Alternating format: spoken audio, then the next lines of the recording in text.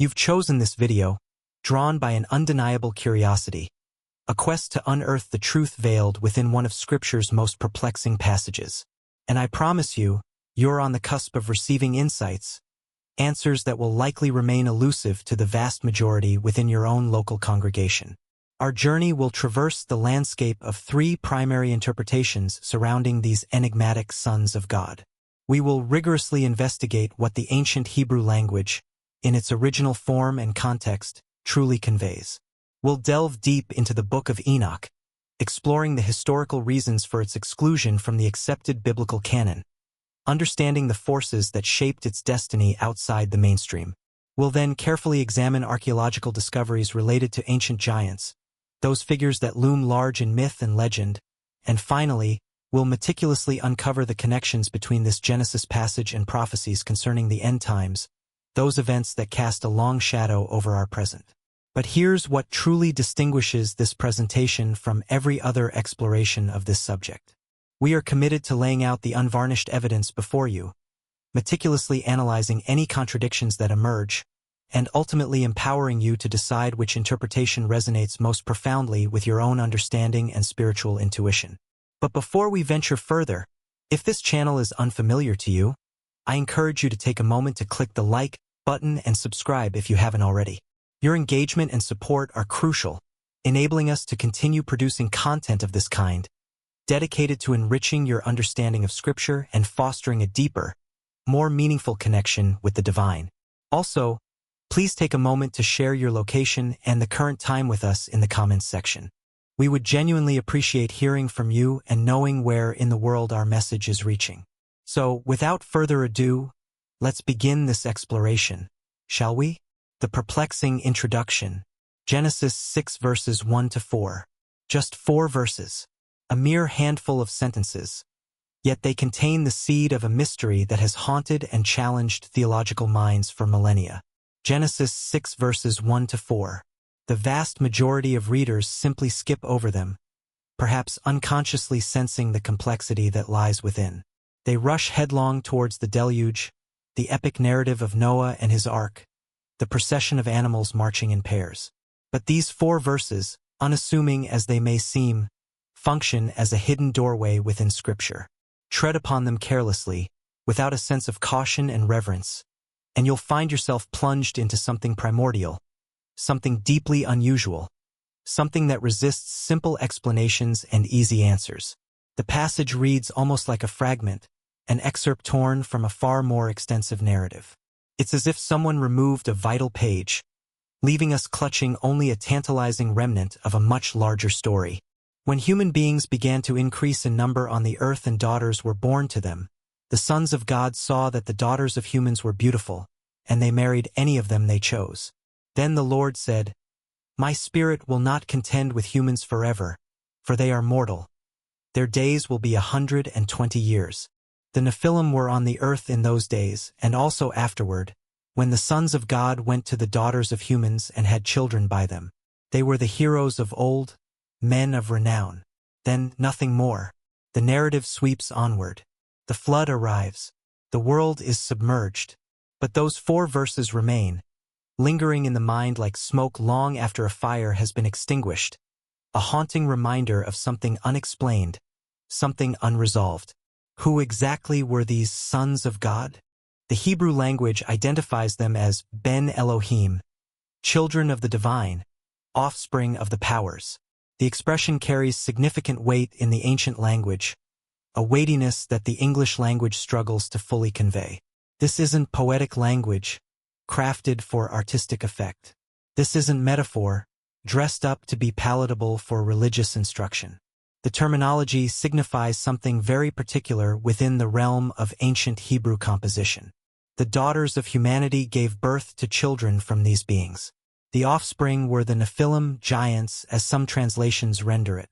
Fallen ones, others suggest quietly, hinting at a descent, a departure from an original state.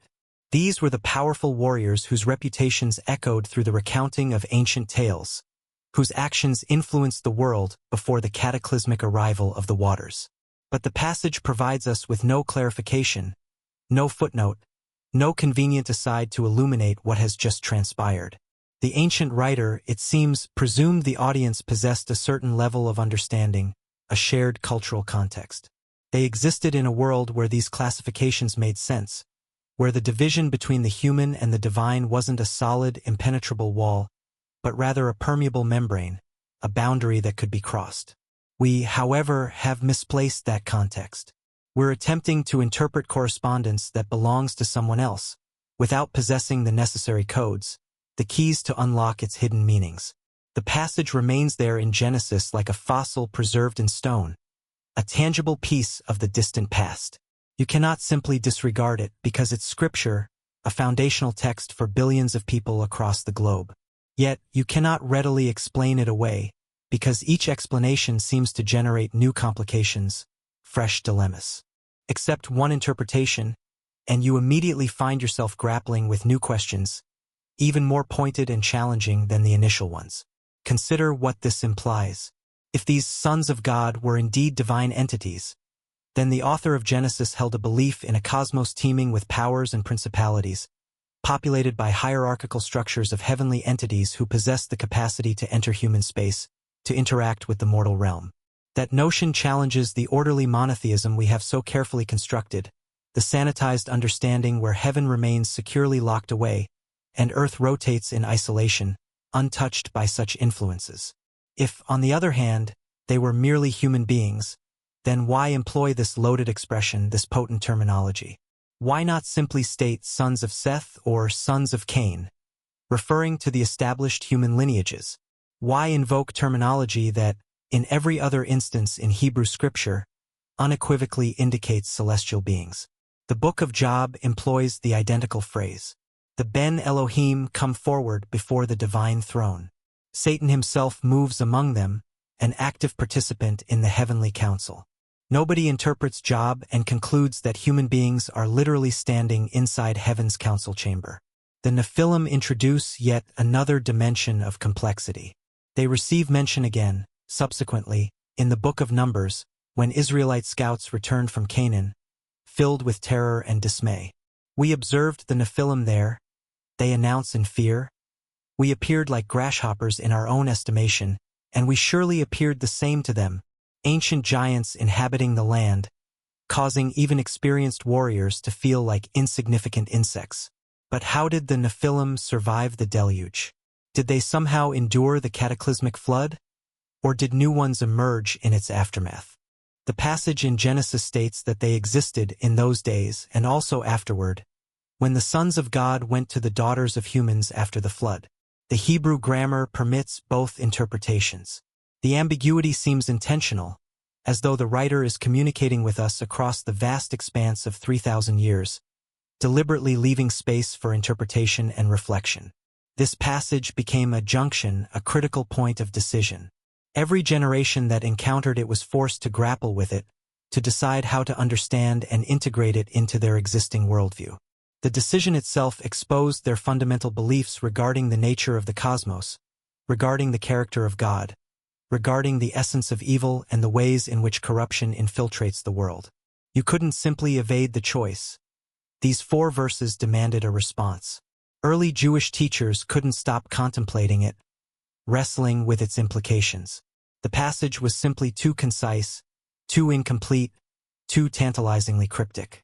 It called for expansion, for context, for the remainder of the narrative, the missing pieces of the puzzle. So they narrated it. They documented it in books that, ultimately, would not be incorporated into the final canonical biblical collection. Books that, nonetheless, profoundly influenced how millions of people comprehended the spiritual structure of reality, the unseen forces shaping their world. Early Christians inherited this puzzle, this enduring enigma. The apostles themselves referenced some of those expanded Jewish writings, mentioned the traditions associated with them, and apparently presumed that their audiences understood the backstory, the larger context behind these cryptic allusions. Peter wrote regarding angels who transgressed and were thrown into darkness, a shadowy realm of punishment. Jude mentioned angels who deserted their proper habitation, abandoning their assigned roles and responsibilities. Were they discussing Genesis 6? The language suggests a connection, hints at a shared understanding, but again, nothing explicit, just fragments indicating a larger narrative swimming beneath the surface of the text. Church fathers debated the issue for centuries, locked in theological conflict.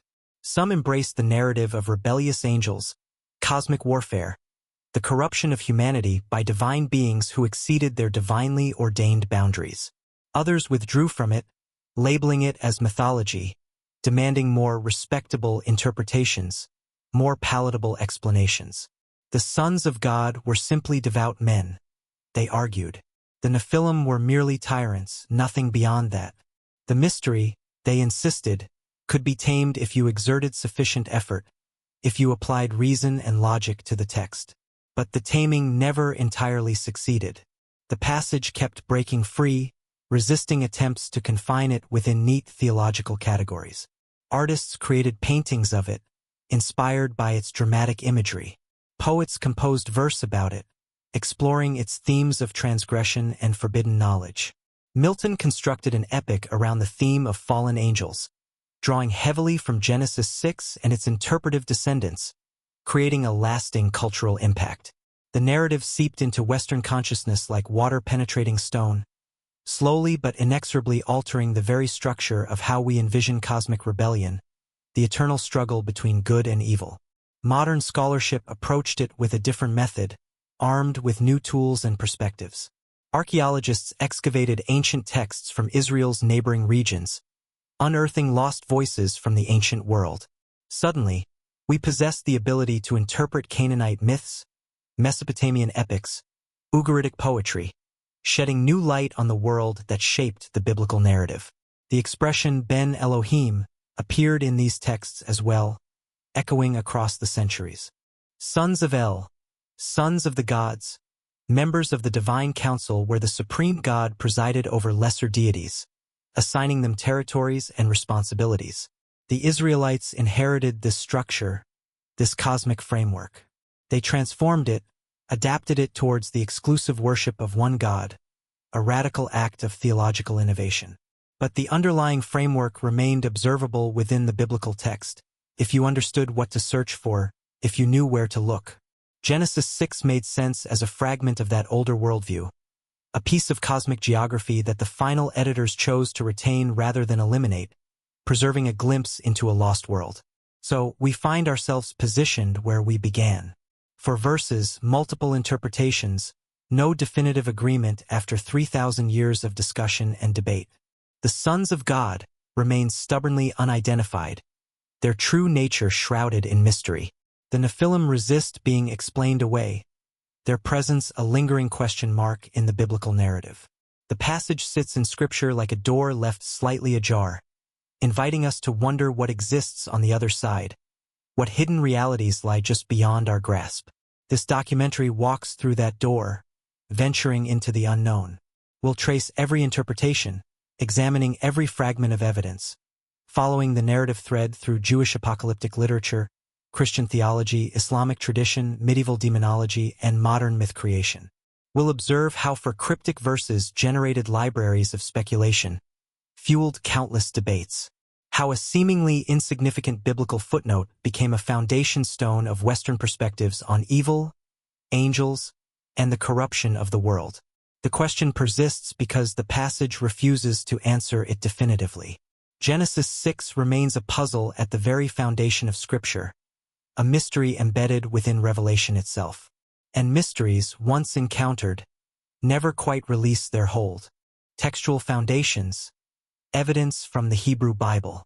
The expression appears 6 times in the Hebrew Bible, 6 occasions where the ancient writers employed Ben Elohim. 6 times they indicated something beyond the merely human, something inhabiting the spiritual realm. Genesis 6 represents the most famous occurrence, the passage that has captured the imagination of generations. But it's not the initial time we encounter these beings in Scripture. Job speaks of them repeatedly, and some scholars argue that Job may even be older than Genesis in its original composition, adding another layer of complexity to the debate. The question of which text emerged first matters less than what the pattern reveals, the consistent usage of this specific term. Job 1. The Ben Elohim present themselves before the Lord. The accuser, the Satan, walks among them, an unsettling presence. He arrives from roaming throughout the earth, testing humanity, observing their actions. This isn't metaphor. The scene explicitly takes place in heaven's throne room. These beings gather before the divine, reporting, conversing, deliberating. They're part of the heavenly court, the cosmic bureaucracy, the intricate system of governance that oversees creation. Job chapter 2 repeats the scene, reinforcing its significance. Once again, the sons of God appear before the throne. Once again, the Satan moves among them, having walked the earth, observing the unfolding drama of human existence. The parallel structure emphasizes their function. They're agents, functionaries, members of the divine council with particular duties and access to both heavenly and earthly domains. They are intermediaries between the divine and the mortal. Job 38 takes us back even further, to the dawn of creation itself. When God speaks from the whirlwind, challenging Job's comprehension of the divine plan, the question arrives, where were you when I established the earth's foundation, while the morning stars sang in unison and all the sons of God cried out for joy? Creation itself had an audience, a witness to its unfolding grandeur. These beings witnessed the world's birth, celebrated as mountains rose and seas discovered their boundaries. The image is striking, awe-inspiring. Before humanity existed, the Ben Elohim were already there, present at the very beginning. They're pre-Adamic, part of the original cosmic order, woven into the very fabric of creation itself. When God stretched out the heavens and marked the foundations of the earth, these entities observed and rejoiced, their voices echoing through the nascent universe. They're older than human history, their existence preceding the rise of civilization. Psalm 89 continues the theme, further solidifying its importance. The psalmist inquires, who in the skies can compare to the Lord? Who among the Beni Elohim resembles him? The passage assumes their existence, uses them as a reference point, a standard of comparison. God stands superior to the heavenly council, mightier than all the divine beings assembled in the clouds. But they're their acknowledged part of the spiritual architecture that the psalmist takes for granted. They are integral to the workings of the cosmos. Deuteronomy 32 offers perhaps the most illuminating passage, the most direct reference to their role in the divine order. The Masoretic text, the traditional Hebrew version, speaks of the boundaries of peoples being established according to the number of the sons of Israel, focusing on the chosen people. But the Dead Sea Scrolls and the Septuagint, ancient translations of the Hebrew Bible, preserve what most scholars now believe represents the original reading, offering a different perspective. The Most High divided humanity, giving each nation its inheritance according to the number of the Ben Elohim, assigning them to different regions and peoples. Israel became the Lord's portion, Jacob his allotted inheritance. But the remaining nations, they were distributed among the divine beings, assigned to lesser members of the heavenly council, each with their own sphere of influence. This worldview runs deep, woven into the very fabric of ancient Israelite thought. The universe contains multiple tiers of reality, a complex hierarchy of beings and powers. The high God rules supreme, but beneath him operates a council of divine beings, each with their own role to play. They're not equals, not independent gods. They're subordinates, created entities, part of the heavenly host, servants of the divine will. But they possess power, agency, jurisdiction over territories and peoples. They are not mere puppets, but active participants in the cosmic drama. The contrast with other expressions in Hebrew scripture sharpens the picture, highlighting the unique significance of Ben Elohim. When the passage wants to reference human descendants, it consistently uses Bene with a human ancestor, establishing a clear link of lineage. The sons of Israel, Bene Israel. The sons of Aaron, the sons of Korah. The possessive construction invariably points to literal biological descent. It is a direct and unambiguous connection. But Ben Elohim, that expression never refers to human lineage in the Hebrew Bible. Never. The pattern holds across every occurrence, every instance of its usage. The term marks a classification distinct from humanity, a different order of being. Beings whose father is not Adam, but the divine, whose nature partakes of heavenly substance, a different origin and destiny. Some interpreters have attempted to interpret Genesis 6 as referring to the sons of Seth, the righteous line descended from Adam's third son, seeking to provide a more palatable explanation. But the Hebrew doesn't state B'nai Seth. It employs the phrase that everywhere else signifies divine beings, those who dwell in the heavenly realms. The linguistic evidence pulls strongly against the domesticated interpretation, insisting on something stranger, something cosmic, something that challenges our conventional understanding. Psalm 29 echoes the pattern, reinforcing the connection to the divine. Ascribe to the Lord, O sons of the mighty. Ascribe to the Lord glory and strength. The parallelism makes the reference clear. These aren't human worshippers, gathered in earthly temples. They're heavenly entities, called to acknowledge the Lord's supremacy over thunder and storm, over the chaotic waters of the deep, the forces of nature themselves.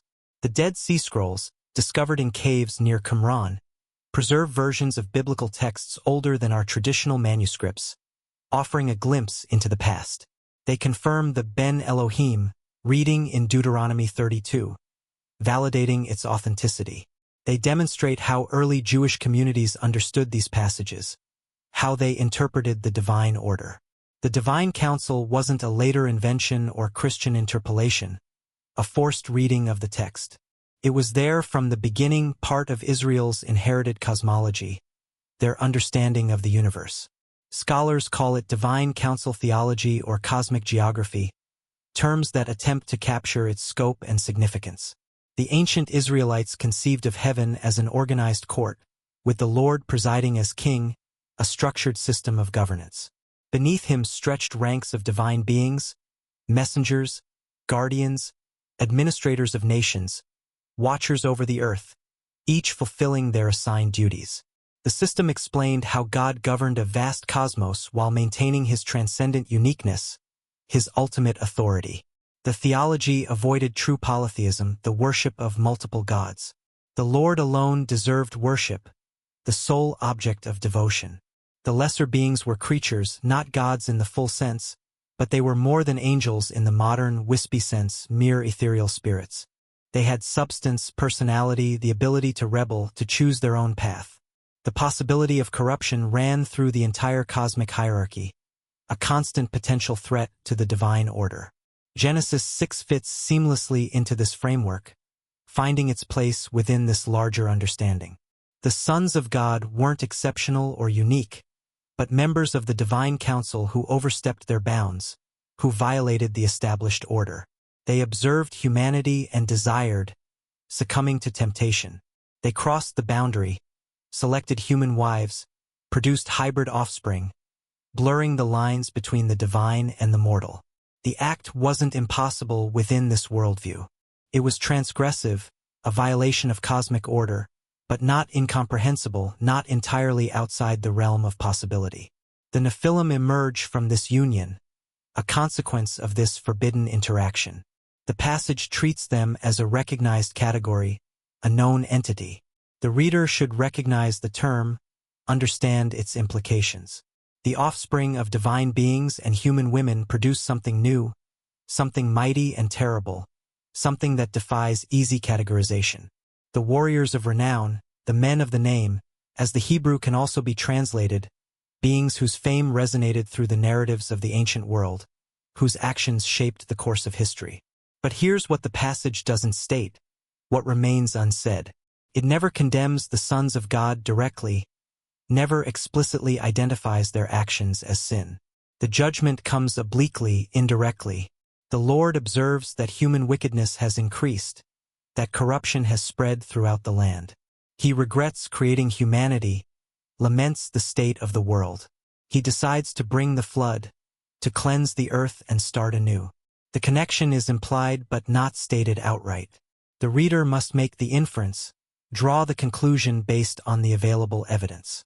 Later Jewish interpreters made that inference explicit, drawing a direct line between the two events. They viewed the Genesis 6 event as the very source of cosmic corruption, the moment when evil infected creation at every level, poisoning the world. Human beings sinned, yes, but they had assistants, they had enablers. They had teachers, corruptors, beings from the divine realm who brought forbidden knowledge and introduced new kinds of wickedness, further amplifying the consequences of human choices. The textual evidence pushes toward this reading, supporting the notion of a cosmic rebellion. The phrase Ben Elohim carries weight, holds a specific meaning. The context in Job and Psalms establishes a consistent usage, reinforces its significance. The cosmological framework makes the narrative coherent rather than bizarre, providing a context for understanding these events. Genesis 6 stops being an isolated oddity and becomes part of a larger pattern, a window into how ancient Israel understood the unseen powers shaping history, the forces that influenced their world. 6 occurrences. 6 times the phrase points beyond the human, towards the divine realm. 6 anchors holding an interpretation in place across millennia of debate, resisting alternative explanations. The Hebrew Bible builds a case through repetition and context, establishing a consistent meaning. The sons of God were real in the worldview of the passage, existing as tangible beings. Divine beings with terrible freedom, capable of great rebellion, able to choose their own path. And in that rebellion, the world changed, altered forever. The ancient context, Mesopotamian and Canaanite divine councils. The Israelites didn't invent the divine council, didn't conjure it from thin air. They inherited it, transformed it, adapted it towards the exclusive worship of one God. But the underlying structure remained visible, a testament to its enduring influence. Built from borrowed stones, Ugarit stood on the Syrian coast 3,000 years ago, a thriving trading city, cosmopolitan and literate, a hub of cultural exchange. When archaeologists uncovered its ruins in 1928, they discovered libraries, clay tablets inscribed in a previously unknown alphabet, unlocking a lost civilization. The texts opened a window into Canaanite religion, the belief system surrounding ancient Israel, the spiritual ecosystem from which Hebrew thought emerged. They revealed a complex pantheon of gods and goddesses, each with their own sphere of influence. The Ugaritic texts speak constantly of the divine council, the central governing body of the Canaanite pantheon. El presides as father of the gods, ancient and wise, the ultimate authority. Around him gather the 70 sons of El, the Benel in the Canaanite tongue, the divine offspring. The phrase mirrors Hebrew Ben Elohim exactly, sharing the same grammar and concept. A patriarch deity with subordinate divine offspring who execute his will and govern the cosmos, a structured hierarchy of power. Baal appears in these texts as one of the Benel, the storm god, rider of clouds, warrior against chaos, a powerful figure in his own right. He battles Yam, the sea monster representing disorder, the forces of chaos that threaten to engulf creation. He defeats Mot, death personified, overcoming the ultimate enemy. These myths structured how Canaanites understood natural forces, assigning agency and personality to the elements. Behind the thunder walked a god, wielding power. Behind the sea surged a living power, a force of nature. The Council of Gods managed reality through conflict and alliance, victory and defeat, a constant struggle for dominance. The parallels to biblical language are immediately evident, striking in their similarity. The Lord rides on the clouds in the Psalms, using the exact title Baal claims in Ugaritic myth, echoing across cultures. The combat with sea monsters appears in Job, in Isaiah, in the Psalms, resurfacing in different forms. Leviathan rides through biblical poetry, a chaos serpent the Lord subdues, a symbolic representation of the divine power overcoming chaos. The Israelites borrowed the imagery, stripped it of polytheistic implications, and reassigned the victories to their God alone, affirming his sovereignty. But they kept the council, retaining the underlying structure. The Ben Elohim remain in Scripture, albeit transformed. No longer independent gods, but created beings under absolute divine sovereignty, subject to his will. The transformation is theological genius, a brilliant adaptation of existing beliefs. Take the cosmic structure everyone understands, everyone grows up hearing about, and remap it, reinterpreting its meaning. The many gods become one God, the sole object of worship. The divine offspring become angels, servants, members of a heavenly court with no will contrary to the throne, instruments of the divine purpose. Except Genesis 6 suggests the transformation wasn't complete, or perhaps the passage preserves an earlier stage of the theology. A moment before the mapping finished, a glimpse into a transitional period. The sons of God act independently here, exercising their own agency. They observe, they desire, they take. No permission is granted. No consultation with the divine occurs. They simply cross the boundary and do what they want, asserting their own will. Mesopotamia tells similar narratives, echoing themes of divine interaction with humanity. The Gilgamesh epic, older than the biblical text, describes gods walking the earth, mating with humans, producing heroes, powerful figures who straddle the line between the divine and the mortal. Gilgamesh himself is 2/3 divine, 1/3 human, a hybrid being. His mother is a goddess, granting him extraordinary abilities. His strength surpasses mortal limits, making him a force to be reckoned with. The narrative treats this as normal, expected, the way the world works when gods involve themselves in human affairs, blurring the lines between the realms. The Atrahasis epic goes further, exploring the complex relationship between gods and humans. The gods create humans to perform labor, to relieve them of their burdens. The lesser gods refuse to work, sparking a rebellion against the higher powers. The gods decide to reduce the human population through flood, plague, and famine, resorting to drastic measures. One wise man builds a boat, saves his family and animals, preserving life in the face of destruction. The parallels to Noah's story are unmistakable, echoing across cultures. The Israelites knew this narrative, were familiar with its themes. They shaped their flood account in dialogue with it, agreeing on the event's occurrence, but radically revising its meaning, offering a different interpretation. In the Mesopotamian version, multiple gods bicker and scheme, each with their own agenda, pursuing their own self-interest. The flood results from divine irritation at human noise, not moral judgment, reflecting a more capricious view of the divine. The survival of humanity happens almost by accident through one god's secret warning to his favored human. A lucky escape. There's no cosmic justice, no righteousness rewarded, just the whims of quarreling deities playing out on a human stage, a chaotic and unpredictable world. The biblical flood narrative takes the same framework and inverts it, transforming its underlying meaning. One God judges wickedness, establishing a moral order. One God shows mercy, offering salvation. One God establishes a covenant afterward, promising never again to destroy the earth with water, ensuring the future. The moral architecture transforms even while the narrative skeleton remains recognizable, a testament to the power of adaptation. Genesis 6 sits at the hinge between these worlds, bridging different perspectives. The sons of God echo Canaanite and Mesopotamian gods who cross boundaries, mate with humans, and produce mighty offspring, blurring the lines between the divine and the mortal. But the Genesis passage truncates the narrative, refuses to celebrate it, treats it as prelude to judgment rather than as heroic origin myth, rejecting the glorification of divine human unions. The Nephilim aren't saviors, but symbols of corruption.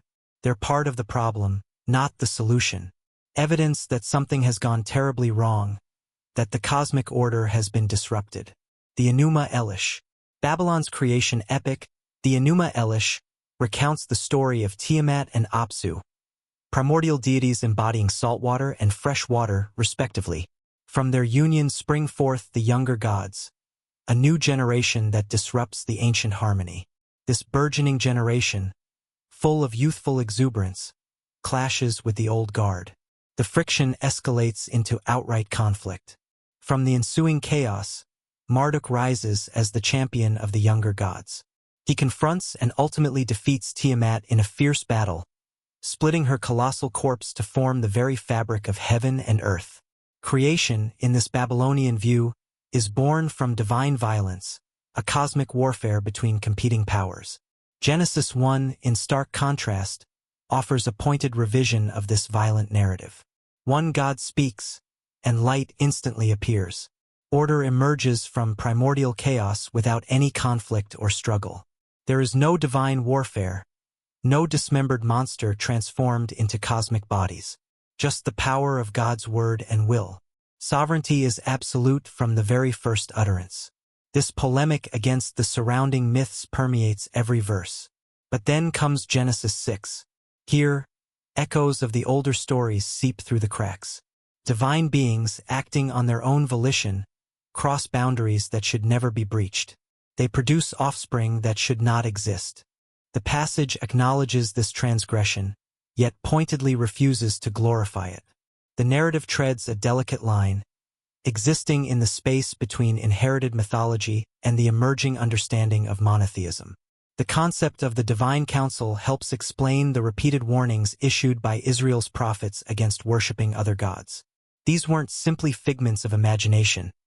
They were real entities, members of the heavenly host. These divine beings were assigned to specific nations, but they remained creatures, subordinate to the Creator. They demanded worship they didn't deserve, leading people astray from the one true, sovereign God. Daniel 10 offers a vivid illustration of this cosmic geography. The Prince of Persia, a spiritual entity, resists an angelic messenger for 21 long days.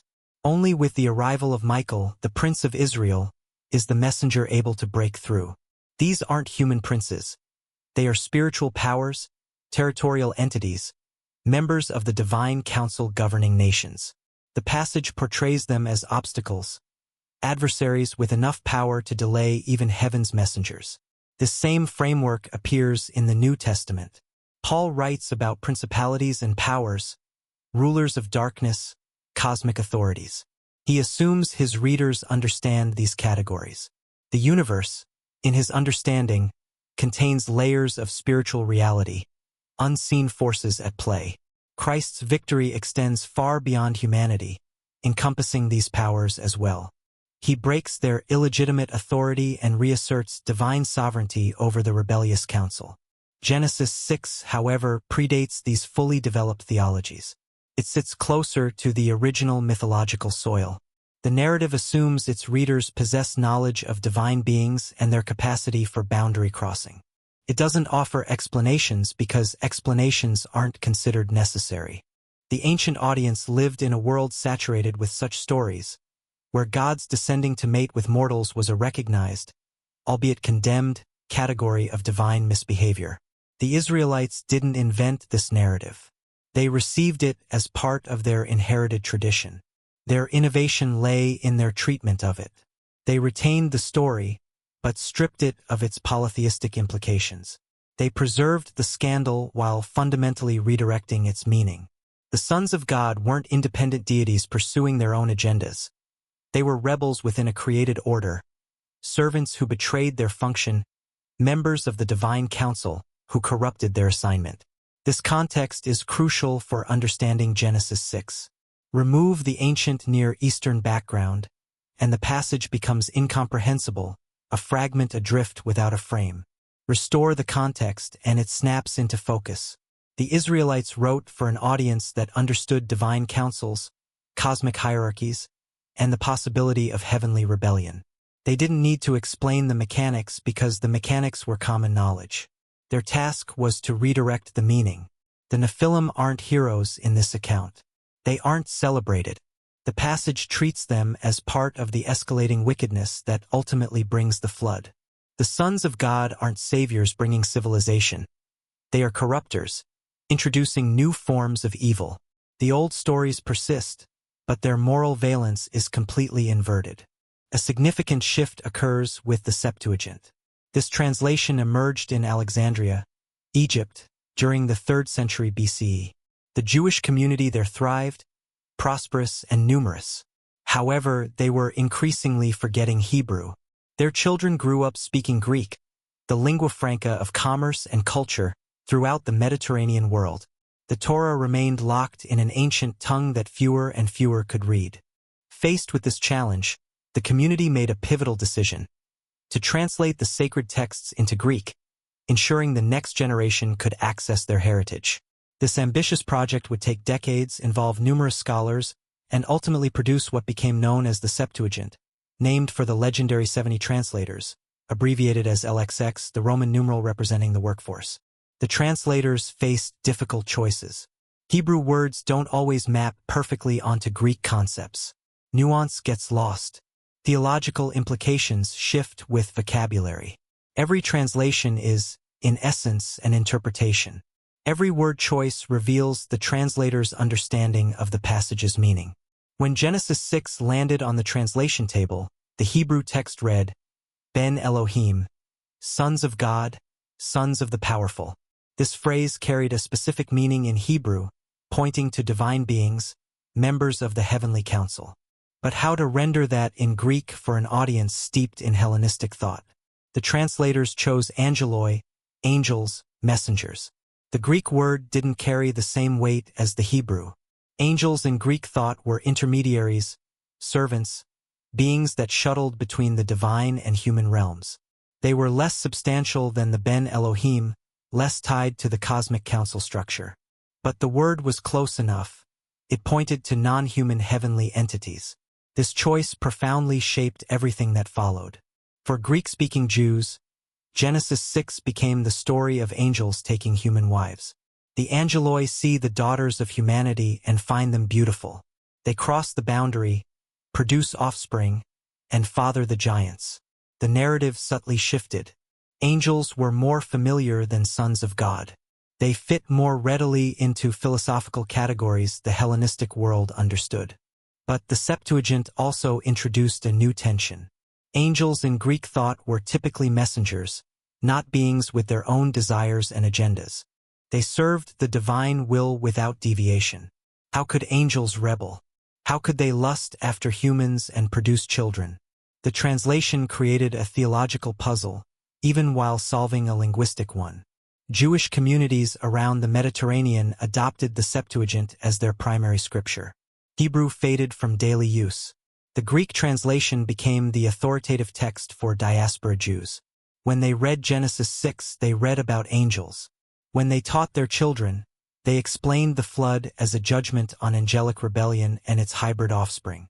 This shift mattered immensely for early Christianity. Jesus spoke Aramaic, but the movement spread through Greek. Paul wrote letters in Greek. The early church used the Septuagint as its Old Testament. When the apostles quoted scripture, they quoted the Greek version. When they alluded to Genesis 6, they worked from the angel interpretation the Septuagint established. Jude, in his epistle, quotes from the Book of Enoch, which we'll explore later. His letter assumes readers know the story of rebellious angels. He mentions them casually, no explanation needed. The angels who did not keep their own domain but abandoned their proper dwelling. He treats it as settled tradition, common knowledge among believers. The Septuagint translation prepared the ground for this reading to flourish. 2 Peter follows suit. God did not spare the angels when they sinned, but cast them into pits of darkness reserved for judgment. Again, the reference assumes familiarity. The early church knew about fallen angels, about heavenly beings who corrupted themselves and faced divine judgment. The Septuagint made this interpretation standard for Greek-speaking believers. The translation choice rippled through Christian theology. Angels became the primary category for understanding heavenly rebellion. Satan wasn't just an accuser in the divine council. He was a fallen angel, a rebel who fell from heaven, taking a third of the heavenly host with him. The Genesis 6 story got absorbed into this larger narrative of cosmic war between loyal and rebellious angels. But the Septuagint created problems, too. If angels are pure spirits, how do they mate with humans? If they lack bodies, how do they produce children? These questions would torture theologians for centuries. Some would develop elaborate theories about angels taking physical form. Others would reject the whole interpretation, insisting the sons of God must be human to avoid the philosophical difficulties. The Septuagint also translates Nephilim as gigantes, giants. The Greek word is clearer than the Hebrew, which might mean fallen ones or might mean giants. The Septuagint chooses size. The offspring of angels and humans are monstrous in stature, beings whose physical presence alone inspires terror. This translation connects Genesis 6 to later biblical passages about giants in Canaan. The Israelite spies who explore the Promised Land report seeing Nephilim. The Septuagint translates that as gigantes too. The link is now explicit. The antediluvian giants and the Canaanite giants are connected, possibly the same beings, or at least the same category of creature. Greek-speaking Jews in Alexandria would have recognized another connection. Greek mythology teems with stories of gods mating with humans to produce heroes. Zeus fathers Heracles, Poseidon fathers Theseus. These demigods perform mighty deeds, found dynasties, and shape history through their superhuman strength. The pattern is familiar. The Septuagint translators may have seen the parallel. Genesis 6 suddenly spoke to a Hellenistic audience in their own mythological language. Yes, the passage says such things happened. Divine beings crossed boundaries and produced mighty offspring. But unlike Greek myths that celebrate these unions, Scripture treats them as corruption. The gigantes aren't heroes. They're evidence of cosmic disorder that demanded the flood's cleansing judgment. The translation became a bridge between Jewish and Greek thought. It made the Hebrew text accessible while creating new interpretive possibilities. The angeloi of Genesis 6 could now be discussed using philosophical categories. Are they material or immaterial? Do they have free will? What does their rebellion reveal about the nature of evil? These questions wouldn't arise from the Hebrew Ben Elohim. That phrase sits comfortably in a divine council framework where multiple tiers of reality interact according to their nature. But angeloi in Greek philosophy carries different baggage. Angels are intermediaries, perhaps even emanations of divine thought. Their rebellion becomes more puzzling, more philosophically interesting. The Septuagint's influence extended beyond the ancient world. When Jerome translated the Bible into Latin in the 4th century, creating the Vulgate, he consulted the Septuagint alongside the Hebrew. His Latin Genesis 6 uses Filii Dei, sons of God, keeping the Hebrew phrase, but the interpretive tradition was already set. Latin readers understood these as angels because the Greek tradition established that reading. Medieval Europe received the Bible primarily through Latin, but the Greek Septuagint remained authoritative for the Eastern Church. The Orthodox tradition inherited the angel interpretation directly, never questioning it because the Septuagint itself, in their view, made the identification and was divinely inspired. The Protestant Reformation brought renewed attention to the Hebrew text. Scholars like Martin Luther insisted on translating from Hebrew and Greek rather than relying on Latin. But the Septuagint still mattered. It represented how first-century Jews understood their scriptures. It showed what the apostles would have read and assumed. Modern translations wrestle with the same choices. Keep the literal Hebrew, sons of God, and force readers to figure out what it means. Translate it as angels, following the Septuagint and centuries of tradition, or use a phrase like heavenly beings that tries to split the difference. The Septuagint's translation created a trajectory. It turned Genesis 6 from a divine council narrative into an angel rebellion story. That shift enabled certain theological developments while constraining others. The passage gained accessibility for Greek speakers but lost some of its original cosmic geography. The trade-off shaped how billions of people would understand the narrative for the next 2,000 years. Alexandria's translators couldn't have known. They were solving an immediate problem, helping their community access sacred texts in the language they knew. But their choice to write angeloi instead of finding some Greek equivalent to Ben Elohim set the interpretation on a specific path. A path that would wind through Enochic literature, patristic debates, medieval angelology, and modern theological disputes. One word, one translation choice, and the angels entered the narrative, taking up residence in the imagination of the Western world. The expansion of this idea occurred throughout Second Temple Jewish literature. This period began when exiles returned from Babylon, rebuilt Jerusalem's temple, and stretched until Rome destroyed that temple in 70 CE. Roughly 500 years of intense literary and theological creativity. The biblical canon wasn't closed yet.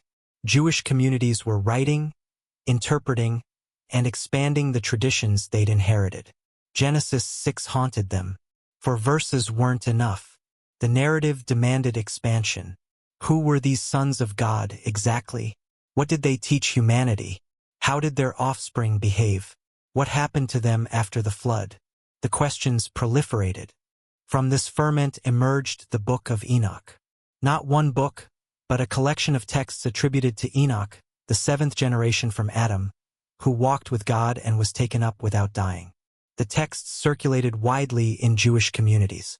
They were quoted as authoritative. The community at Qumran, near the Dead Sea, possessed multiple copies, treating them as scripture. First, Enoch opens with a vision. Enoch sees 200 angels descend to Mount Hermon. They make a pact, binding themselves with mutual curses to carry out their plan. Their leader is Simjaza, though other names appear, too: Azazel, Barakiel, Kokabil, 20 chieftains, each commanding 10 subordinates. The angels descend. They take wives from the daughters of humans. Each angel chooses a woman. The unions produce children, giants 300 cubits tall. These Nephilim devour all human food. When that runs out, they turn on humanity itself, consuming flesh and drinking blood. Violence spreads across the earth like fire through dry grass. But the corruption goes deeper than physical violence. The Watchers, as Enoch calls these angels, teach humanity forbidden knowledge. Azazel teaches metalwork, the crafting of swords and shields, the making of cosmetics and jewelry. Simjaza teaches enchantments and root cutting, the manipulation of natural forces for magical purposes. Barakiel teaches astrology. Kokabil reveals the signs in the stars. This knowledge corrupts. Humanity wasn't meant to possess these arts yet, perhaps ever. The Watchers accelerate cultural development unnaturally. War becomes more deadly with bronze and iron weapons. Vanity increases with mirrors and cosmetics. False worship grows as people turn to the stars for guidance rather than the Creator. The angels don't just produce hybrid children. They pervert human society itself. The giants rampage. They fight each other when human food runs out. They teach humanity violence, showing new ways to shed blood. The earth cries out under their oppression. The remaining righteous humans pray for relief, their voices reaching heaven's throne. For archangels stand before God: Michael, Gabriel, Raphael, and Uriel. They present the case. The earth suffers. Corruption spreads from the Watchers' rebellion. Something must be done. The divine responds with judgment, assigning each archangel a task. Uriel warns Noah, "The flood is coming. Build an ark. Preserve your family and the animals." Raphael binds Azazel, casting him into darkness in the desert, burying him under sharp rocks. He'll remain there until the final judgment, when he'll be thrown into fire. Gabriel turns the giants against each other, inciting civil war among the Nephilim so they destroy themselves. Michael binds Simjaza and the other Watchers, imprisoning them in valleys of the earth, where they'll remain for 70 generations until facing ultimate judgment. The flood comes. It washes away the blood, cleanses the corruption, destroys the physical bodies. But the giant spirits don't die. They become demons, evil spirits roaming the earth. They're responsible for ongoing oppression, leading humans astray, causing illness and violence. The Watchers themselves remain bound, but their spiritual offspring plague humanity until the final judgment. This expansion transforms Genesis 6 from a cryptic note into a cosmic origin story for evil. The passage answers questions. Why does evil persist if the flood cleansed the earth? Because the demons, spirits of the dead Nephilim, survived. Why do humans know certain arts and sciences? Because fallen angels taught them prematurely. Why is spiritual warfare necessary? Because the offspring of the Watchers still operate invisible but active. The Book of Jubilees, another Second Temple text, retells biblical history with additional details. Confirms the Watcher narrative. 200 angels descend. They take wives. They produce giants who consume everything. God sends the flood. But Jubilees adds a crucial detail. After the flood, the demons petition God through their leader. They ask permission to remain active on earth. God grants it, though limiting their power. 1/10 of the demons may tempt humanity. The other 9/10 are bound immediately. This explains persistent evil without requiring ongoing angelic rebellion. The Watchers are locked away. Their leader, sometimes called Mastema or Satan, operates as God's agent in testing humanity. The demons work under his coordination. Everything happens by divine permission, but within that permission, real evil operates, and humans face genuine spiritual warfare. The Testament of the 12 Patriarchs, attributed to Jacob's sons, mentions the Watchers repeatedly. Reuben warns his children about sexual sin, pointing to the Watchers as the ultimate example of lustful rebellion. Naphtali speaks of the cosmic order, how the Watchers violated it. The Testament treats the story as settled history, foundational for understanding spiritual reality. The Damascus document from Qumran references the Watchers matter-of-factly. The angels who fell did not keep the commandments of God. They were punished. Their offspring, the giants, were destroyed.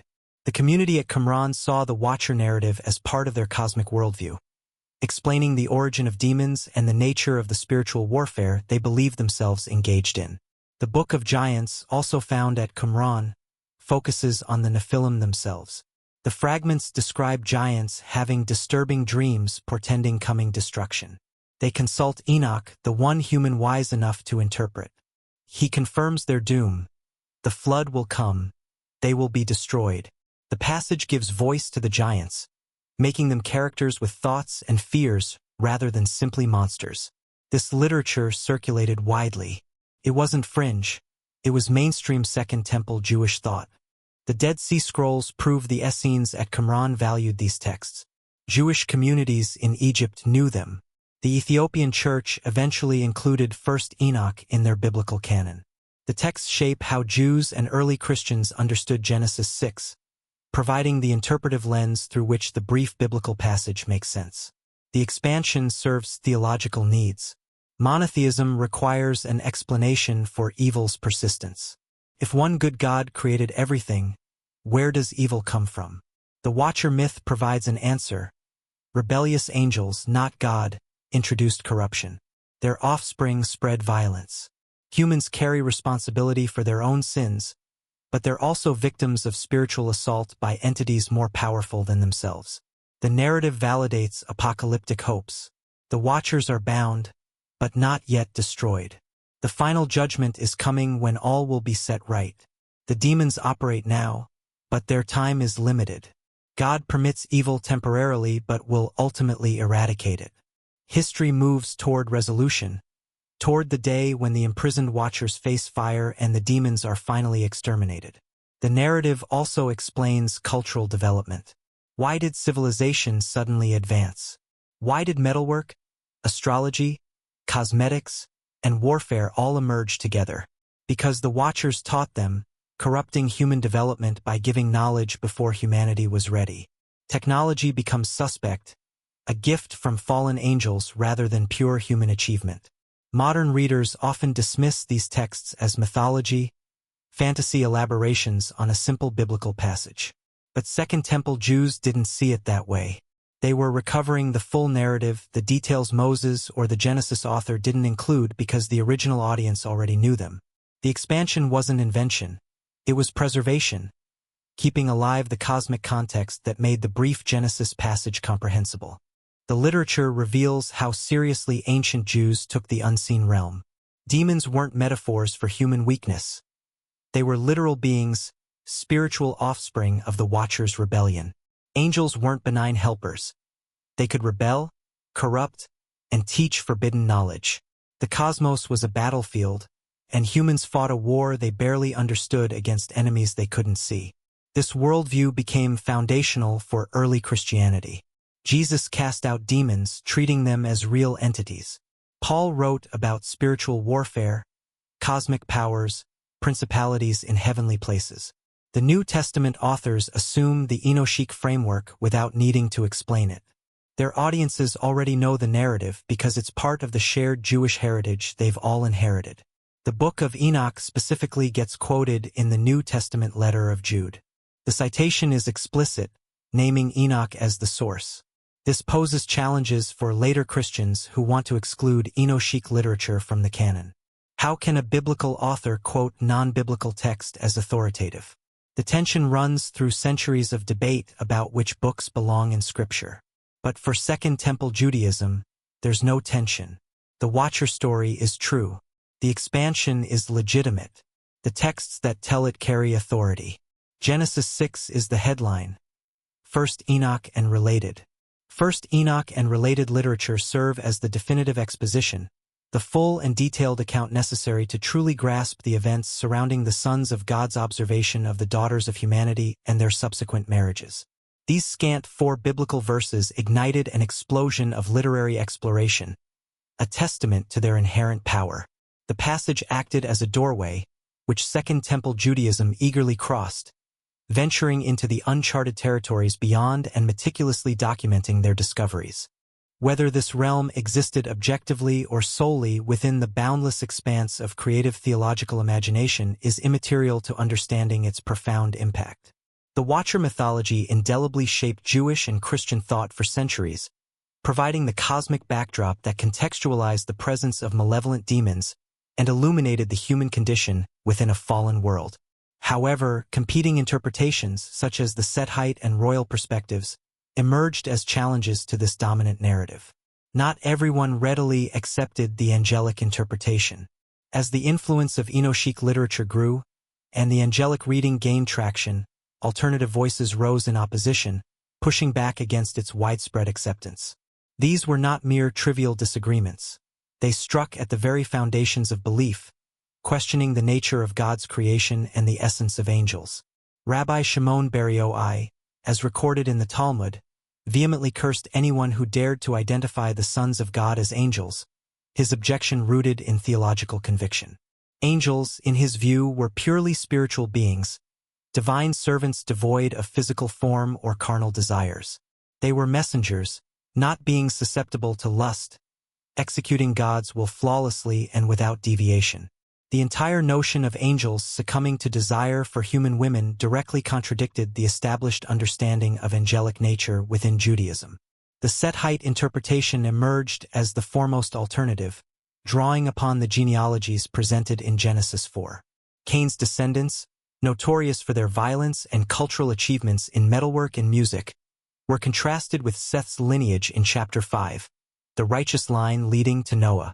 This interpretation proposed that the sons of God were, in fact, descendants of Seth, righteous men, while the daughters of humans were the offspring of Cain, representing the corrupted lineage. This reading possessed a superficial plausibility. Sons of God could be interpreted as those who invoked God's name, worshippers of the Creator rather than literal divine beings. Similarly, daughters of humans could signify those who had abandoned God, following Cain's rebellious path. The intermarriage between these righteous and wicked lines resulted in corruption, diluting the faithful remnant until only Noah's family remained untainted. Julius Africanes, an early Christian scholar of the 3rd century, championed this perspective, asserting that Seth's descendants had maintained righteousness for generations. They lived apart, likely in mountainous regions, deliberately avoiding contact with the city-dwelling, violent offspring of Cain. However, with the passage of time, this separation eroded. The descendants of Seth cast their gaze downwards and beheld the captivating women residing in the valleys below. Drawn by their beauty, they descended, and marriages ensued. The godly lineage became tainted through its intermingling with the corrupt. According to this interpretation, the Nephilim were nothing more than brutal men, tyrants and warriors whose dominance stemmed from sheer physical power. The Hebrew term might not even denote giants, but rather fallen ones, individuals who had plummeted from righteousness into wickedness. Their fame arose from conquest and cruelty, not from superhuman stature.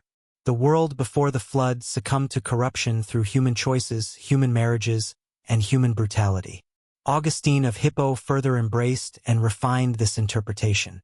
His influence was immense, shaping Western Christian thought for over a millennium. Augustine rejected the angelic interpretation for several compelling reasons. Philosophically, he argued that angels, as purely spiritual entities, were incapable of engaging in sexual activity. Theologically, Granting angels such a degree of autonomous will and authority appeared to encroach upon God's sovereignty. Practically, the Enochic writings were not part of the accepted canon, making it precarious to construct theological doctrines upon them. Augustine wrote extensively in City of God. The sons of God were humans, descendants of Seth who preserved righteous worship. When they intermingled with the offspring of Cain, corruption multiplied. The giants were merely powerful, violent individuals, possibly tall in stature, but not impossibly so. Certainly not the 300-cubit monsters imagined in Enochic fantasies.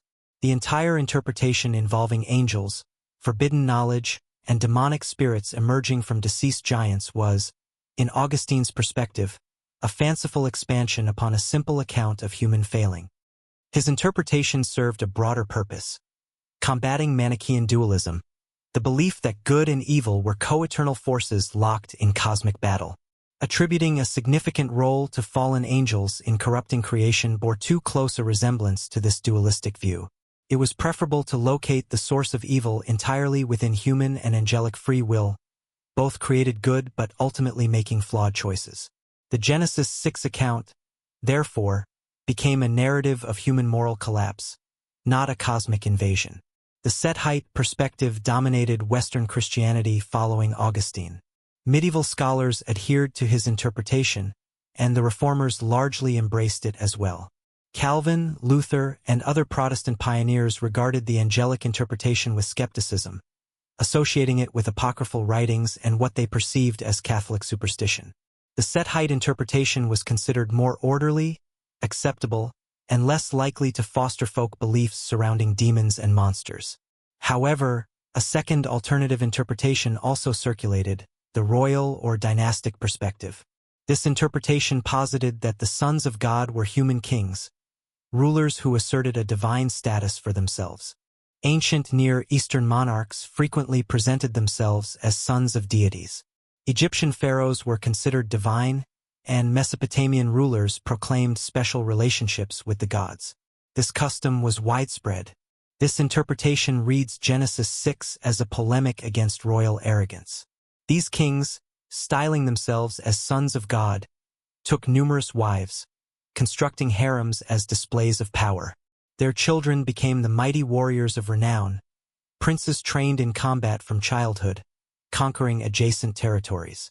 The Nephilim were simply royal dynasties, influential families whose military strength and political sway made them appear larger than life. This reading completely eliminates supernatural elements. No angels, no giants, just human politics, human ambition, and human corruption through the concentration of power. The passage transforms into a social critique, cautioning against the perils of kingship and the dynastic accumulation of wives and resources. Hints of this interpretation surface in Jewish sources as well. Some rabbinic interpreters proposed that the sons of God were judges, human authorities who wielded quasi-divine power in their regions. They misused that power, taking women without regard for consent and producing offspring through force. The corruption was both political and sexual, with powerful men exploiting their positions. Both alternative interpretations share a common objective: to demythologize the narrative, extracting it from the cosmic sphere and situating it entirely within human history. No angelic rebellion, no hybrid children, no forbidden knowledge imparted by watchers, just human beings choosing wickedness through intermarriage, desire, and the abuse of power. These alternatives also address philosophical difficulties. If angels are pure spirits, how could they reproduce? If God is sovereign, how could angels rebel to such an extent? If demons are spirits of deceased Nephilim, doesn't that establish an unnecessary supernatural category beyond God's control? The human-only interpretations circumvent these challenges by denying that anything supernatural occurred at all. Yet, the alternatives encounter their own difficulties. The phrase Ben Elohim is never used elsewhere to indicate human beings in the Hebrew Bible. The linguistic evidence resists the Sethite perspective. Seth's sons should be Bnei Seth, not Ben Elohim. The phrase seems too precise, too theologically weighted to simply signify righteous humans. The royal interpretation grapples with context. Genesis 5 immediately preceding chapter 6, meticulously catalogues Seth's genealogy. If the writer intended to reference Seth's descendants, mentioning them again one chapter later would make sense. But the phrase changes. Sons of God appears instead, implying an entirely different category. The Nephilim also resist easy explanation. They reappear later in Numbers, terrifying the Israelite scouts. The text portrays them as existing both before and after the flood. If they were merely violent humans, why the distinctive term? Why the emphasis on their stature and military capability? The description reads like something beyond ordinary tyrants. The competing interpretations expose the stakes. Accept the angelic perspective, and you're affirming a cosmos where heavenly beings can rebel catastrophically, where demons are actual entities, where the spiritual realm actively penetrates the material. Accept the human perspectives, and you're safeguarding divine sovereignty, preventing dualism, and maintaining Scripture as rational and philosophically credible. The debate never genuinely resolved. Eastern Christianity largely retained the angelic interpretation, following the Septuagint and the early Church Fathers. Western Christianity mostly embraced the Sethite perspective, following Augustine. Jewish traditions divided, with some movements embracing the Watcher account and others treating it as Aggadah, theological storytelling not intended literally. The tension continues today. Conservative interpreters often favor the Sethite interpretation, viewing it as theologically safer. Academic scholars tend toward the divine council reading, following the linguistic and comparative evidence. Popular culture overwhelmingly embraces the angel story because it's dramatically superior, providing a narrative depth that the alternatives lack. Each interpretation discloses what its supporters value. Those who stress God's transcendence and sovereignty prefer human-only readings. Those who stress cosmic warfare and spiritual realities embrace the angelic perspective. Those who value textual and linguistic evidence follow where the Hebrew and comparative literature point, typically toward divine beings. The competing perspectives aren't merely about Genesis 6. They're about how we interpret Scripture, what we consider possible in God's universe, how we comprehend evil's origins, and whether we're comfortable with mystery at the biblical text's core. The 4 verses refuse to resolve themselves, requiring each generation to choose which difficulties they'd rather accept: the philosophical challenges of the angelic perspective or the linguistic and contextual challenges of the alternatives. The New Testament's echoes are ambiguous references. The apostles knew the account. They wrote in a world where Enochic literature circulated extensively, where the Watcher account provided the standard interpretation of Genesis 6. Their letters contain echoes, subtle references, assuming readers share the same framework. 2 Peter addresses it most explicitly. For if God did not spare angels when they sinned, but cast them into hell and committed them to chains of gloomy darkness to be kept until the judgment. The language mirrors Enochic descriptions. The angels sinned, they faced imprisonment, and they await final judgment. The parallel is unmistakable. Hell, Tartarus in the Greek, appears only here in the New Testament. It's a Greek mythological term, the deepest abyss beneath Hades, where the Titans were confined after their rebellion against Zeus. Peter borrows pagan terminology to describe the angel's prison, suggesting his Greek-speaking audience would grasp the reference. Rebellious divine beings imprisoned in darkness, awaiting ultimate punishment. The context in 2 Peter is significant. The passage transitions quickly from the angels to the flood. And if he did not spare the ancient world, but preserved Noah. The connection is explicit. The angelic sin triggered the flood. Their rebellion corrupted creation so completely that washing everything away became necessary. Peter presents this as a historical sequence, not an allegory. Jude goes even further. The letter quotes Enoch by name. Enoch, the 7th from Adam, prophesied, saying, "Behold, the Lord comes with 10,000s of his holy ones, to execute judgment on all." The quote comes directly from 1 Enoch, describing the Lord's coming with thousands of holy ones to execute judgment. Jude doesn't hesitate to cite Enochic literature as authoritative prophecy. Earlier in Jude's letter, he mentions angels who did not stay within their own position of authority, but left their proper dwelling.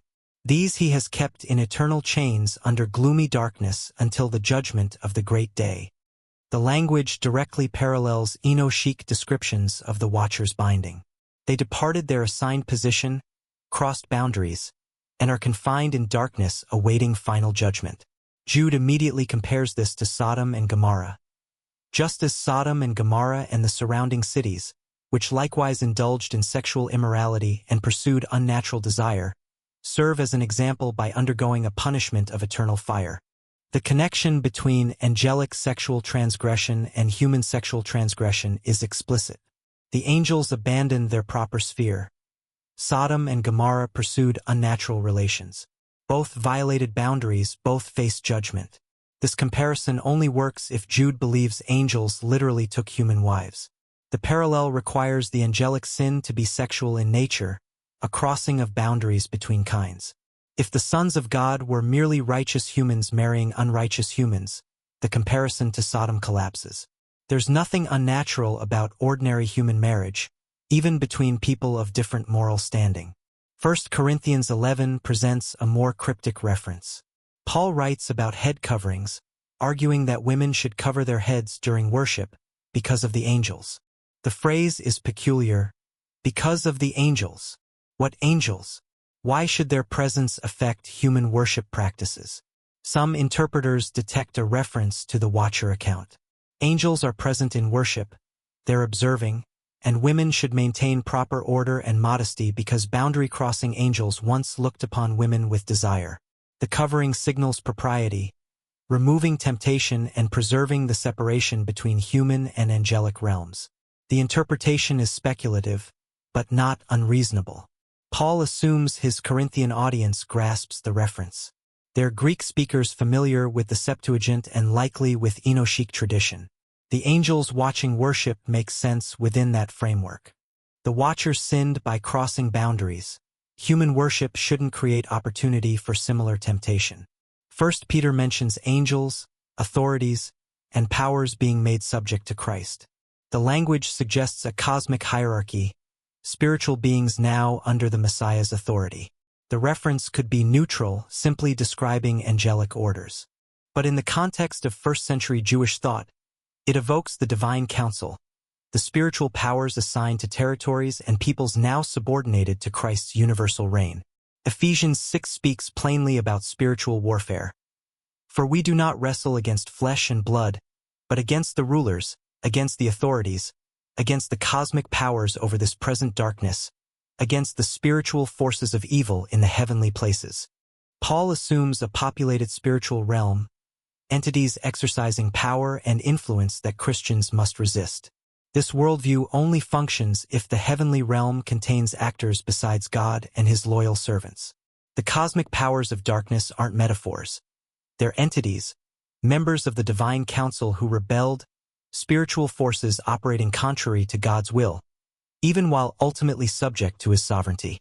Colossians describes Christ disarming the rulers and authorities, making a public spectacle of them, triumphing over them in the cross. Again, the language points to spiritual powers, cosmic entities that required disarming. Christ's death wasn't merely about human sin. It defeated spiritual forces, shattered their authority, and exposed their weakness. The New Testament worldview assumes layers of reality invisible to human eyes. Angels exist, demons operate, and spiritual powers exercise influence over nations and territories. Cosmic warfare unfolds even as human history advances. This isn't peripheral. It's central to how the apostles understood Christ's mission and the church's ongoing struggle. Yet, the references remain ambiguous enough that later interpreters can dispute their meaning. Do the angels in 2 Peter and Jude refer to Genesis 6 specifically? Or is this about a different angelic rebellion? Could the cosmic powers in Paul's letters be human authorities rather than spiritual entities? Does every reference to spiritual warfare necessarily connect to the Watcher account? The ambiguity is genuine. The apostles don't spell everything out. They write to audiences who share their cultural and theological context. They can allude, assume, and reference without explanation. Modern readers, separated by 2,000 years and vastly different worldviews, struggle to reconstruct what seemed obvious to the original recipients. What's clear is that the apostles believed in a populated spiritual realm with both loyal and rebellious members. They believed spiritual forces influenced human affairs, and they believed cosmic warfare was genuine and ongoing. Whether they specifically endorsed the full Enochic account about Watchers, forbidden knowledge, giant offspring, and demonic spirits is harder to establish definitively. The echoes suggest familiarity at a minimum. Jude quotes Enoch directly. Peter uses Enochic language and sequence. Paul assumes spiritual powers need disarming. The worldview permits the Watcher account, even if specific endorsement remains just beyond the text's explicit statements. This ambiguity created space for debate. Those wanting to accept the angelic interpretation found support in the New Testament. Those wanting to reject it could argue that the apostles were using loose language, familiar imagery without necessarily affirming the mythology's details. The text supports both readings depending on how aggressively you press the connections. The early church largely embraced the angelic perspective because the New Testament echoes seemed to endorse it.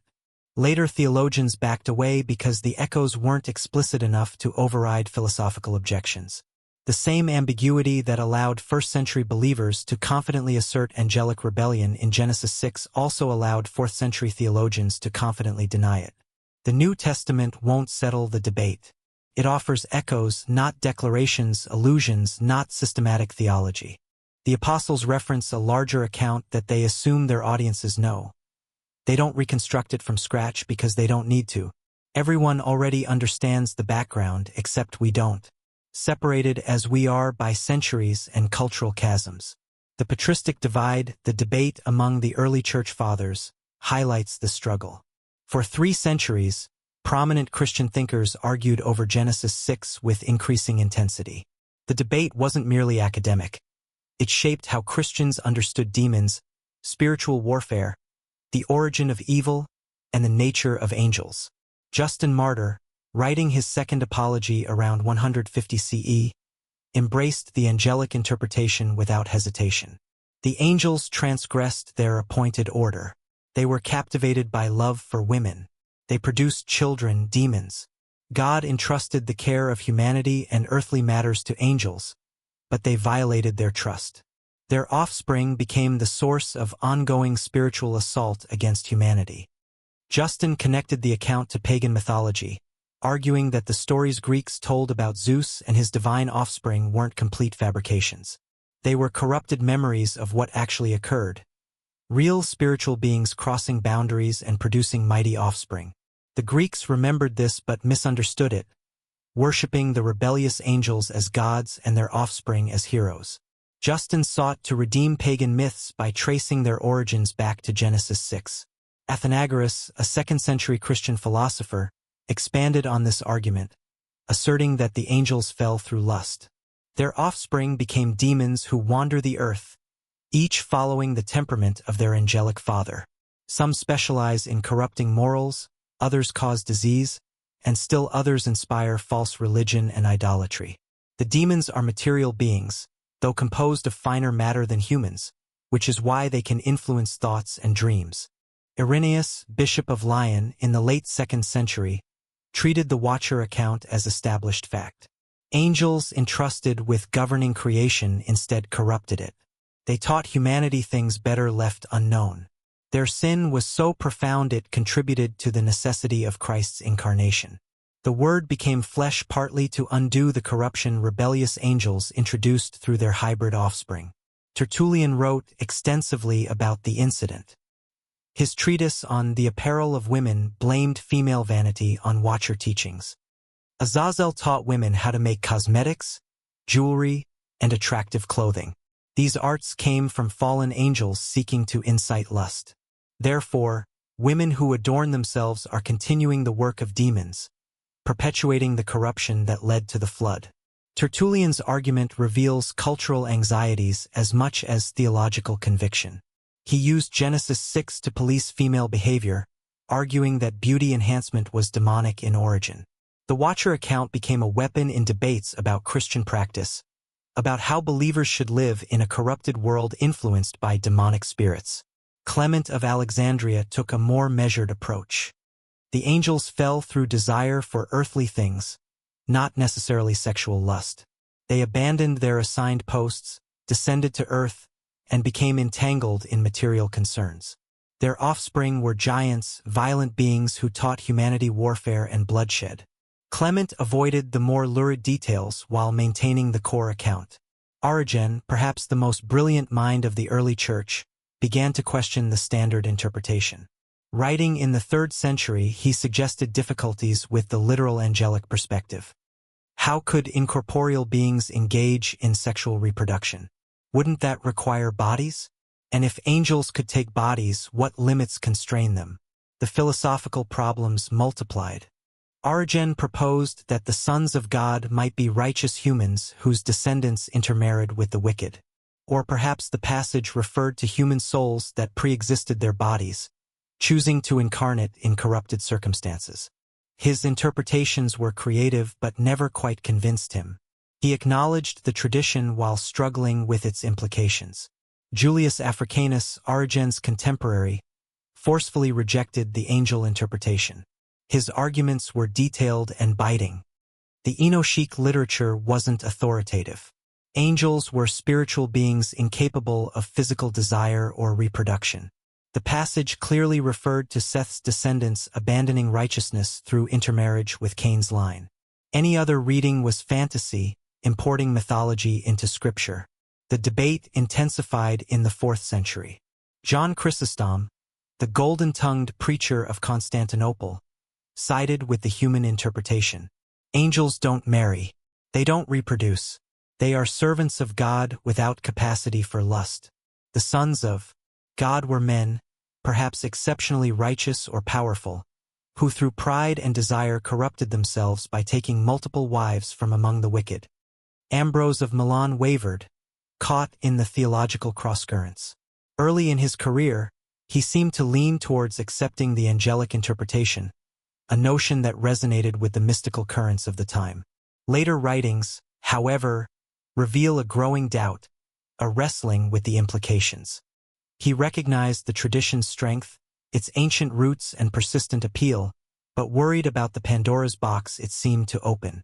Could angels, those celestial beings of light, truly fall so catastrophically? Did it undermine their very nature as spiritual beings, as creatures of pure intellect and unwavering devotion? His uncertainty reflected the broader church's growing discomfort with the Watcher account, a narrative that seemed to invite more questions than it answered, more anxieties than assurances. Then came Augustine, a colossus of intellect whose influence would reshape the Western theological landscape. His massive intellect and profound influence reshaped Western theology on nearly every topic, from the nature of grace to the problem of evil. On Genesis 6, he decisively rejected the angelic interpretation, planting his flag firmly in the ground. His arguments in City of God became the standard for over 1,000 years, a bulwark against alternative readings. Angels, Augustine declared, are incorporeal. They cannot lust. They cannot reproduce. The very suggestion that they could is philosophically absurd and theologically dangerous. It grants too much independent power to created beings, blurring the lines between creator and creation. It suggests God's creation contains fundamental flaws that required catastrophic correction through the flood, a notion that undermined the perfection of God's design. The sons of God, he asserted, were Seth's descendants, the righteous line destined to inherit God's promise. The daughters of humans were Cain's line, tainted by sin and earthly desires. Intermarriage between righteous and wicked produced moral corruption, a familiar pattern throughout human history.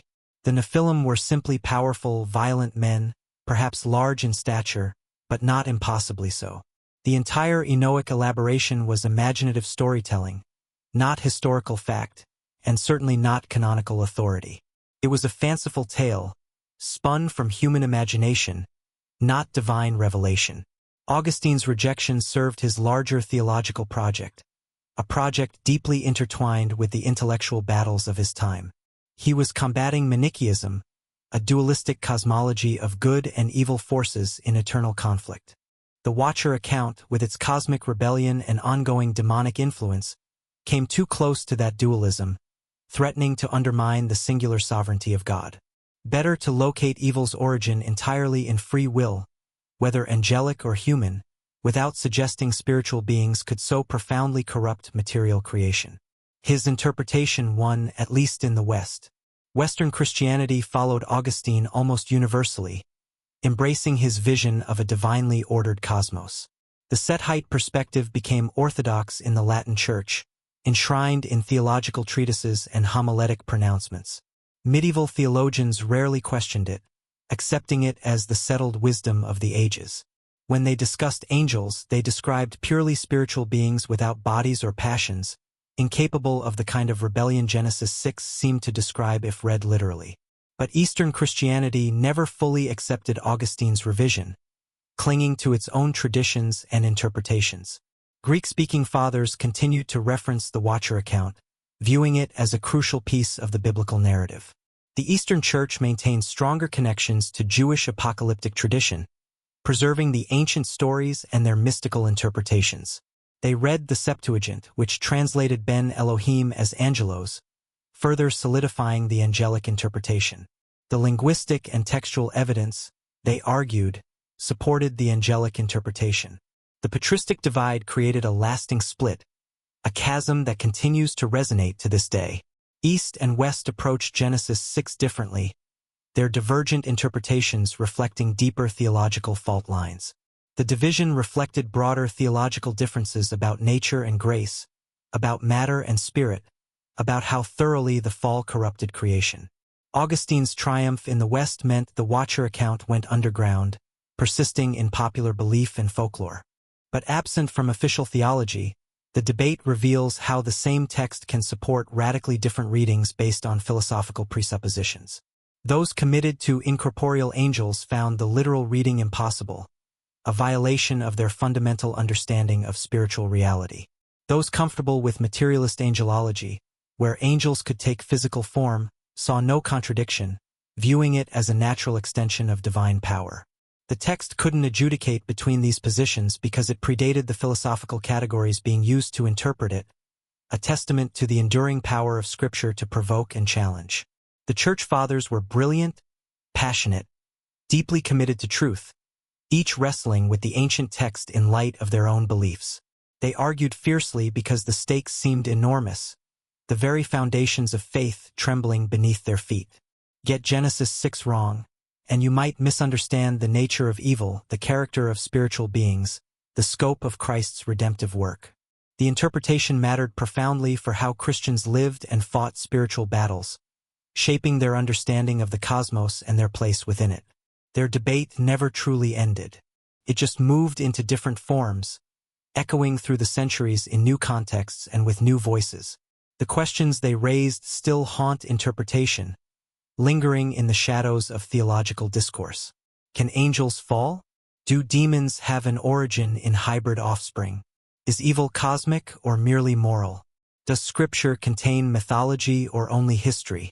The patristic divide established the terms, set the battle lines, created the framework every subsequent generation inherited. The Islamic parallel, however, offers a fascinating counterpoint to this Western debate. The story of Harut and Marut, preserved in Islamic tradition, presents a different version of the ancient narrative. Angels descend, they're tested, they fall. The story echoes Genesis 6 while transforming its details and meaning, offering a unique perspective on the mysteries of creation and temptation. Islamic tradition preserves a parallel account that reveals how differently Abrahamic faiths process the same core mystery, highlighting the diverse ways in which humanity grapples with the divine. Surah Al-Baqarah, verse 102, mentions Harut and Marut, offering a tantalizing glimpse into this alternate narrative. The Quranic text is brief, almost cryptic. Solomon did not disbelieve, but the devils disbelieve, teaching people magic. They followed what the devils taught during Solomon's kingdom concerning magic. They learned what harmed them and did not benefit them. They followed what the angels taught at Babylon, Harut and Marut. But the angels did not teach anyone until they said, "We are a trial, so do not disbelieve." The passage is compressed, assuming readers know the fuller story, a characteristic feature of the Quranic style. The Quran often works this way, referencing accounts its audience already understood from oral tradition, relying on shared knowledge and cultural memory to fill in the gaps. The details emerge in taps, the commentary literature that explains Quranic verses, providing context and expanding on the narrative threads. The tafsir traditions expand the account, adding layers of detail and nuance. Two angels, Harut and Marut, dwell in heaven. They observe humanity sinning and speak critically about human weakness. Why do humans fail so easily when they know right from wrong? The angels boast they would never fall if placed in similar circumstances, their celestial pride blinding them to the complexities of earthly existence. God challenges them, a divine test designed to expose the limits of angelic perfection. You think you would be stronger? He asks. Then descend to earth. Live among humans. Face their temptations. Prove your claim. The angels accept, confident in their righteousness. They take physical form and walk among humanity, navigating the treacherous landscape of earthly desires. They teach people beneficial knowledge, perhaps astronomy or mathematics, things that could improve human life. But they're careful, mindful of the potential for misuse. Before teaching anything that might be misused, they warn the student. We are a trial. This knowledge can harm if mishandled. Do not let it lead you into disbelief or sin. Learn it wisely. Then temptation arrives, personified in the form of a beautiful woman.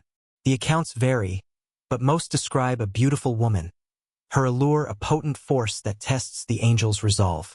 She sees the angels and desires them, drawn to their celestial aura. She invites them to sin with her, offering them a taste of earthly pleasures. Some versions say she demands they worship an idol first, a direct challenge to their monotheistic faith. Others say that they drink wine, surrendering their rational faculties to intoxication. Still others say that they witness against an innocent person, betraying their commitment to justice. The tests multiply, each one pushing the angels closer to the brink. The angels resist initially, horrified by the propositions. They came to earth to demonstrate angelic superiority over weak-willed humans. They won't fail so quickly, they tell themselves. But the temptations persist, a relentless assault on their senses. The woman is persuasive, her beauty a siren's call. The wine is offered again, its intoxicating aroma clouding their judgment. The small compromises seem manageable, insignificant steps on a slippery slope. Step by step, they fall, succumbing to the allure of earthly desires. Some traditions say they committed all the sins: idolatry, intoxication, fornication, a complete surrender to the forces of temptation. Others say they stopped partway, realizing their error before complete corruption, clinging to the remnants of their celestial purity. But in every version, they fail, proving that given physical form and earthly circumstances, even angels succumb to temptation. The consequences are immediate, a divine reckoning for their transgression. God offers them a choice: face punishment now in this world or accept judgment in the hereafter, an eternal reckoning for their earthly sins. The angels choose immediate punishment, preferring temporal suffering to the uncertainties of the afterlife. They're suspended in a well or pit in Babylon, hanging upside down, tormented until the day of judgment, a visible reminder of their fall. Their punishment is visible, a warning to any who seek forbidden knowledge or magic, a testament to the dangers of unchecked ambition. But their teaching persists, a legacy both beneficial and dangerous. People learned from them before the fall, acquiring knowledge that could be used for good or ill. Some of that knowledge was magic, arcane ways to manipulate reality through occult means, offering a shortcut to power and influence. Islamic tradition treats magic as real but forbidden, a dangerous path that leads away from God. It works, but it requires turning away from God's order, cooperating with demonic powers, surrendering to the forces of darkness. Harut and Marut's teaching, corrupted by their own fall, becomes a source of magical practice that continues to tempt believers, a constant reminder of the dangers of forbidden knowledge. The parallels to the Watcher narrative are obvious, resonating across religious traditions. Angels descend. They interact with humanity. They teach knowledge, some beneficial, some dangerous. They face temptation through women. They fall. They're punished. Their legacy includes ongoing corruption through what they taught, a lasting stain on the fabric of creation. But the differences matter just as much, highlighting the unique theological perspectives of each tradition. Herod and Merit descend by divine command, not through rebellion, their actions part of a divine plan. They're sent as a test both for themselves and for humanity, their fall serving a larger purpose. Their failure proves a theological point about the nature of temptation, not cosmic warfare, a more nuanced understanding of the forces at play. They don't produce offspring. No giants rampage. No demons arise from their dead children. The Islamic version moralizes more directly, emphasizing the ethical implications of the story. The story teaches humility, reminding humanity of its own limitations. Even angels fall when tested. Humans shouldn't despair at their own failures, but they also shouldn't judge others harshly. Everyone faces trials beyond their strength. Pride before a fall isn't just a human problem. It's a universal spiritual danger, a constant threat to even the most righteous beings. The absence of Nephilim shifts the narrative's weight, focusing attention on the spiritual rather than the physical realm. The corruption is intellectual and spiritual, not biological. The angels taught magic, forbidden knowledge that harms those who learn it. But there's no contamination of the human bloodline, no hybrid race threatening to overturn creation. The evil stays in the realm of wrong teaching, bad influence, demonic cooperation, a more subtle and insidious form of corruption.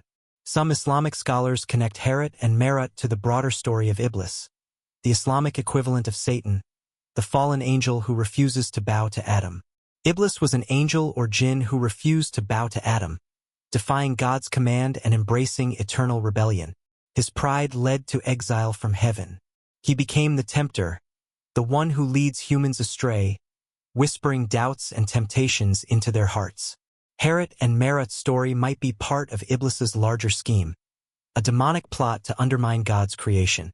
Demons using the fallen angel's teachings to corrupt humanity, furthering the agenda of Iblis. The tafsir literature debates details, exploring the ambiguities of the ancient narrative. Were Herod and Merit true angels or jinn taking angelic form? Did they actually sin or only come close before pulling back, resisting the final plunge into corruption? Is their punishment eternal or limited to this world, a temporary consequence for their earthly transgressions? The discussions mirror Christian patristic debates, revealing how the story's ambiguities invite interpretation, prompting endless speculation and theological reflection. The Quran's mention of Babylon is significant, anchoring the story in a specific historical and cultural context.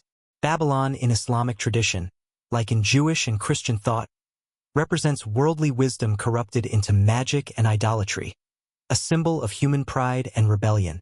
The Tower of Babel episode isn't detailed in the Quran, but Islamic commentary knows the story, recognizing its significance as a cautionary tale. Babylon becomes shorthand for human pride attempting to reach heaven through forbidden means, a city built on arrogance and destined for destruction. Herod and Merit suspended in Babylon create a geographic anchor, linking the story to a specific place. The corruption has a location, a place where forbidden knowledge concentrated, a nexus of earthly and spiritual dangers. Seekers of magic supposedly travel there even now, attempting to learn from the imprisoned angels, seeking power through forbidden means. The tradition warns against such journeys, emphasizing the futility and danger of seeking shortcuts to divine power. The knowledge they offer leads only to punishment, a bitter fruit born of pride and disobedience. The Islamic parallel shows how Genesis 6's core mystery transcended its original context, resonating across diverse cultures and religious traditions. 3 Abrahamic faiths inherited a tradition about angels crossing boundaries, teaching humanity, and facing consequences, each grappling with the profound implications of this ancient narrative. Each faith adapted the story to its theology, its view of angels, its understanding of evil's origin, shaping the narrative to fit its own worldview. Judaism developed the Watcher mythology with cosmic scope, envisioning a vast spiritual battle that engulfed creation. Rebellious angels corrupted creation so thoroughly that the flood became necessary, a cataclysmic event that purged the earth of its impurities. Their offspring still plague humanity as demons, perpetuating the ancient conflict. The story explains ongoing spiritual warfare, providing a framework for understanding the forces of good and evil at play in the world. Christianity initially adopted the Jewish reading but gradually moved away from it in the West, seeking to reconcile the ancient narrative with its own theological priorities. Angels became purely spiritual, incapable of the described actions. The story was either dethologized into human sinfulness or relegated to non-canonical speculation, deemed too fanciful or too problematic to be integrated into mainstream theology. Islam preserved angelic descent while removing reproduction, offering a unique perspective on the ancient narrative. Angels teach, fall, face punishment, but they don't produce hybrid offspring.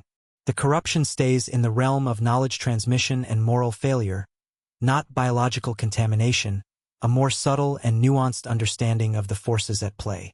The variations reveal each tradition's priorities, reflecting their distinct theological landscapes. Judaism emphasized cosmic warfare and spiritual realities, viewing the world as a battleground between good and evil.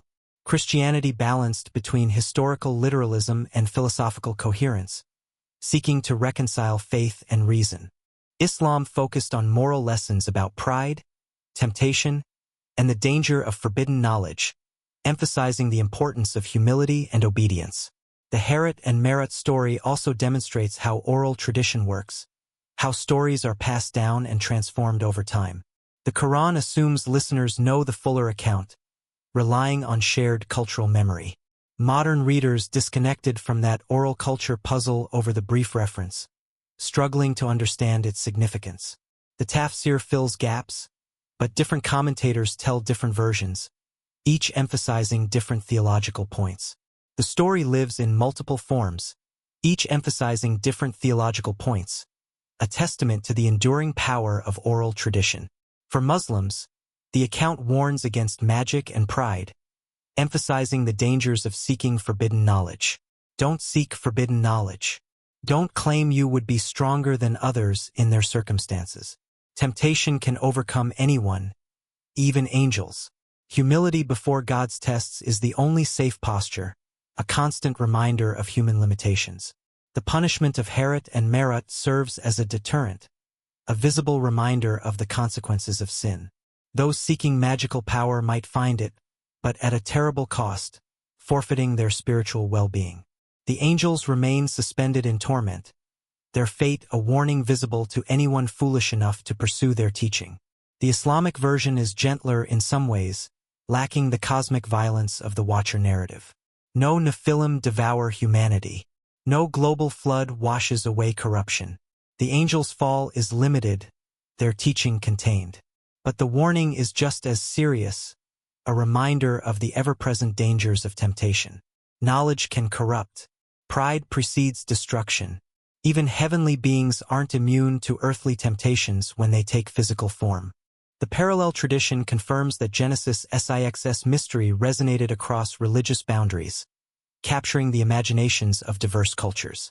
Something in the story about boundary crossing, forbidden knowledge, and angelic interaction with humanity spoke to fundamental human concerns, addressing the enduring questions of human existence.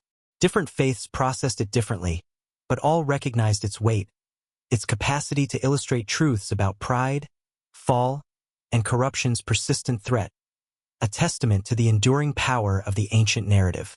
Medieval consolidation followed, shaping the intellectual landscape of Europe. Angels and demons in scholasticism took center stage. Two worlds existed side by side in medieval Christendom, a stark contrast between official doctrine and popular belief.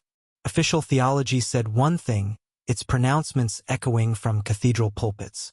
Popular belief whispered another, its murmurs circulating through villages and hamlets. The gap between pulpit and village, between university and folklore grew wider with each passing century, a chasm separating the educated elite from the common folk. The universities taught Augustine, his ideas enshrined in the curriculum of Paris, Oxford, Bologna, and other centers of learning. Scholars studied Lombard's sentences, the standard theological textbook, memorizing its intricate arguments and subtle distinctions. They memorized arguments about angelic nature, meticulously dissecting the nature of these celestial beings. Angels were pure intellect, incorporeal spirits without bodies or material desires, existing in a realm beyond human comprehension. They moved instantaneously through space without traversing the distance between, defying the laws of physics. They knew things through direct intellectual apprehension, not sensory experience, possessing a knowledge far superior to human understanding. Sexual reproduction was impossible for such beings, a violation of their very nature. Genesis 6 couldn't possibly mean what it seemed to say, its literal interpretation dismissed as naive and unsophisticated. Thomas Aquinas built the most comprehensive system, a towering intellectual edifice that sought to reconcile faith and reason. His Summa Theologica addressed every question, leaving no stone unturned in its pursuit of theological truth. Can angels sin? Yes, through pride or envy, purely intellectual sins devoid of earthly passions. Can they take bodies? Yes, temporarily forming bodies from air to interact with humans, assuming a material form for the sake of communication. But these bodies are instruments, not true flesh, mere vessels for their spiritual essence. Angels appearing to Abraham or announcing Christ's birth wore such temporary forms, fleeting manifestations of their celestial presence. Could angels reproduce using these bodies? Aquinas said no, emphatically rejecting the possibility. The bodies lack reproductive apparatus, rendering procreation impossible. Appearances only suitable for communication but not for generation, designed for interaction but not for reproduction. Therefore, the sons of God in Genesis 6 must be human, a straightforward solution that avoided the theological complexities of the angelic interpretation. The Sethite interpretation holds, righteous men marrying unrighteous women, moral corruption through mixed marriage, a familiar tale of human failing. Nothing supernatural required, no need for angelic intervention. Duns Scotus, Aquinas' rival, agreed on the basic point despite disagreeing on nearly everything else, a rare moment of consensus in the often contentious world of medieval theology. Angels were spiritual substances, existing in a realm beyond human comprehension. The Genesis 6 sons of God were humans, plain and simple. The educated class across Western Europe learned this interpretation as settled doctrine, accepting it as the authoritative explanation of the ancient text. To suggest otherwise marked you as ignorant, superstitious, perhaps even heretical, a dangerous position to hold in an age of religious fervor. But in villages across Europe, people knew differently, clinging to ancient beliefs and traditions. Demons were real, a tangible presence in their daily lives. Everyone had encountered them or knew someone who had, their stories passed down through generations. The miller's daughter possessed by spirits that made her speak in strange voices, her body writhing in unnatural contortions. The crops that failed despite good weather because someone cursed them, a malevolent force working against the community. The strange lights in the forest where old gods still received offerings despite centuries of Christianity, a testament to the persistence of pagan traditions. Folk belief preserved the Watcher account in modified form, adapting the ancient narrative to local customs and beliefs. The demons tormenting humanity came from somewhere, a question that plagued the minds of the faithful. They had origin, history, motivation, a story that explained their presence in the world. Popular preachers told the story Augustine rejected, a tale of celestial rebellion and earthly transgression. Fallen angels lusted after women, drawn to their beauty and their earthly passions. Their offspring were giants whose spirits became demons after the flood destroyed their bodies, a terrifying legacy of sin. These entities now roam the earth seeking to corrupt, possess, and destroy, preying on human weakness and seeking to undermine God's creation. The contradiction didn't seem to bother anyone, a pragmatic acceptance of divergent beliefs. Educated clergy taught the Sethite interpretation in Latin sermons, preaching to the elite in the language of scholarship. Parish priests told the Watcher story in the vernacular, speaking to the common folk in their own tongue. Scholars wrote treatises proving angels couldn't reproduce, engaging in intricate theological arguments. Common folk consulted grimoires that claimed to summon the same fallen angels and their demonic offspring, seeking power through forbidden means. Demonology flourished in the late medieval period, a dark undercurrent in the Christian world. The phenomenon is paradoxical, a tension between official doctrine and popular practice. Scholastic theology made angels increasingly abstract, purely intellectual beings, distancing them from the earthly realm. Meanwhile, treatises on demons multiply, detailing their hierarchies, powers, and methods in elaborate detail, cataloging their every move. The more theoretical theology distanced itself from materialist angelology, the more practical magic engaged directly with spiritual entities, seeking to harness their power. The grimoires, books of magic, often invoked fallen angels by name, treating them as real and potent forces. The Lesser Key of Solomon listed 72 demons, many identified as fallen angels, each with specific powers and binding rituals, offering a catalog of celestial rebels.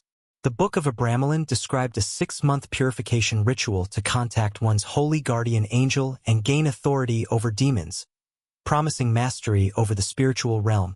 These texts assumed the Watcher narrative's basic truth, its underlying premise. Spiritual beings existed.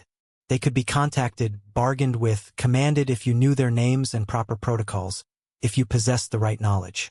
Church authorities condemned such practices, viewing them as a threat to religious orthodoxy. The books were banned, their pages filled with forbidden knowledge. Practitioners faced prosecution, their lives at risk. But the prohibitions revealed the practice's prevalence, highlighting its widespread appeal. You don't repeatedly forbid what nobody does. The repeated condemnations a testament to the enduring popularity of magic. The grimoires circulated widely, copied by hand, studied in secret, used by those seeking power through supernatural means, fueling the flames of forbidden knowledge. The witch trials beginning in the 15th century drew on both traditions, blending scholastic demonology with folk beliefs about the supernatural. The sophisticated demonology came from scholastic theology, providing the intellectual framework for understanding the nature of evil. Devils were real spiritual beings capable of entering into pacts with humans, exchanging earthly power for eternal damnation. But the specific accusations often reflected folk belief about demonic reproduction, drawing on the ancient stories of fallen angels and their offspring. Witches supposedly mated with incubi, male demons producing children, a terrifying violation of natural law.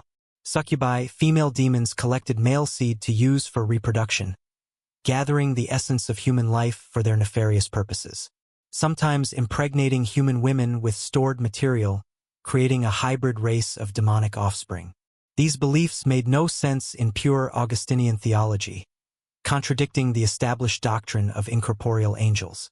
Demons were fallen angels, therefore incorporeal spirits, yet the charges persisted, fueled by fear and suspicion.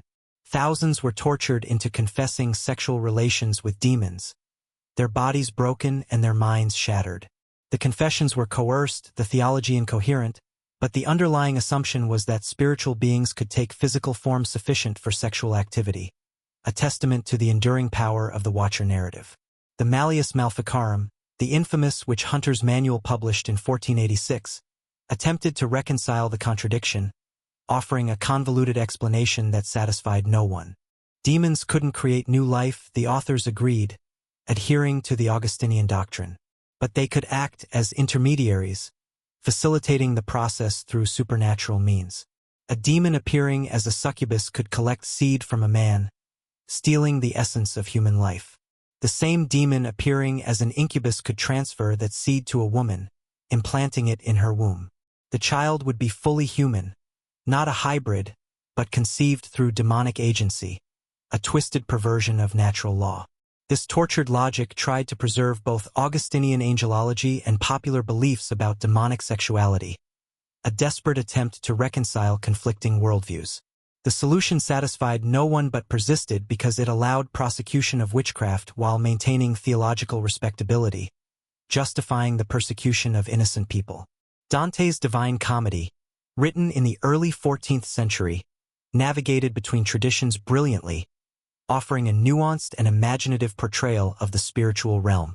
His Inferno contains giants, but they're not offspring of angels, a subtle departure from the Watcher narrative. They're rebels against God, punished in the pit. Their colossal forms a testament to their defiance. Angels appear throughout Paradiso, pure and incorporeal, existing in a realm of light and celestial harmony. Dante follows official theology while using imagery that resonates with popular tradition, appealing to both the intellect and the imagination. Milton, writing Paradise Lost in the 17th century, would later fully embrace the Watcher account in its Enoic form, reimagining the ancient narrative in epic verse. But medieval literature was more cautious, navigating the treacherous waters of religious orthodoxy. The great poets and writers knew Augustine's interpretation, aware of the theological boundaries they could not cross. They couldn't openly contradict it without risking church censure, a dangerous proposition in an age of religious authority. So they hinted, alluded, drew on the imaginative power of the Watcher story while maintaining plausible deniability, offering subtle clues to those who knew how to read between the lines. Mystery plays performed in town squares and churchyards sometimes included giants and demons with more vivid presence than strict theology allowed, bringing the ancient stories to life for a wide audience. The Chester Mystery Cycle and others portrayed devils as material beings capable of physical interaction, their earthly forms a stark contrast to the abstract concepts of scholastic theology. The theology was loose, but the drama was compelling, captivating audiences with its spectacle and emotion. Audiences loved seeing evil made visible and conquered, witnessing the triumph of good over darkness. The Black Death changed things, disrupting the established order and forcing people to confront the fragility of life. When plague devastated Europe in the 14th century, people needed explanations, seeking meaning in the face of unimaginable suffering. Some blamed Jewish poisoners, scapegoating a vulnerable minority. Others blamed sinful living, viewing the plague as a divine punishment for human transgression. Still others saw demonic activity, interpreting the plague as a manifestation of spiritual forces. The Watcher account provided a framework, offering a mythological explanation for the catastrophe. Demons, offspring of fallen angels, attacking humanity with disease and death, a supernatural explanation for the devastation. The logic was mythological, not medical, but it gave people something to fight beyond invisible contagion, a tangible enemy to confront. Flagellant movements arose, practicing extreme penance to appease God's wrath, seeking to atone for the sins of humanity. They believed human sin, perhaps including the original sin of angels mating with humans, brought divine judgment in the form of plague, a desperate attempt to avert further suffering.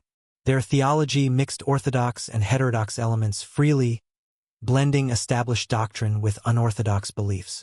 Church authorities condemned them, viewing their practices as excessive and dangerous. But desperation makes people receptive to accounts that explain suffering, offering a sense of control in a chaotic world. The consolidation of angelology and scholasticism created an increasingly abstract spiritual realm, distancing the celestial sphere from human experience. Angels became philosophical concepts more than active agents, existing in a realm of pure intellect. They existed in carefully defined hierarchies. Seraphim, cherubim, thrones, dominions, virtues, powers, principalities, archangels, angels, 9 orders arranged by proximity to God and type of knowledge they possessed, a meticulously organized celestial bureaucracy. The system was elegant, comprehensive, sterile, its intricate details failing to capture the imagination of the common folk. Popular religion needed something warmer, more dangerous, more immediate, a spiritual force that resonated with their lived experiences. Demons provided it, filling the void left by abstract theology. They weren't abstract principles, they were entities with names, personalities, specific temptations, a tangible presence in the world. Saint Anthony faced demons in the desert, battling spiritual forces in the wilderness. Saints throughout the medieval period battled spiritual forces that appeared as serpents, women, monsters, their heroic struggles inspiring generations of believers. The hagiographies read like fantasy literature, full of supernatural combat, offering thrilling tales of good versus evil. The gap between official and popular understanding revealed a tension at Christianity's heart, a struggle to reconcile faith and reason. The faith inherited Jewish apocalyptic tradition with its vivid spiritual warfare, a legacy of ancient stories and beliefs. But it also absorbed Greek philosophy with its immaterial forms and rational order, a contrasting worldview. Reconciling these proved impossible, a challenge that continues to this day. Scholasticism chose philosophy, prioritizing reason and logic. Popular piety chose narrative, embracing the power of storytelling and myth. The Watcher story survived in the gap, lingering in the shadows of theological discourse. Officially rejected, it persisted in folklore, in grimoires, in the assumptions people made about demons' origin and nature, a testament to its enduring appeal. When village priests wanted to explain why demons existed, they told the Genesis 6 story Augustine rejected, passing down the ancient narrative. When university professors wanted to prove angels were pure intellect, they dismissed the same story as Jewish fable, rejecting its literal interpretation. Neither side won completely, the conflict between faith and reason remaining unresolved. The consolidation was always partial, always contested, a constant tension between opposing worldviews. The medieval synthesis between reason and faith, between philosophy and revelation, never quite integrated the question of angelic rebellion and hybrid offspring, leaving a lingering ambiguity. The ambiguity remained productive, fueling further speculation and debate. Troubling, indeed. Medieval art was saturated with depictions of demons, a constant visual reminder of the ever-present battle between good and evil. Church walls served as canvases for terrifying images of hell, devils gleefully tormenting sinners, and the spiritual warfare being waged all around. These demons weren't ethereal wisps. They possessed tangible bodies, grotesque faces, and a very physical presence. They were shown grabbing terrified souls, dragging them into roaring fires, and inflicting unimaginable tortures with crude, material implements. This vivid imagery directly contradicted the Church's official theology of incorporeal spirits, but the artists, knowingly or not, painted what the people feared and, on some level, believed to be true. Cathedral sculptures often depicted cosmic battles writ large. Saint Michael, radiant in his celestial armor, triumphantly trampling the defeated Satan beneath his feet. Dragons, symbols of chaos and evil, were vanquished. Monsters of all shapes and sizes were subdued, their power broken. The inherent message was clear. The victory of good over evil required both sides to have substance, presence, and the capacity for real, visceral conflict. Abstract intellects don't wrestle. They don't leave the lasting impact on the human mind that a tangible evil can. The visual theology told a dramatically different story than the carefully crafted written theology emanating from the Church's educated elite. The consolidation medieval Christianity achieved was largely institutional, a matter of power and control rather than genuine intellectual unity. The Church effectively established its authority, standardized its sacraments to ensure ritual consistency, and built its rigid hierarchy to maintain order, but it could never fully standardize belief about the vast and often frightening unseen world. The Watcher account, with its forbidden knowledge and monstrous offspring, remained stubbornly embedded in popular consciousness. It was simply too useful for explaining the seemingly inexplicable demonic activity that plagued daily life, and far too vivid to be erased by scholarly arguments about the incorporeality of angels. The people, in their hearts, knew what they were seeing, or thought they did, and no amount of theological parsing could fully convince them otherwise. And so, two traditions uneasily coexisted, like two sides of the same tarnished coin. Official theology, meticulously constructed and endlessly refined, dutifully followed the teachings of Augustine. But popular belief, fueled by fear and folklore, continued to follow the ancient whispers of Enoch. Educated clerics, trained in the proper doctrines, believed they knew the correct interpretation of Scripture. Common people, living in a world they perceived as actively influenced by supernatural forces, knew what they experienced or believed they experienced. The widening gap between these two perspectives revealed a fundamental truth. Genesis 6's enduring mystery couldn't be solved by decree, and it certainly couldn't be resolved by simply choosing one interpretation and ruthlessly enforcing it. The text, like a restless spirit, kept generating new questions, new readings, and ever more innovative ways of understanding the precarious boundary between the human and the divine. The medieval period undeniably consolidated institutional Christianity, solidifying its power and influence across Europe. But paradoxically, it simultaneously fragmented the interpretation of Genesis 6, creating a lasting schism between elite and popular understanding, a split that would stubbornly persist well into modernity. The story, it seemed, refused domestication.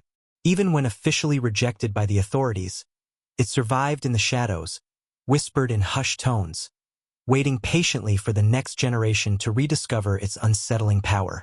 Divine councils and heavenly assemblies, once familiar concepts, faded from collective memory. Later generations, having abandoned that conceptual world, found it mysterious and troubling, a source of both fascination and unease. The Ugaritic materials, unearthed from the ancient city, also cast light upon the enigmatic Nephilim. Canaanite texts, in particular, describe the Raphim, legendary warrior heroes inextricably linked to the underworld. The term itself connects linguistically to the Hebrew Raphim, the giants mentioned alongside the Nephilim in the books of Numbers and Deuteronomy, further solidifying their place in the ancient narrative. These traditions about primordial giant heroes, figures of immense strength and often ambiguous morality, seemed widespread across ancient Near Eastern cultures, a common thread woven through diverse mythologies. Genesis 6 thus participates in a regional mythology, a shared cultural understanding of the distant past when the boundaries between the divine and human realms were far more permeable, when interaction between gods and mortals was commonplace. The text, however, Hebraizes and historicizes the tradition, grounding it in a specific time before the flood, positioning it as an explanation for that cataclysm's necessity.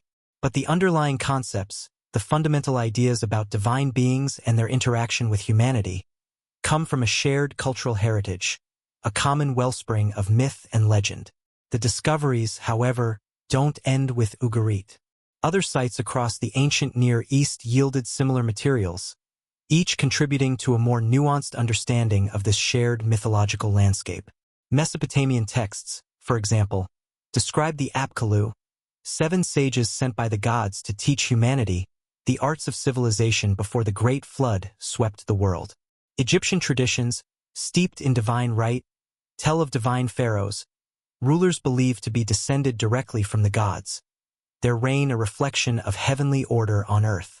Greek mythology, a cornerstone of Western civilization, centers on demigods, heroes born from the unions of deities and humans, figures like Hercules and Achilles who straddled the line between mortality and immortality.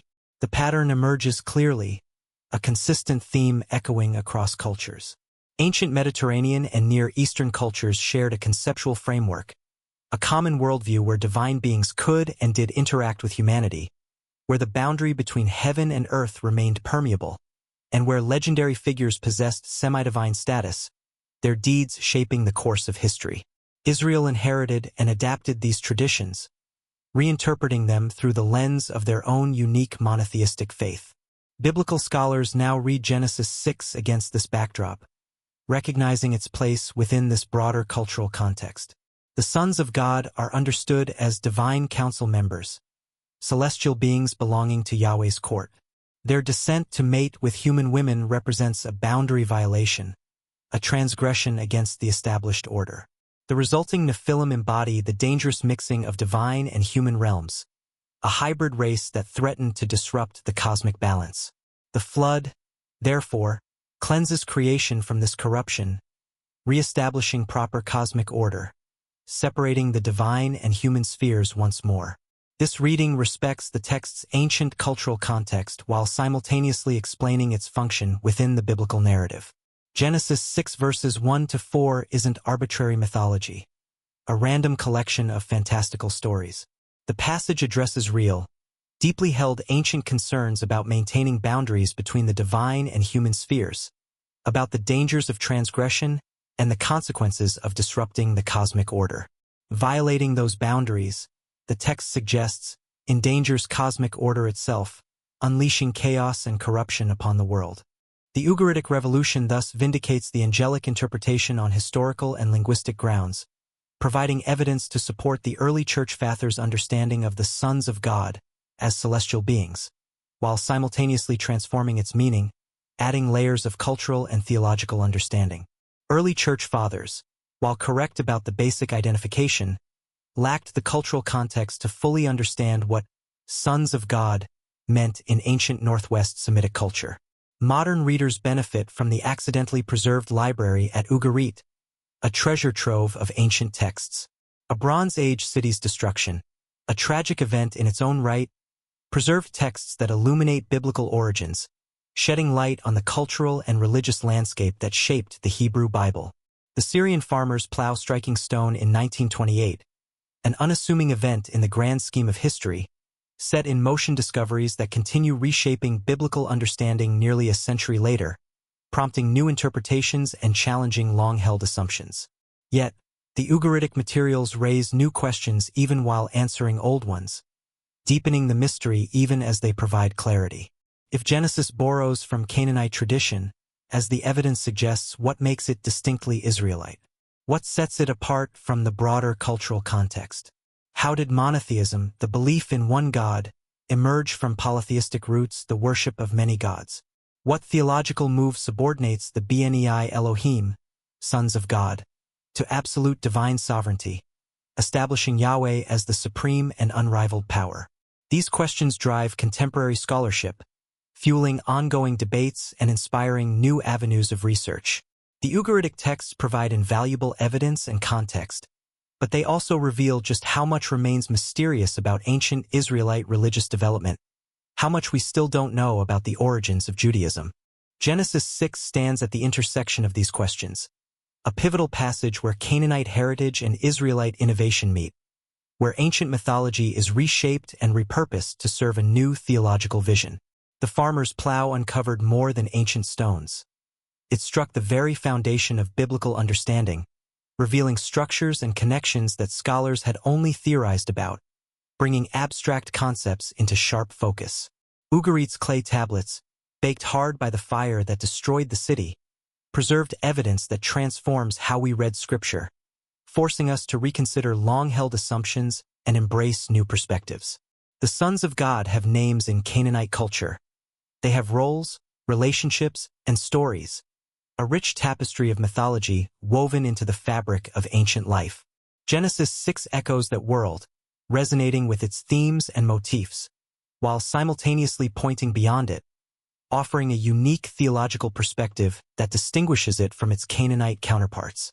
The Nephilim, however, extend beyond Genesis, their story not ending with the flood. Genesis 6 introduces the Nephilim, then seemingly drowns them, problem solved, creation cleansed, boundaries restored. Except the Nephilim reappear centuries later in the conquest narratives, alive, dwelling in Canaan, and of formidable size, giants among men. Numbers chapter 13 tells the pivotal story. Moses sends 12 spies to scout the Promised Land, to assess its resources and gauge the strength of its inhabitants. They return with reports of a fruitful country, a land flowing with milk and honey, a paradise waiting to be claimed. But 10 of the spies bring terrifying news alongside the good report, a chilling warning that casts a shadow over the promise. The land devours its inhabitants. They declare, their voices trembling with fear, "All the people we saw are of great size. We saw the Nephilim there, the descendants of Anak come from the Nephilim. We seemed like grasshoppers in our own eyes, and we looked the same to them."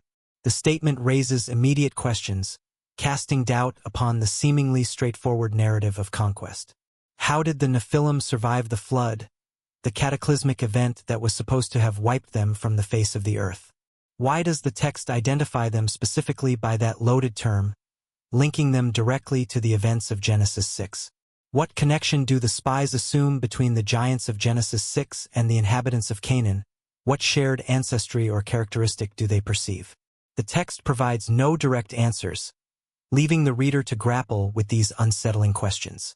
Instead, it reveals how later Israelite tradition employed the Nephilim narrative for ideological purposes, using the mythology of the past to shape the present and justify their actions. The conquest, in this framing, wasn't merely a military campaign against human opponents, a simple land grab driven by territorial ambition. The enemies possessed semi-divine status, descended from primordial giants, beings who embodied cosmic disorder, a force of chaos threatening to unravel the fabric of creation. This framing served rhetorical purposes, transforming the conflict into a battle of cosmic proportions. Opponents became more than human adversaries. They represented forces opposed to divine order itself, agents of corruption seeking to undermine Yahweh's will. Therefore, their displacement wasn't simple conquest, but a cosmic necessity, a vital step in restoring the balance of the universe. The land, in this view, required cleansing from corruption that stretched back before the flood, a purification necessary to establish Yahweh's kingdom on earth. Deuteronomy elaborates on this theme, providing further context and reinforcing the ideological underpinnings of the conquest. Chapter 2 describes various giant clans, the Emim, the Rephaim, the Zamzummim, each characterized by their immense size and formidable strength. These peoples once inhabited the regions east of the Jordan, claiming the land as their own. The text acknowledges them as formidable warriors of great size, but it also reports their destruction by various nations before Israel's arrival, framing their demise as a divine intervention. The pattern repeats, a recurring motif that reinforces the narrative's central message. The land once held giants, the text implies. God removed them. The nations that displaced these giants didn't accomplish this through mere strength. Divine intervention enabled their victories. The same will prove true for Israel's conquest. The message is clear. Israel's success is predetermined, ordained by Yahweh himself. Deuteronomy chapter 3 describes Og, king of Bashan, as the last remnant of the Rephaim, a living testament to the giant's former dominance. His bed, made of iron, measured 13 feet long, a detail designed to emphasize his extraordinary size, to underscore the scale of the challenge facing the Israelites. Yet Israel defeats him, demonstrating Yahweh's power to overcome even the most formidable of foes. The message resonates, echoing through the generations. Even giant kings fall before Yahweh's purposes, their strength rendered insignificant in the face of divine will. Joshua continues the narrative, carrying the torch of conquest and fulfilling Yahweh's promises. Chapter 11 describes Joshua's southern campaign, mentioning the Anakim, another tribe of giants who inhabited the hill country, including Hebron and Debir. Joshua cut them off from the region, claiming the land for Israel, though some remained in Gaza, Gath, and Ashdod, pockets of resistance that hinted at the incomplete nature of the victory. The mention of Gath proves significant, foreshadowing future conflicts and highlighting the persistent threat posed by the giants. 1 Samuel 17 introduces Goliath, the Philistine champion from Gath, a figure of immense stature and terrifying prowess. His size, over 9 feet tall, marks him as descended from the giant clans, a direct descendant of the Nephilim of old. David's victory over Goliath thus echoes Joshua's victories over the Anakim, reaffirming Yahweh's power to overcome even the most daunting of obstacles. The shepherd boy, armed with nothing but a sling and unwavering faith, defeats what trained warriors fear, demonstrating that Yahweh's power transcends natural strength, that divine favor trumps physical advantage. 2 Samuel chapter 21 lists other giant Philistine warriors David's men defeat, a testament to the ongoing struggle against the remnants of the ancient giants. Ishbi-benob, Saph, and Goliath's brother, Lami, all possess extraordinary size and strength, yet all fall before the might of David's army. The text emphasizes continuity, highlighting the enduring nature of the conflict. Giants who escaped Joshua's initial conquest meet defeat under David's reign, their power finally extinguished. The cleansing continues across generations, a relentless pursuit of cosmic order. This extended narrative reveals how biblical authors used the Nephilim tradition, transforming it from a simple mythological tale into a powerful ideological tool. The original Genesis 6 passage provided a mythological touchstone, a shared cultural reference point that resonated with ancient audiences. Subsequent authors invoked that mythology to frame historical conflicts, imbuing them with deeper meaning and significance. Human enemies became manifestations of primordial corruption, representatives of the forces of chaos that threatened to overwhelm the world. Military victories became cosmic triumphs over disorder, symbolic victories that reaffirmed Yahweh's sovereignty and re-established the boundaries between the divine and human realms. The strategy served multiple purposes, both practical and theological. Practically, it motivated warriors, instilling courage and determination in the face of overwhelming odds. Facing giants requires extraordinary courage, a belief in something greater than oneself. Framing the battle as a divine mission rather than a mere territorial dispute provides that motivation, transforming fear into righteous zeal. Theologically, it demonstrated Yahweh's supremacy over all forces, including legendary ones, asserting his authority over the entire cosmos. But the narrative also served to justify conquest itself, providing a moral framework for territorial expansion. Canaanite peoples weren't simply displaced populations. They descended from corrupt stock, carriers of ancient impurity. Their very existence represented a cosmic aberration, a violation of the established order. Therefore, their removal wasn't merely expedient, a matter of political necessity, but necessary and righteous, a divinely ordained act of purification. Modern readers recognize this framing as ancient Near Eastern warfare ideology, a common strategy employed by various cultures to legitimize their conquests. Many cultures portrayed enemies as monstrous, subhuman, or divinely opposed, demonizing the other to justify their subjugation. The biblical texts participate in this common pattern while simultaneously giving it theological grounding, framing the conflict within the context of Yahweh's covenant and his ultimate plan for humanity. Yet, the texts also undermine their own framing, revealing inconsistencies and ambiguities that challenge the dominant narrative. Despite claims of complete conquest, giants repeatedly survive, reappearing in later narratives to haunt the Israelites. The Anakim remain in Philistine cities, a constant reminder of the incomplete nature of the victory. Goliath appears centuries after Joshua, a symbol of the enduring threat posed by the giants. The narrative acknowledges that promised extermination never fully occurred, that the cleansing was never fully completed. This tension between claimed totality and admitted reality runs throughout the conquest accounts, creating a sense of unease and challenging the reader to question the official narrative. The text asserts comprehensive victory while simultaneously describing the ongoing presence of enemies, a paradox that highlights the complexities of historical interpretation. The Nephilim tradition participates in this tension, embodying the inherent contradictions within the conquest narrative. These beings should have perished in the flood, wiped from the face of the earth by Yahweh's judgment. Yet they reappear, defying the divine decree. They should have been eliminated in the conquest, purged from the promised land by Joshua's armies. Yet they persist into the monarchy period, haunting the Israelites with their presence. The repeated survival suggests the Nephilim function more as a literary device than a historical reality, serving as a symbolic representation of the perpetual threat of chaos, the constant possibility of disorder reasserting itself. Complete victory remains forever just beyond reach, an elusive ideal that can never be fully attained. Each generation faces its own giants, confronting the challenges and anxieties of their time. The conquest never fully ends, becoming a metaphor for the ongoing struggle between good and evil, order and chaos, faith and doubt. Biblical scholars debate whether the post-flood Nephilim represent biological continuity or an independent tradition, engaging in lively discussions about the historical accuracy of the biblical accounts. Did the biblical authors believe Nephilim literally survived the flood, defying the laws of nature and divine judgment? Or does the term simply designate any group possessing giant stature, a convenient label used to describe particularly formidable enemies, with the Numbers passage making a rhetorical connection to Genesis 6 to enhance their fearsome reputation? The text doesn't clarify, leaving the question open to interpretation.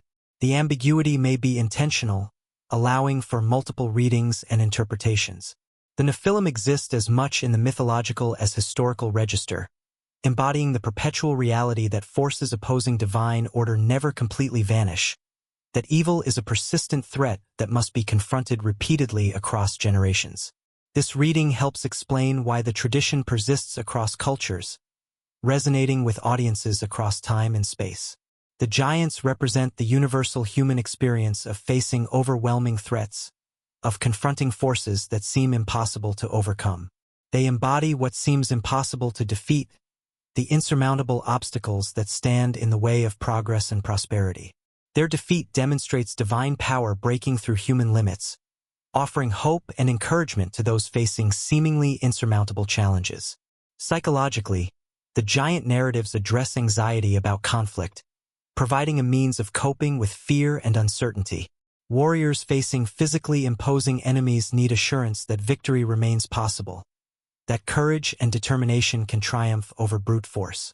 The giant-killing stories provide that assurance, offering a narrative of hope in the face of adversity. Superior size doesn't guarantee victory. Divine favor trumps physical advantage, allowing the weak to overcome the strong. Politically, the narratives legitimize territorial claims, providing a moral justification for conquest and expansion. If the previous inhabitants weren't merely displaced people, but corrupt giants, tainted by ancient sin, their removal becomes cosmically justified rather than morally ambiguous. The land required cleansing, and Israel served as the divine agent of that cleansing, fulfilling Yahweh's will and establishing his kingdom on earth. Theologically, the Nephilim represent evil's resilience, its remarkable ability to persist despite repeated attempts at eradication. The flood should have destroyed them, wiping them from the face of the earth, yet somehow corruption reasserts itself, finding new ways to manifest in the world. This pattern reflects deep biblical themes about sin's persistence despite repeated divine judgment, about the ongoing struggle between good and evil that defines the human condition. Evil proves remarkably difficult to eradicate, requiring constant vigilance and unwavering faith. The conquest narratives thus employ the Nephilim tradition for complex purposes, weaving together historical, theological, and ideological concerns into a cohesive and compelling narrative. The texts tell stories about military campaigns while simultaneously addressing deeper questions about good and evil, human and divine, order and chaos, exploring the fundamental questions that have preoccupied humanity for millennia. Modern archaeological evidence complicates the biblical picture, challenging the traditional understanding of the conquest narrative. Excavations reveal no evidence of massive population displacement in Canaan during the supposed conquest period, casting doubt on the historical accuracy of the biblical accounts. Instead, early Israel appears to emerge gradually from within Canaanite culture, a process of assimilation and adaptation rather than a violent takeover. The conquest narratives, therefore, reflect ideological historiography rather than simple historical reporting, presenting a selective and interpretive account of the past designed to promote a particular worldview. Yet this doesn't diminish the text's theological significance, its enduring power to inspire and challenge. The biblical authors crafted narratives that gave meaning to their community's origins and identity, shaping their understanding of themselves and their place in the world. The Nephilim tradition provided mythological depth to those narratives, adding layers of complexity and meaning. Giants who survived the flood and populated Canaan became literary devices for exploring Israel's relationship with the land and its God, allowing the authors to grapple with fundamental questions about identity, morality, and divine purpose. The Nephilim thus migrate from their Genesis 6 origin into new literary contexts, their story evolving and adapting over time. Each appearance serves new purposes while echoing the original associations, creating a rich tapestry of interconnected narratives. They remain perpetually liminal figures, existing on the threshold between worlds, neither fully divine nor fully human, neither completely destroyed nor fully alive, neither purely mythological nor simply historical. Their ambiguity proves essential to their literary function, allowing them to embody a range of different meanings and interpretations. Clear categories would reduce their power, limiting their ability to resonate with diverse audiences.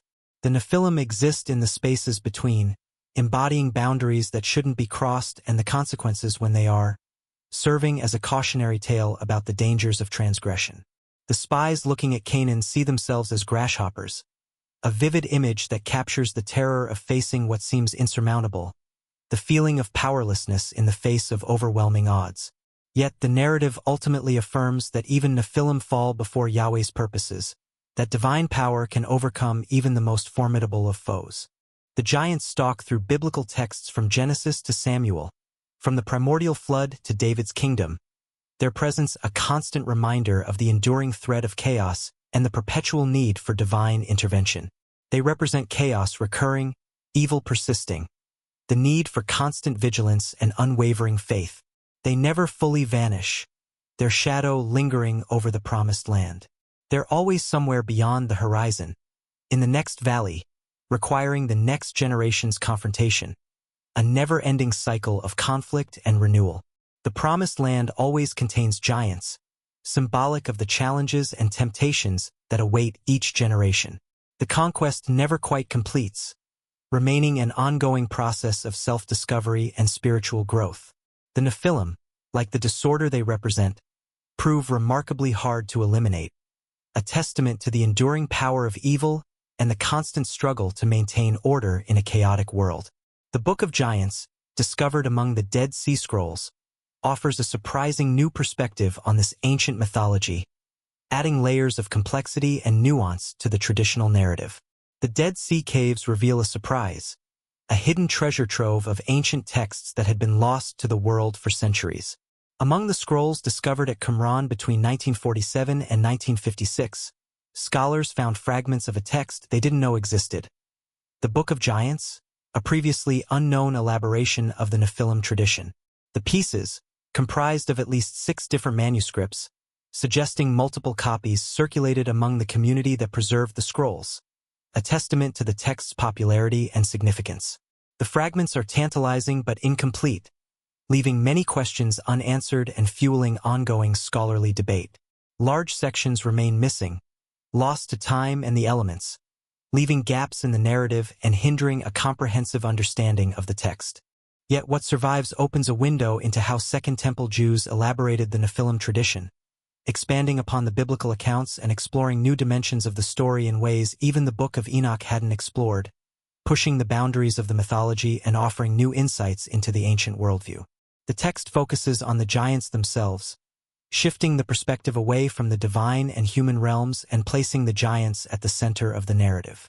Rather than viewing them only as villains in a cosmic drama, as simple embodiments of evil, the Book of Giants gives them voices, personalities, and agency, humanizing them in ways that challenge traditional interpretations. They dream, they debate, they recognize their impending doom, their thoughts and emotions revealing a complexity that had previously been absent from the narrative. One fragment describes the giant Ohia having a dream, a prophetic vision that foretells the coming catastrophe. He sees a tablet being cast into water, a symbolic representation of the flood that will soon engulf the world. The tablet contains writing that gets washed away, leaving only 3 names visible, a cryptic detail that hints at the survivors who will repopulate the earth. Terrified by the vision, Ohia relates his dream to the other giants and to the Watchers, their angelic fathers, seeking guidance and understanding. Another giant, Haya, also dreams, experiencing a similar vision of impending doom. He sees a garden full of trees, a symbol of the world and its inhabitants. Celestial beings descend with axes, their purpose clear: destruction. They cut down all the trees except one with 3 roots, a recurring motif that reinforces the theme of survival and renewal. When Haya awakens, he and Ohia realize their dreams predict the same catastrophic event, confirming their fears and plunging them into despair. The giants don't understand the meaning, their knowledge limited by their mortal perspective. Therefore, they send one of their number, Mahawai, to consult Enoch, the righteous prophet who can interpret divine visions. The text describes Mahawai's journey, a perilous quest to seek wisdom and guidance. He flies through the air until he finds Enoch, a testament to the giants' supernatural abilities, inherited from their angelic fathers. He delivers the giants' questions, relaying their dreams and seeking an explanation for the impending doom. Enoch provides the interpretation, revealing the true meaning of the visions. The tablet cast into water represents the coming flood that will destroy everything written. That is, everyone living except Noah and his 3 sons, who will be spared to repopulate the earth. The garden represents the world, a vibrant and flourishing creation on the verge of destruction. The trees are humanity and the giant race, all destined to be cut down except one tree with 3 roots, a symbol of Noah and his sons, who will carry on the legacy of humanity. The message devastates the giants, confirming their worst fears. They recognize their doom as divinely decreed and inescapable, a fate they cannot avoid. Yet the text presents them with some sympathy, acknowledging their humanity and their capacity for remorse. They aren't simple monsters, mindless agents of destruction. They possess intelligence, emotion, and the capacity to recognize divine judgment as just, making their impending destruction all the more tragic. This humanization of the giants represents a sophisticated literary development, a departure from earlier traditions that portrayed them as purely evil. The Book of Enoch portrayed the Watchers and their offspring as purely evil, devoid of any redeeming qualities. The Book of Giants adds nuance, exploring the complexities of their character and motivations. The giants inherit corruption from their fathers' transgression, bearing the burden of their ancestors' sins. They embody disorder, representing a threat to the cosmic balance. Yet they also possess awareness and even tragic dignity, making their destruction a source of both justice and sorrow. The text fragments reveal fierce conflicts among the giants themselves, suggesting a complex social structure with competing factions and conflicting agendas. They don't act as a unified force, blindly following a single purpose. Different groups pursue different goals, driven by their own desires and ambitions. Some engage in violence against humanity, perpetuating the cycle of chaos and destruction. Others seek knowledge from their angelic fathers, hoping to gain power and understanding. Some apparently recognize their actions as wrong and seek atonement, a surprising development that challenges the traditional portrayal of the giants as irredeemable villains. One particularly intriguing fragment describes the giants confessing their sins, acknowledging the harm they've caused and recognizing they violated cosmic order. The passage suggests at least some giants understood their existence itself as problematic, regardless of their individual actions, suggesting a sense of inherited guilt and a recognition of their place within a corrupted lineage. Another section describes battles between giant factions, their conflicts mirroring the chaos and violence that plagued the ancient world. The violence becomes so extreme that it threatens to destroy the world before the flood even arrives, highlighting the destructive potential of unchecked power and the fragility of the cosmic order. Enoch intervenes, separating the warring groups and imposing temporary peace, demonstrating the prophet's role as a peacemaker and a force for stability in a world teetering on the brink of destruction. Even the prophet who announces their judgment works to limit the chaos they create, emphasizing the importance of maintaining order even in the face of impending doom. The Book of Giants also elaborates the knowledge traditions associated with the Watchers, expanding upon the biblical accounts and exploring the complexities of forbidden knowledge. The angelic fathers taught humanity forbidden arts: astrology, metallurgy, cosmetics, sorcery, secrets that were not meant for mortal eyes. The giants inherit and expand this knowledge, but the text portrays such knowledge as corrupting rather than enlightening, suggesting that some knowledge is better left unknown. What the Watchers revealed shouldn't have been known, their actions disrupting the natural order and unleashing chaos upon the world. This theme connects to broader Second Temple concerns about proper and improper knowledge, exploring the dangers of seeking knowledge beyond human comprehension. Not all learning proves beneficial. Some wisdom corrupts those who possess it, leading them down a path of destruction. The Watcher's transgression involved sharing divine secrets with creatures unprepared to handle them responsibly, resulting in catastrophic consequences. The giant Mahawai's aerial journey reveals another interesting detail, providing further insight into the giant's supernatural abilities. The text describes his flight in vivid terms, emphasizing the distance he travels and the speed at which he moves. This suggests the giants possessed supernatural abilities inherited from their angelic fathers, allowing them to defy the laws of nature. They could fly, possessed immense strength, and lived extraordinarily long lives, all gifts bestowed upon them by their celestial ancestors. Yet these abilities couldn't save them, their supernatural powers proving ultimately powerless in the face of divine judgment. The dreams reveal their doom is certain, a fate they cannot escape regardless of their strength or knowledge. Supernatural power proves irrelevant when divine judgment arrives, highlighting the limits of mortal abilities in the face of divine will. The flood will destroy them regardless of their abilities, reaffirming Yahweh's absolute sovereignty. This theme reinforces monotheistic theology, emphasizing Yahweh's ultimate power and authority over all creation. No power competes with Yahweh's sovereignty. No force can resist his will.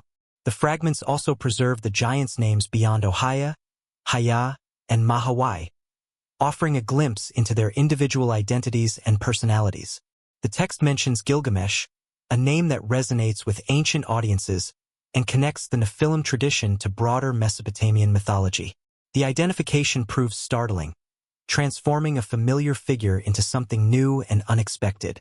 Gilgamesh, the legendary hero king of Mesopotamian epic, appears here as one of the antediluvian giants, a condemned offspring of the Watchers. This connection reveals how Jewish tradition absorbed and reinterpreted Babylonian mythology, adapting existing narratives to fit within their own theological framework. The Epic of Gilgamesh describes a semi-divine hero of extraordinary strength who seeks immortality, grappling with existential questions about life, death, and the meaning of human existence. The Book of Giants transforms him into a Nephilim, one of the condemned offspring of the Watchers, his fate sealed by his lineage. The strategy parallels how biblical authors treated other ancient Near Eastern traditions, incorporating elements of foreign mythologies while simultaneously subordinating them to Israelite theology. Gilgamesh existed, this approach says, but he was a doomed giant, not a hero to be celebrated, a cautionary tale about the dangers of hubris and the limits of human ambition.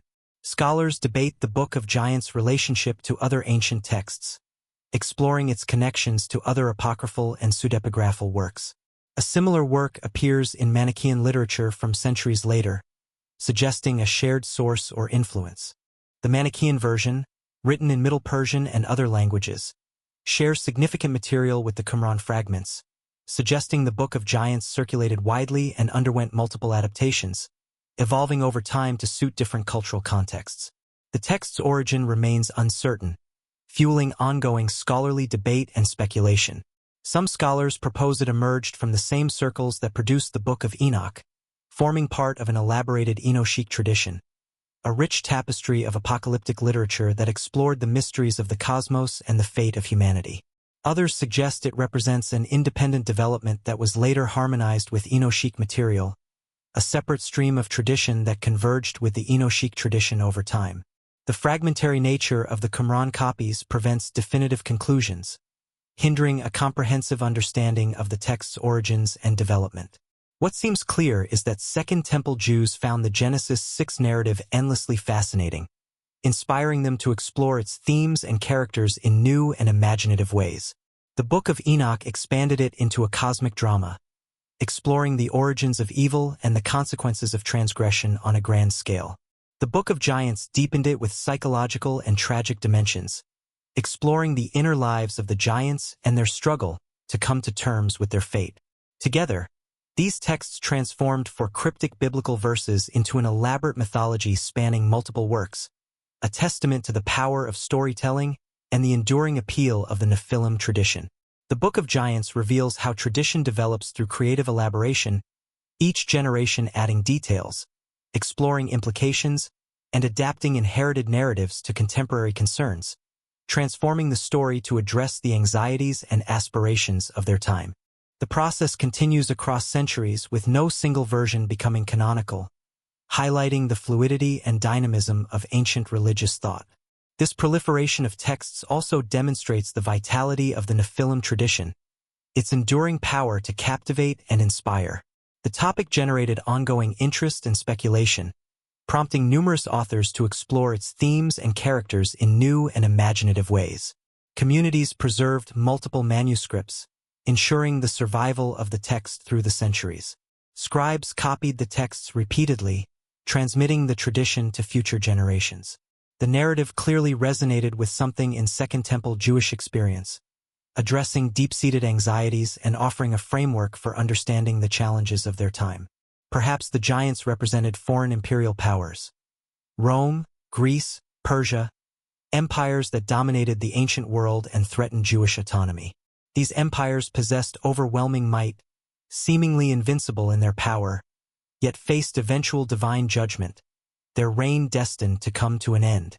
The giants' dreams of doom may have comforted communities living under occupation, offering hope that even the most powerful oppressors would eventually fall. Even apparently invincible powers will fall when God decrees, offering a message of hope and resilience in the face of adversity. Or perhaps the tradition addressed internal community concerns, reflecting the divisions and conflicts within Jewish society. The giants' conflicts among themselves might mirror factional divisions within Judaism, the competing ideologies and interpretations of religious law that threaten to undermine community unity. The portrayal of some giants seeking knowledge while others pursue violence could reflect debates about Hellenistic culture's value, the tension between embracing foreign ideas and preserving Jewish traditions. Whatever the specific applications, the Book of Giants enriches the Nephilim tradition significantly, adding layers of complexity and meaning to the story. The giants cease being mere plot devices, serving a purely functional role in the narrative. They become complex characters facing existential terror, grappling with questions of identity, morality, and the meaning of life in the face of impending doom. Their tragedy lies not just in their destruction, but in their awareness of its inevitability, their recognition that they cannot escape their fate. The fragments preserve one particularly poignant moment, capturing the giants' despair in the face of divine judgment. After learning their fate, the giants weep, their tears a symbol of their grief and remorse. They recognize they cannot escape, their doom sealed by their lineage. No bargaining with heaven remains possible. Their fate is predetermined. The flood comes regardless, sweeping away everything in its path. Their tears acknowledge both guilt and doom, a complex mix of emotions that challenges any simple moral judgment. This emotional depth distinguishes the Book of Giants from earlier texts, highlighting its sophisticated literary artistry. The giants possess interiority, their thoughts and feelings explored with sensitivity and nuance. They experience fear, confusion, and grief, their emotions mirroring the human experience of loss and despair. They're monstrous, yet somehow sympathetic, their flaws and vulnerabilities, making them relatable despite their supernatural origins. Their destruction becomes tragedy rather than simple justice, eliciting a sense of pity and remorse. The text thus complicates any straightforward moral reading, challenging readers to grapple with difficult questions about justice, mercy, and the nature of evil. Yes, the giants represent cosmic disorder, embodying the forces of chaos that threaten to overwhelm the world. Yes, their destruction restores proper boundaries, reaffirming the importance of order and stability. But the Book of Giants asks readers to recognize their humanity, or semi-humanity, even while acknowledging their doom as necessary, urging compassion even in the face of judgment. This sophisticated approach suggests the text's authors grappled seriously with questions about inherited guilt, the nature of evil, and the cost of cosmic restoration, exploring the complex moral dilemmas that arise when dealing with forces beyond human comprehension. The giants suffer for their fathers' sins, bearing the burden of their ancestors' transgressions. They embody corruption they didn't choose, yet they must be destroyed for order to prevail, raising questions about justice, mercy, and the responsibility of future generations. The Book of Giants thus represents the Enochic tradition's most developed literary achievement regarding the Nephilim, its most nuanced and sophisticated exploration of the mythology. The text takes mythology seriously while exploring its moral and emotional dimensions, delving into the inner lives of its characters and grappling with the complex ethical questions they raise. The giants live, dream, fear, and die across its fragmentary pages, their stories preserved for millennia within the caves of Qumran. The caves at Qumran preserve these fragments for 2,000 years, protecting them from the ravages of time and the destruction of human conflict. Their discovery reminds us how much ancient literature has been lost, how many stories have been silenced and forgotten.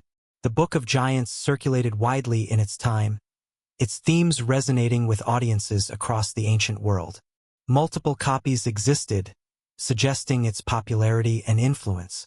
Yet, without the Dead Sea Scrolls, modern readers would never have known this text existed, its voice lost to the sands of time. How many other elaborations of the Genesis 6 tradition have vanished completely, their stories lost forever? What other perspectives on the sons of God and Nephilim once circulated but left no trace, leaving us with only fragments of a larger picture? The fragments hint at a rich, diverse tradition far more elaborate than surviving canonical texts suggest, a vibrant landscape of mythology and religious thought that has been largely lost to history. The giants dream their doom, their visions foretelling the coming catastrophe. The tablet drowns, its writing washed away by the flood. The trees fall, their branches crashing to the earth. Only 3 roots remain, a symbol of hope and renewal in the face of devastation. Cultural mythology, the shared stories and beliefs that shape our understanding of the world, plays a crucial role in shaping human identity and values. The flood comes, a recurring motif in cultures across the globe, representing the potential for destruction and the promise of rebirth. Every culture tells the story, adapting it to their own unique circumstances and beliefs, creating a rich tapestry of myth and legend that reflects the shared human experience. Not identical details, perhaps, but the essential pattern persists. Water rising, humanity drowning, a remnant surviving against all odds. From the ancient clay tablets of Mesopotamia to the foundational texts of the Abrahamic faiths, the story echoes through time, a haunting reminder of potential annihilation and the enduring hope for renewal.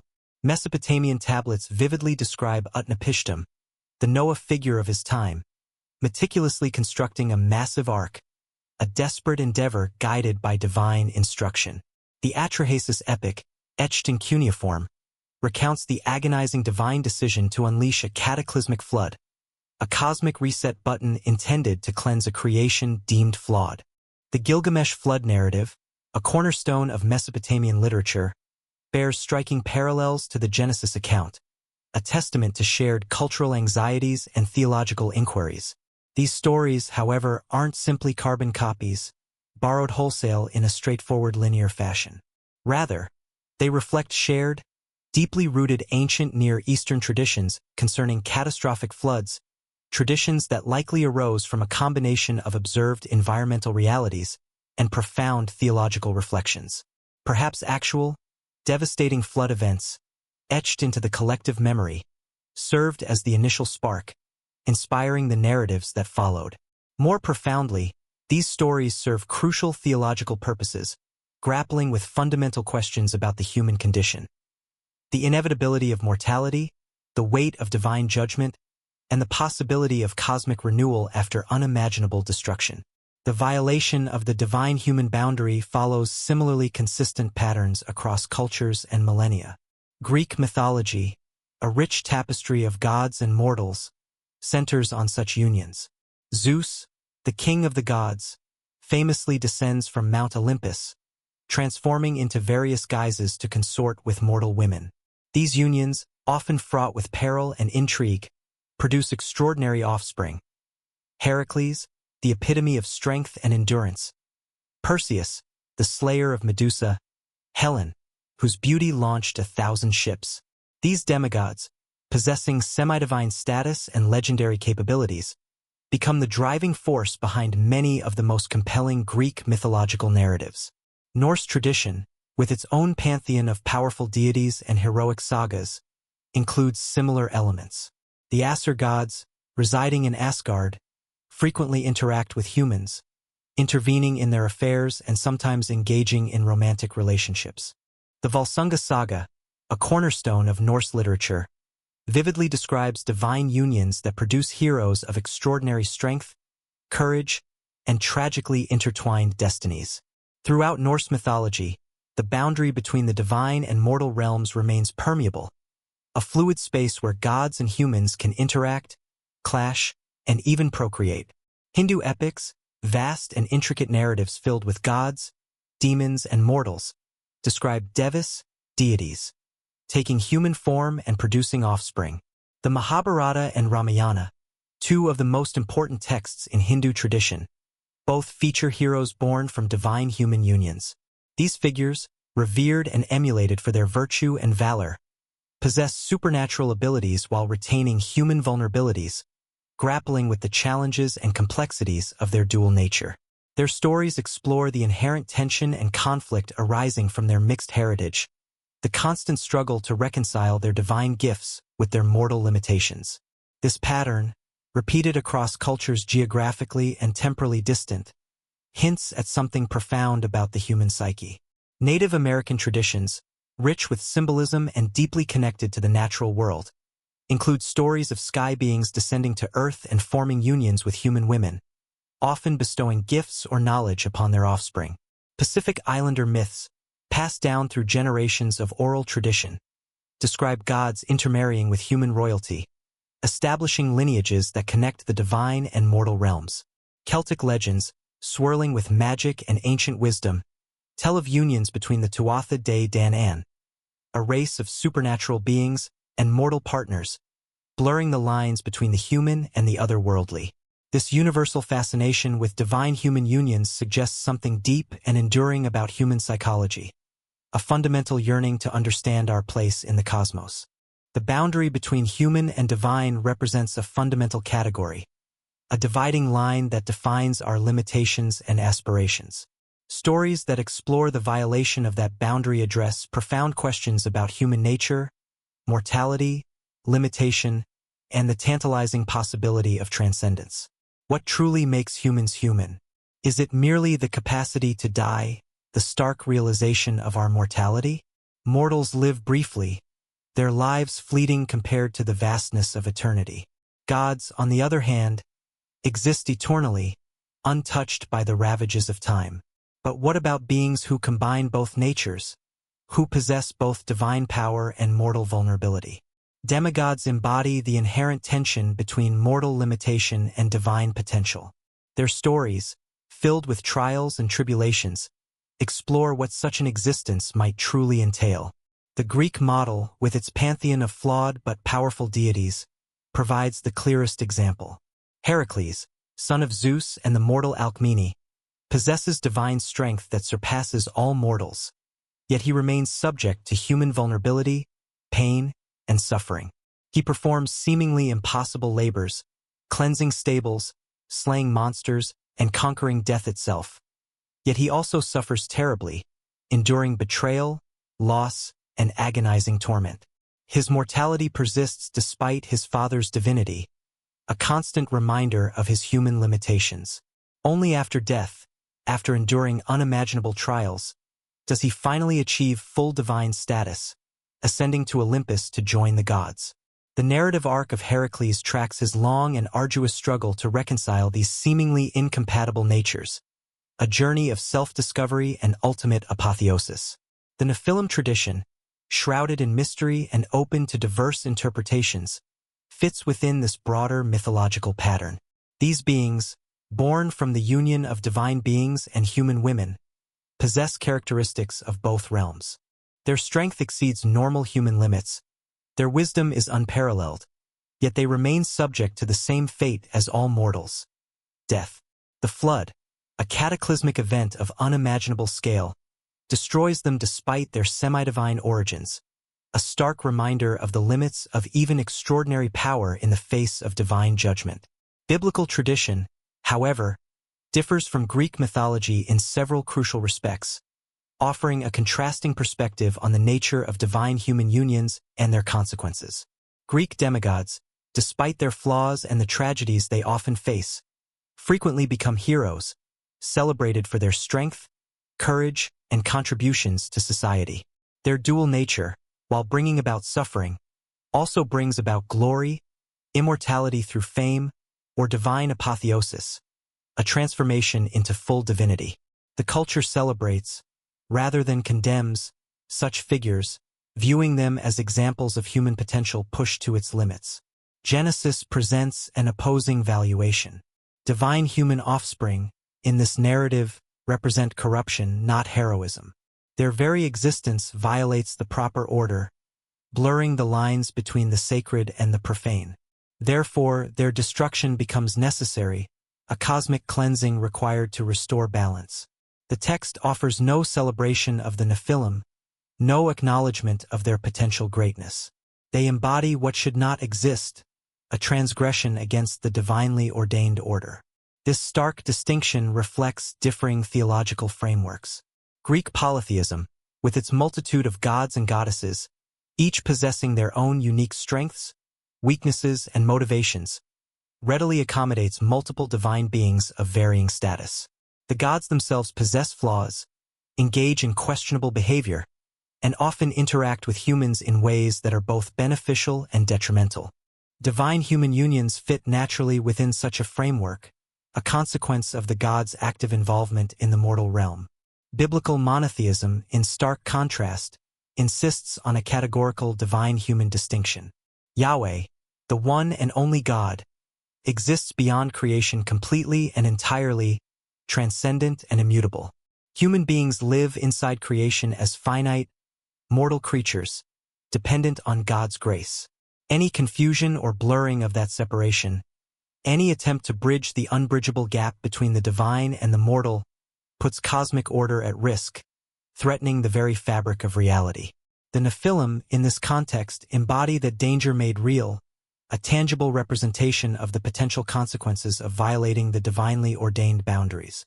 And yet, despite these significant differences, these traditions also share substantial common ground, exploring similar themes and grappling with similar questions.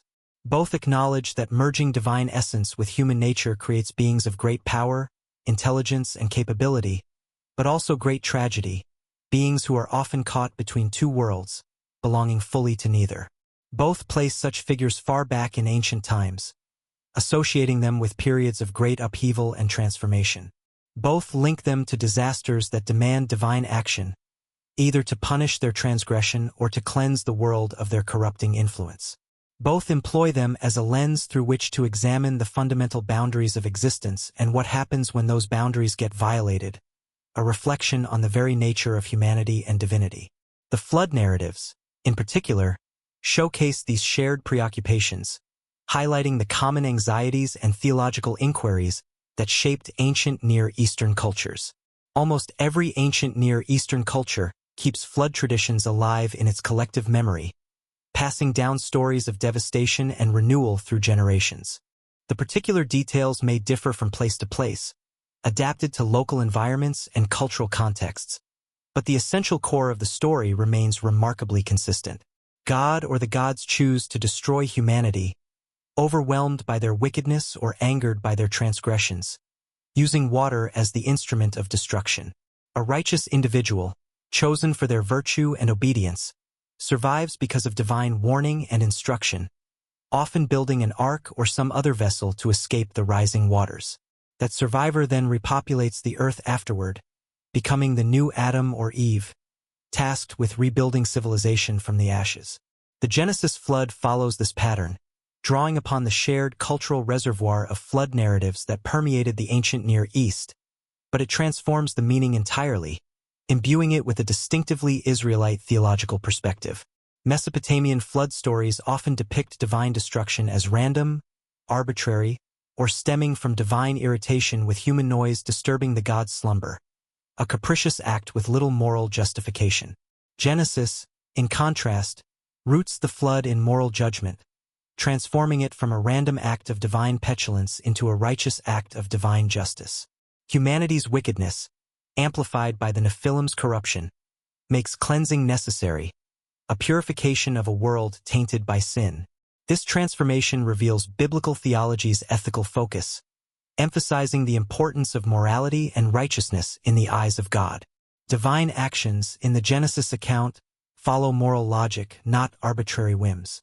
The flood embodies justice, not capriciousness, a consequence of human sin and divine judgment.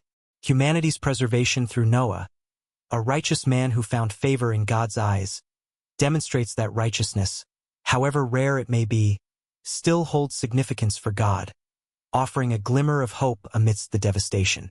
Comparative mythology also illuminates how cultures work through catastrophe, how they grapple with the existential challenges posed by suffering, loss, and the apparent arbitrariness of fate. Flood stories might preserve memories of actual disasters that happened in the distant past, serving as cautionary tales and reminders of the power of nature. The Black Sea flood hypothesis, for example, proposes a catastrophic flooding event around 5,600 BCE that displaced populations and created lasting traditions in cultural memory, potentially influencing the development of flood narratives in the region. Whatever historical basis might exist, these stories ultimately function to explain suffering, to provide a framework for understanding the seemingly inexplicable, and to explore how the divine responds to human actions, both good and evil. The divine-human union motif, on the other hand, tackles different questions entirely, probing the depths of human potential alongside the stark realities of human limitation. What would humans transform into if they possessed divine power, knowledge, and abilities? Would we exercise such power with wisdom, compassion, and justice? Or would enhanced capability simply lead us toward greater corruption, amplifying our flaws and unleashing our darkest impulses? The Nephilim narrative, with its emphasis on corruption and destruction, points toward the latter possibility, suggesting the inherent dangers of unchecked power. Greek tradition, in its more nuanced and complex portrayal of demigods, provides more uncertain answers, acknowledging the potential for both good and evil in those who possess a dual nature. Some demigods, like Heracles, turn into heroes, using their divine gifts to serve humanity, protect the innocent, and conquer evil. Others, like the monstrous centaurs, become symbols of savagery and uncontrolled desire, embodying the darker aspects of human nature.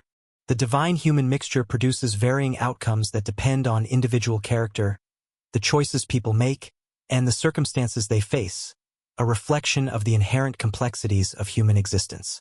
This variability, the unpredictable nature of human behavior, captures Greek tragedy's core concerns, exploring the agonizing choices humans must make in the face of overwhelming forces. The gods, in the world of Greek tragedy, often engineer situations where humans confront impossible choices, dilemmas that test their moral compass and reveal the depths of their character. Demigods, who possess power far beyond human norms, face proportionally greater moral complexity, their choices carrying greater weight and having more far-reaching consequences.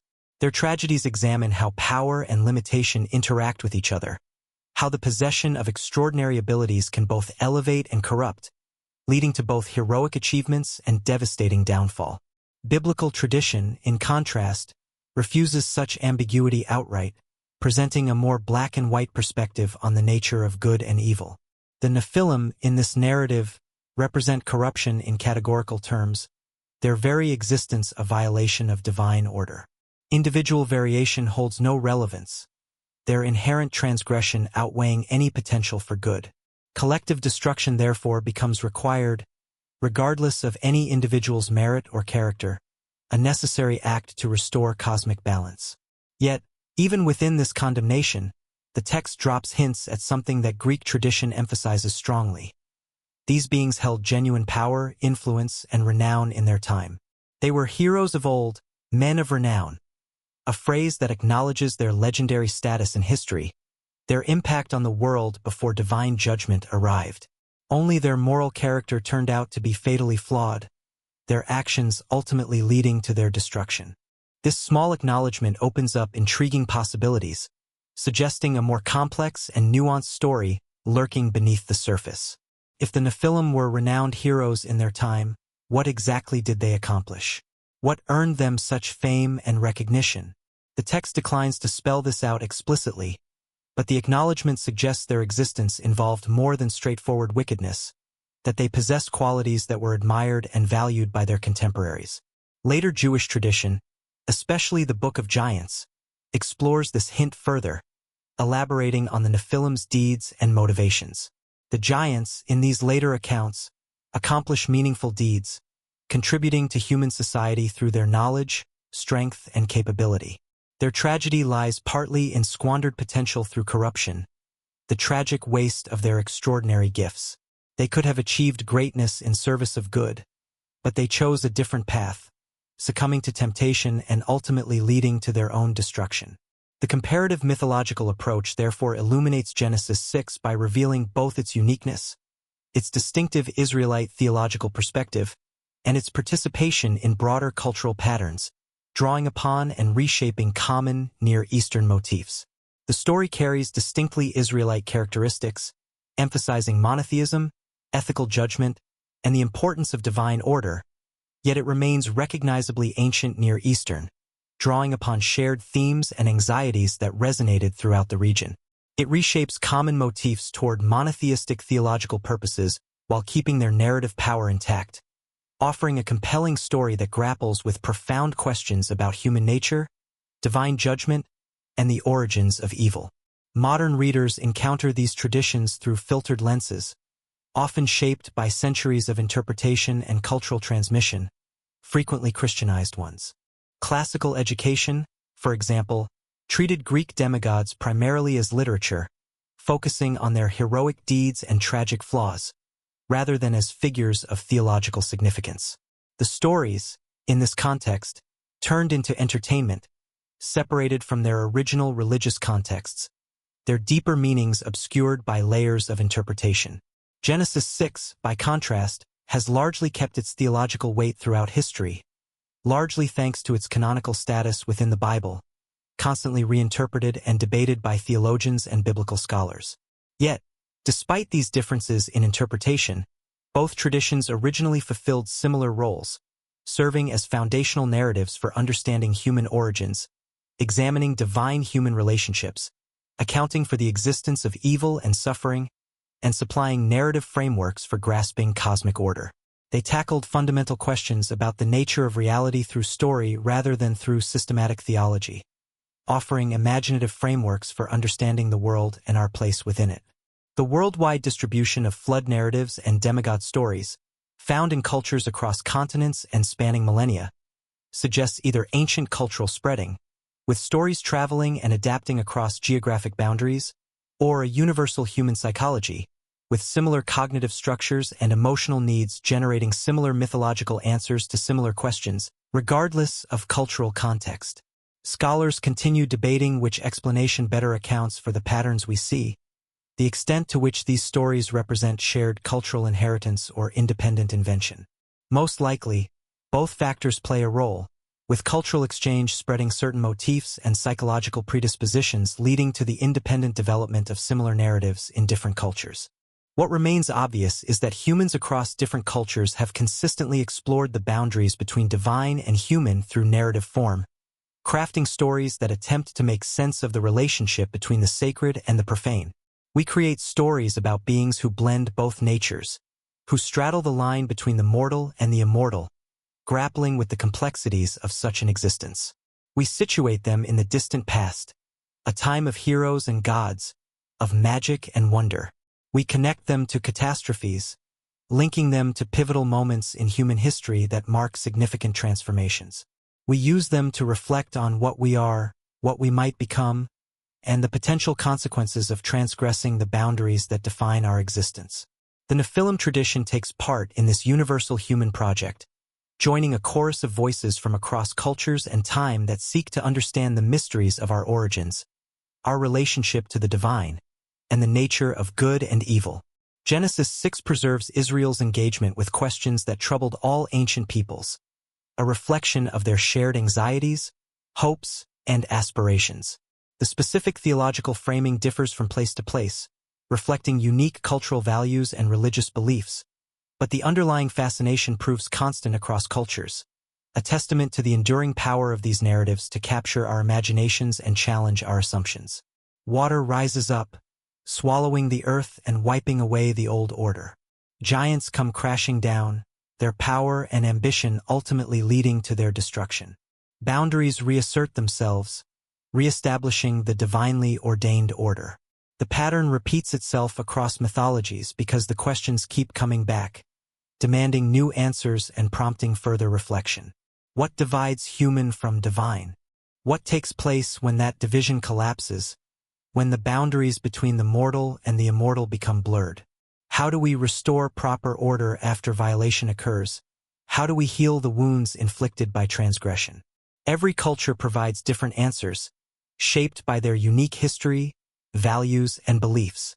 Every tradition reveals different emphases and different concerns, highlighting different aspects of the human condition. Yet the questions themselves prove remarkably stable across both geography and time, a testament to their enduring relevance. The Nephilim, much like their Greek and Norse and Hindu counterparts, explore the significance of boundaries by telling stories about its violation, offering cautionary tales and reflections on the nature of transgression. The stories last because the boundary remains fundamental to human existence, defining our limitations and aspirations. We stay mortal, bound by the constraints of time and space. We face limitation, constantly reminded of our vulnerability and imperfection. We wonder what transcending those constraints would actually mean, what it would be like to possess divine power and knowledge. The demigods, the Nephilim included, give form to that wonder and its consequences, allowing us to explore the possibilities and the perils of transcending our mortal limitations. Modern mythmaking takes new shapes, adapting ancient themes to contemporary concerns and utilizing new forms of media to disseminate its narratives. Helena Blavatsky, a controversial figure in the history of Western esotericism, publishes her first major work in the late 19th century, laying the foundation for a new wave of spiritual and occult movements. The Russian mystic claims direct contact with ancient wisdom transmitted through Tibetan masters, claiming to possess secret knowledge that has been passed down through generations of enlightened beings. Her Theosophical Society, founded in New York City in 1875, draws followers throughout Europe and America, attracting those who search for spiritual knowledge that goes beyond conventional religion and materialist science, seeking answers to fundamental questions about the nature of reality, the origins of humanity, and the meaning of life. Blavatsky promises to deliver both scientific insights and spiritual enlightenment, bridging the gap between reason and intuition. Her most influential work, The Secret Doctrine, appears in 1888, a massive 2-volume text that lays out a complex cosmological history spanning billions of years, a grand narrative that reimagines the origins of humanity and its place in the universe. Humanity, according to Blavatsky, descended from earlier root races that possessed higher spiritual development, ancient civilizations that thrived in ages past. Each race rose up, flourished briefly, then declined, leaving behind ruins and legends scattered across the world, vestiges of their lost glory. The fourth root race in Blavatsky's system inhabited the lost continent of Atlantis, a mythical civilization often associated with advanced technology and psychic powers. These beings, according to Blavatsky, commanded advanced technology alongside psychic powers, possessing abilities that far surpassed those of modern humans. They stood taller than modern humans do, living for thousands of years, but their civilization ultimately collapsed through moral corruption, succumbing to greed, selfishness, and the abuse of their extraordinary powers. The connections to Genesis 6 become direct and explicit in Blavatsky's interpretation. Blavatsky identifies the Nephilim with these Atlantean giants, viewing them as the last remnants of a once great civilization that had fallen from grace. The sons of God, she proposes, were highly evolved beings from earlier races in Earth's history, spiritual adepts who possessed advanced knowledge and psychic abilities. Their union with less developed humans produced the legendary offspring described in ancient texts, beings who inherited their parents' extraordinary powers, but also their flawed moral character. The flood, in Blavatsky's interpretation, destroyed Atlantis itself, submerging the continent beneath the waves and preserving only fragmentary memories scattered through world mythology, encoded in ancient texts and passed down through generations. This reinterpretation reshapes biblical narrative into esoteric history, transforming the story of the Nephilim into a chapter in a larger cosmic narrative. The text becomes encoded wisdom instead of divine revelation, containing hidden truths that can only be unlocked through esoteric interpretation. When properly interpreted, Genesis preserves actual prehistoric events that later generations misunderstood, mistaking historical accounts for mythological allegories. The Nephilim weren't mythological figures at all, but real beings whose existence conventional history has simply forgotten, victims of a deliberate cover-up or simply lost to the mists of time. Theosophy goes on to influence countless later movements, shaping the landscape of modern spirituality and occultism. Rudolf Steiner's anthroposophy develops parallel themes, expanding on Blavatsky's ideas and incorporating them into a new system of spiritual and scientific knowledge. The Rosicrucians incorporate these ideas into their teachings, adding them to their existing blend of alchemy, mysticism, and esoteric philosophy. New Age spirituality inherits these frameworks wholesale, often drawing directly from theosophical concepts and adapting them to contemporary concerns. By the mid-20th century, the concept of ancient advanced civilizations producing legendary giants becomes widespread throughout alternative spirituality, a common trope that appears in countless books, films, and television shows. Then, in 1968, Erich von Däniken publishes Chariots of the Gods, a book that would revolutionize the field of alternative history and popularize the ancient astronaut theory on a global scale. The Swiss author puts forward a radical thesis, challenging conventional understanding of human history and proposing a completely new explanation for ancient monuments and religious texts. Ancient astronauts, according to von Däniken, visited Earth in prehistoric times, interacting with early humans and influencing the course of civilization. These extraterrestrial beings got mistaken for gods by primitive humans who lacked scientific understanding, their advanced technology and superior knowledge misinterpreted as divine powers. They taught technology, constructed monuments, and interbred with humans, leaving behind a legacy that continues to fascinate and perplex us today. Von Däniken treats ancient texts, Genesis included, as garbled accounts of alien contact, distorted by primitive understanding and cultural biases. The sons of God, in his reading, transform into space travelers, advanced extraterrestrial beings who came to Earth from distant planets. In his interpretation, the Nephilim become human-alien hybrids, the offspring of these extraterrestrial visitors and early humans, possessing extraordinary abilities and serving as intermediaries between the gods and mortals. The flood represents either natural disaster, perhaps caused by alien technology, or deliberate alien extermination of failed genetic experiments, a ruthless act of population control carried out by advanced beings. Biblical narrative, according to von Däniken, preserves actual events but misinterprets them through primitive conceptual frameworks that lacked modern scientific vocabulary, unable to accurately describe alien technology or genetic manipulation. The book becomes a massive international bestseller, captivating readers with its bold claims and challenging conventional assumptions. Millions of copies sell across the world, translated into dozens of languages. Von Däniken appears on television programs and delivers lectures globally, spreading his ideas to a vast audience. The ancient astronaut theory enters mainstream popular culture, influencing countless works of fiction and non-fiction. Despite universal rejection from academic experts, the ideas prove remarkably resilient and long-lasting, continuing to inspire debate and discussion. The theory's appeal stems partly from its democratic epistemology, its challenge to traditional authority, and its invitation to readers to think for themselves. Academic experts dismiss ancient astronauts as pseudoscience, lacking credible evidence and based on flawed reasoning, but von Däniken argues that those experts function as gatekeepers, protecting orthodoxy from challenge and stifling dissenting voices.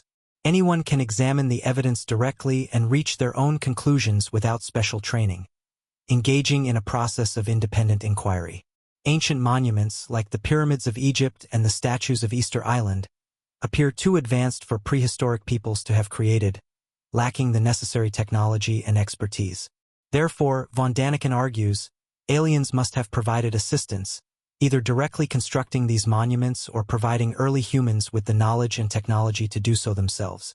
Genesis 6 becomes key supporting evidence, a crucial piece of the puzzle that supports the ancient astronaut theory. How else, von Däniken asks, should we interpret sons of God coming from the sky to mate with human women? The phrase, he argues, clearly describes extraterrestrials visiting Earth, engaging in sexual relationships with early humans. The resulting offspring's great size, strength, and extraordinary abilities point toward genetic manipulation, evidence of advanced biotechnology used by the aliens to create a new breed of humans.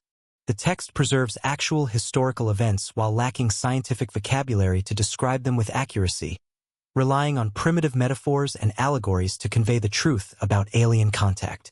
This reading blends biblical literalism, taking the text at face value, with rejection of supernatural explanation, replacing divine intervention with scientific explanations. The events occurred as described, but rather than angels, the visitors were flesh and blood beings from other planets, advanced civilizations that had mastered interstellar travel. Instead of miracles, genetic engineering produced the giants, creating a new species of hybrid beings through scientific means. The flood becomes natural disaster instead of divine judgment, a result of geological processes or perhaps even alien intervention, wiping away the evidence of their presence on Earth.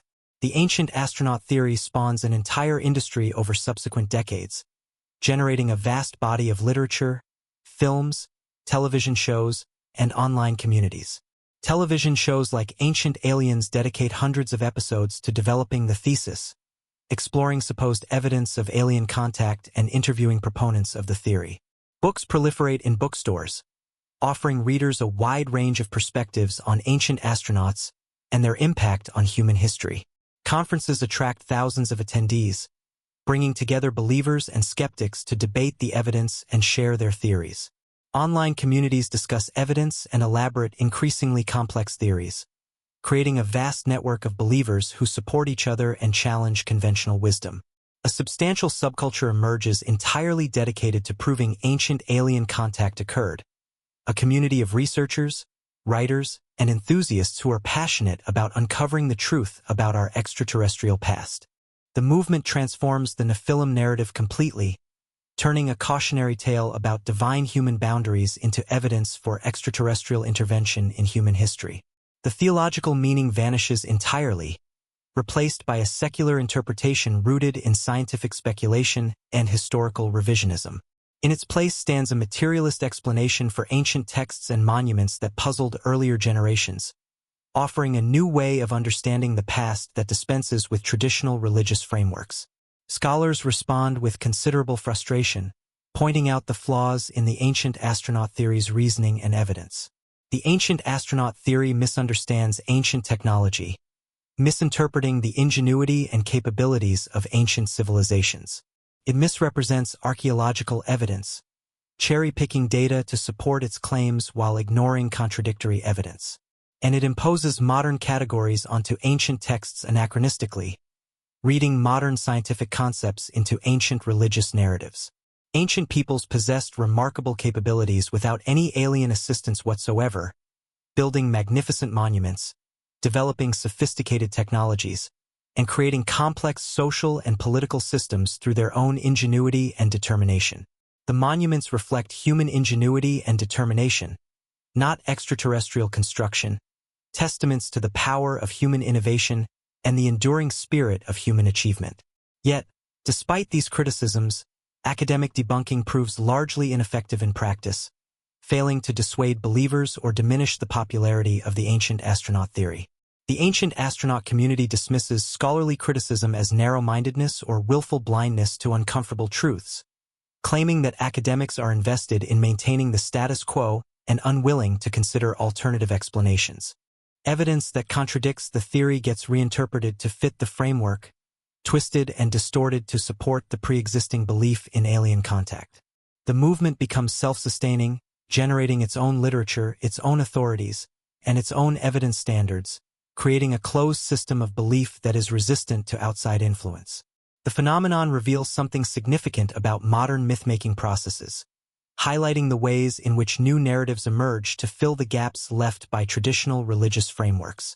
Traditional religious frameworks lose cultural authority for many people in modern societies, unable to provide satisfactory answers to the complex questions of the 21st century.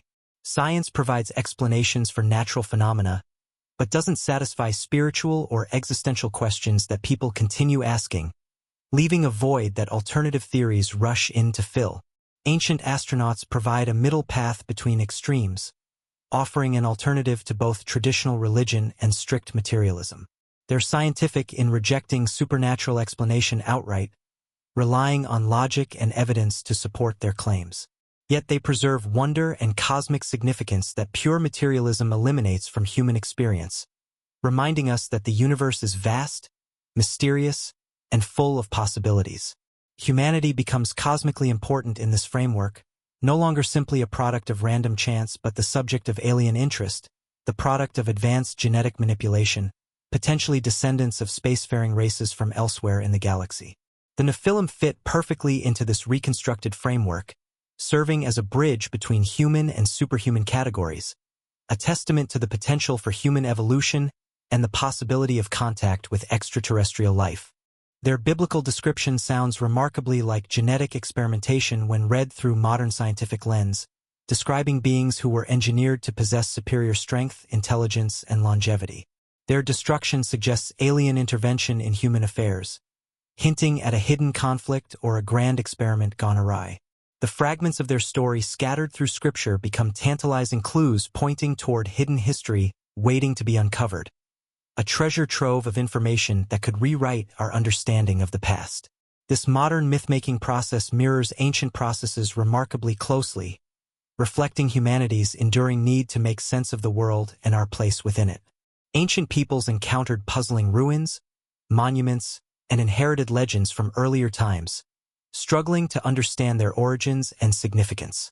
They developed narratives that explained them satisfactorily, drawing on their existing cultural and religious frameworks to create coherent explanations.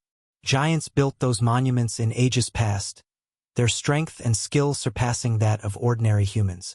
Demigods walked the earth during earlier ages of the world, their divine heritage granting them extraordinary powers. Modern believers encounter the same ruins and the same legends, inheriting the same puzzles and mysteries that have fascinated humanity for centuries. They develop new narratives appropriate to their worldview, drawing on modern science, technology, and popular culture to create explanations that resonate with contemporary audiences. Aliens built those monuments using advanced technology, their superior knowledge and abilities enabling them to construct structures that defy human comprehension. Hybrids walked the Earth when astronauts visited in prehistory, the product of alien genetic engineering and the ancestors of modern humanity. The key difference lies in the cultural framework employed, the lens through which these stories are interpreted. Ancient myth located explanations in the divine realm beyond human sight, attributing extraordinary events to the actions of gods, spirits, and other supernatural beings. Modern myth locates them in outer space instead, replacing divine intervention with alien technology and attributing unexplained phenomena to extraterrestrial visitors. But both serve remarkably similar functions overall, making sense of the distant past, explaining human origins, and providing cosmic context for human existence, offering answers to fundamental questions about who we are, where we came from, and what our purpose is in the universe. The Internet accelerates and amplifies these processes dramatically, facilitating the creation, dissemination, and consumption of alternative narratives on an unprecedented scale. Online communities share theories, evidence, and interpretations instantly, creating vast networks of believers who support each other and challenge conventional wisdom. YouTube videos reach millions of viewers worldwide, spreading alternative perspectives on history, science, and religion to a global audience. Podcasts explore ancient mysteries on weekly schedules, offering in-depth analysis and interviews with leading researchers in the field. The ancient astronaut theory becomes more accessible and more widely disseminated than any previous alternative history has ever achieved, reaching a wider audience and exerting a greater influence on popular culture. Significantly, these online communities often combine multiple alternative frameworks together, creating a complex and interconnected web of beliefs. Ancient astronauts merge seamlessly with conspiracy theories about government secrecy, alleging that powerful institutions are hiding evidence of alien contact from the public. Government cover-ups supposedly hide crucial evidence from public view, suppressing inconvenient truths that could challenge the established order. Academic institutions supposedly suppress inconvenient truth, protecting orthodoxy and corrupted human nature at its root, leading to a cascade of evil. This perspective posits that all subsequent wickedness stems from this original sin, a deviation from God's intended goodness. God, in this view, creates only good, and evil arises solely from the flawed choices humans freely make. This theological framework, while addressing certain problems, inevitably generates others. It neatly absolves God of direct involvement in creating evil, placing the full weight of responsibility for corruption on humanity. It suggests that humans are the agents through which corruption entered into the pristine creation. However, it prompts difficult questions. Why does human sinfulness persist so consistently across generations? How could one individual's choice corrupt the very fabric of human nature?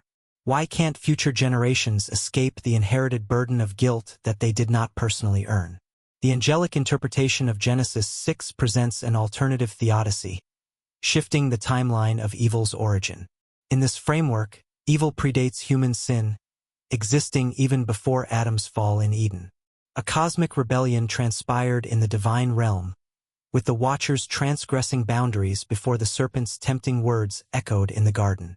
Their offspring tainted creation, leading to the necessity of the Great Flood. Human evil, therefore, unfolds within a larger canvas of cosmic disorder already in motion. This framework fundamentally alters theological understanding. If evil originates with angelic rebellion, human sinfulness becomes, in part, a response to an already corrupted environment. Adam and Eve faced temptation from an entity whose wickedness preceded their creation. Cain encountered evil as an external force, not simply an internal inclination. The corruption of the pre-flood world arose from a synergy of human sin and supernatural intervention. From this starting point, theological implications ripple outwards. Human moral responsibility remains genuinely real, but it exists within a cosmic context that shapes it. We don't create evil ex nihilo. Instead, we participate in a rebellion that transcends human history. Our sins connect to a broader pattern of opposition to divine order. This reading addresses a persistent theological problem: the apparent disproportionality of evil. Human sin seems insufficient to explain the world's degree of suffering and wickedness. If humans merely made some unfortunate choices, why is evil so pervasive, so powerful, so resistant across cultures and epochs? The cosmic fall narrative offers a compelling response. Human evil compounds supernatural evil that preceded it. The Watchers' rebellion introduced corruption at a structural level within creation. Their offspring wielded power far beyond human capacity. Their legacy persists in systems of oppression, violence, and death that dwarf individual sinfulness. This framework resonated more deeply within Eastern Christianity than in the West. Eastern Orthodox theology has always emphasized cosmic redemption themes. Christ's resurrection conquers not just human sin but death itself as a cosmic force. The Incarnation heals the rift between divine and human, a breach caused by multiple rebellions across various levels of reality. Western theology, following Augustine, focused more narrowly on individual salvation. Christ's atonement primarily addresses human guilt, restoring individuals to a right relationship with God. Cosmic elements receive less theological emphasis. The framework remains more anthropocentric. This contrast reflects divergent readings of Genesis 6.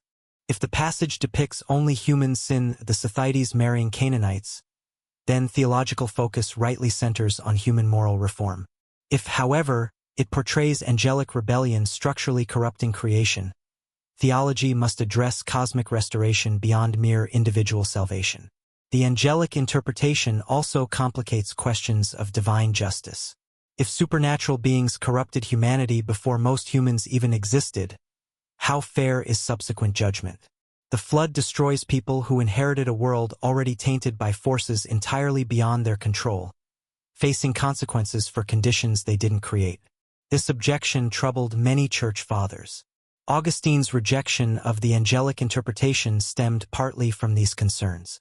It seemed better to locate evil's origin purely in human choice than to complicate divine justice by introducing a pre-Adamic cosmic rebellion. However, the angelic reading offers valuable theodicy advantages. It explains evil's tremendous power without implicating God in its creation. The Watchers chose rebellion freely. God didn't create them evil. Their transgression wasn't ordained by divine decree. Yet, once committed, their choice introduced corruption that God must address through judgment and eventual redemption. This framework also explains why redemption demands such dramatic divine intervention.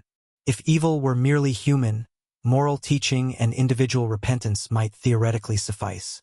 But if evil is cosmic, involving supernatural powers, human effort alone cannot restore order. Only God's direct action can cleanse creation and reestablish violated boundaries.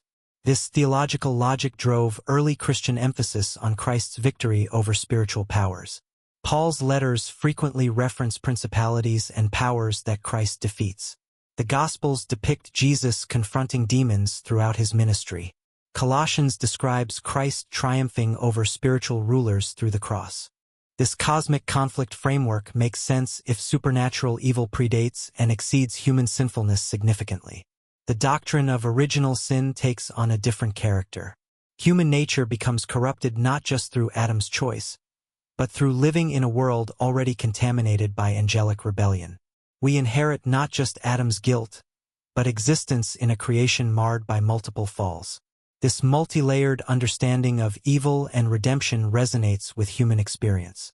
Evil often feels like an external force, not just an internal inclination.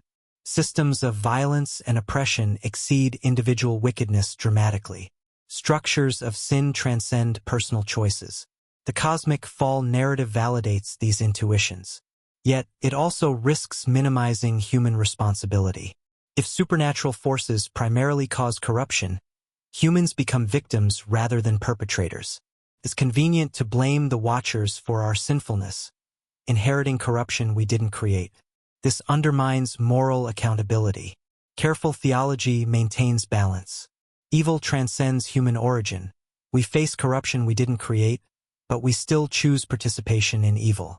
We bear responsibility for our actions. We possess genuine moral agency. The cosmic context doesn't eliminate human guilt. It places it within a larger story. The angelic interpretation affects understanding of Satan's origin. Traditional Christian theology struggled to explain it. An angel created good who chose evil. But why rebel against God? What motivated opposition to goodness? The Watcher narrative provides a useful model. These angels transgressed through desire for what wasn't theirs. Human women, forbidden knowledge, earthly power. Their rebellion involved choices driven by recognizable motivations. The story humanizes angelic evil, making it comprehensible. Satan's fall might follow a similar pattern. Desire for worship belonging to God, rejection of assigned role, boundary violation driven by pride. The Genesis 6 narrative provides a template for understanding Satan's rebellion, even when it isn't explicitly described in Scripture. The doctrine of spiritual warfare depends on Genesis 6 interpretation. If the Watchers rebelled and their offspring became demons, ongoing spiritual conflict makes sense. The demons are real entities actively opposing God's purposes. But if Genesis 6 describes only human sin, spiritual warfare requires different theological grounding. Demons must originate elsewhere, requiring different scriptural support. The Sethite reading indirectly affects Christian demonology. Contemporary theological debates wrestle with these implications. How much evil stems from human choice? How much reflects structural and cosmic realities transcending individual responsibility? Traditional Western emphasis on personal sin faces criticism for ignoring systemic evil. Yet, Eastern cosmic frameworks risk minimizing human agency. The Genesis 6 debate sits at this tension's heart. The text's interpretation shapes how theology addresses evil's origin, power, and ultimate defeat. Read one way, Genesis 6 reinforces anthropocentric soteriology focused on individual salvation. Read another, it demands cosmic redemption theology addressing all levels of reality. Liberation theology intuited this connection. Evil isn't merely personal sin requiring repentance. It operates through systems, structures, and powers requiring dismantling. Christ's redemption addresses not just individual souls, but cosmic principalities manifested in oppressive social structures. This approach resonates with the angelic interpretation. The Watchers' rebellion produced not just individual corruption but systemic disorder throughout creation. Their offspring wielded oppressive power. The flood became necessary because corruption had become structural, not merely personal. Redemption, therefore, must operate at a systemic level to be truly effective. Yet, Liberation theology faces theological challenges. How literally should we take cosmic powers and principalities? Are they metaphorical language for human systems or actual spiritual entities? The question circles back to Genesis 6. Were the sons of God real supernatural beings, or symbolic representations of human corruption? The theological stakes remain high. How we explain evil shapes how we pursue good. If evil is purely human, moral education and personal conversion suffice. If evil is also cosmic and structural, pursuing justice requires confronting powers transcending individuals. Genesis 6 interpretation thus carries ethical implications extending beyond abstract theology. The mystery of evil doesn't yield to simple answers. Multiple rebellions at multiple levels capture human experience. We face inherited corruption, participate in evil we don't understand, and struggle against forces exceeding our strength. The multi-layered framework acknowledges this complexity without abandoning hope for redemption. Christ's redemption in this view addresses all levels. He defeats spiritual powers through resurrection. He enables human transformation through regeneration. He launches cosmic restoration through inaugurating God's kingdom. Salvation is as multidimensional as the evil it confronts. Genesis 6 read angelically validates this comprehensive soteriology. If the fall was cosmic, the redemption must be cosmic too. If evil preceded human sin, salvation must address more than human guilt. If supernatural forces corrupted creation structurally, divine intervention must restore boundaries and defeat powers thoroughly. The passage's ambiguity allows both readings to coexist. The traditional Augustinian interpretation maintains coherence around human responsibility. The cosmic fall interpretation addresses evil's structural character. Perhaps both are necessary for full understanding. Perhaps the text intentionally preserves tension. Evil remains a reality we face. Its ultimate origin resists simple explanation. Theology continues wrestling. Literary and cinematic legacy emerges powerfully. John Milton picks up his pen. The year is 1667. The blind poet dictates his epic Paradise Lost to his daughters. The poem retells Genesis 3 while weaving together biblical text, classical mythology, and centuries of Jewish and Christian tradition about angels and their rebellions. Milton draws on Enochic literature. His Satan leads an angelic rebellion before creation. The fallen angels receive punishment corresponding to their crimes. They retain power and intelligence despite their damnation and war against God. The poem transforms biblical fragments into a dramatic narrative. Satan emerges as a psychologically complex character. His rebellion stems from pride and refusal to serve. His defeat is tragic. Milton humanizes cosmic evil. Though Paradise Lost focuses on Satan's rebellion rather than the Watchers, Milton addresses the Genesis 6 story in Paradise Regained. There, Jesus resists temptation by refusing the kingdoms that Satan's angels corrupted before the flood. The connection links Adam's fall, the Watchers' rebellion, and Christ's victory into a unified cosmic narrative. Milton's influence on English literature is immense. The Romantic poets Blake, Byron, and Shelley engage his work. They develop the rebellious angel archetype.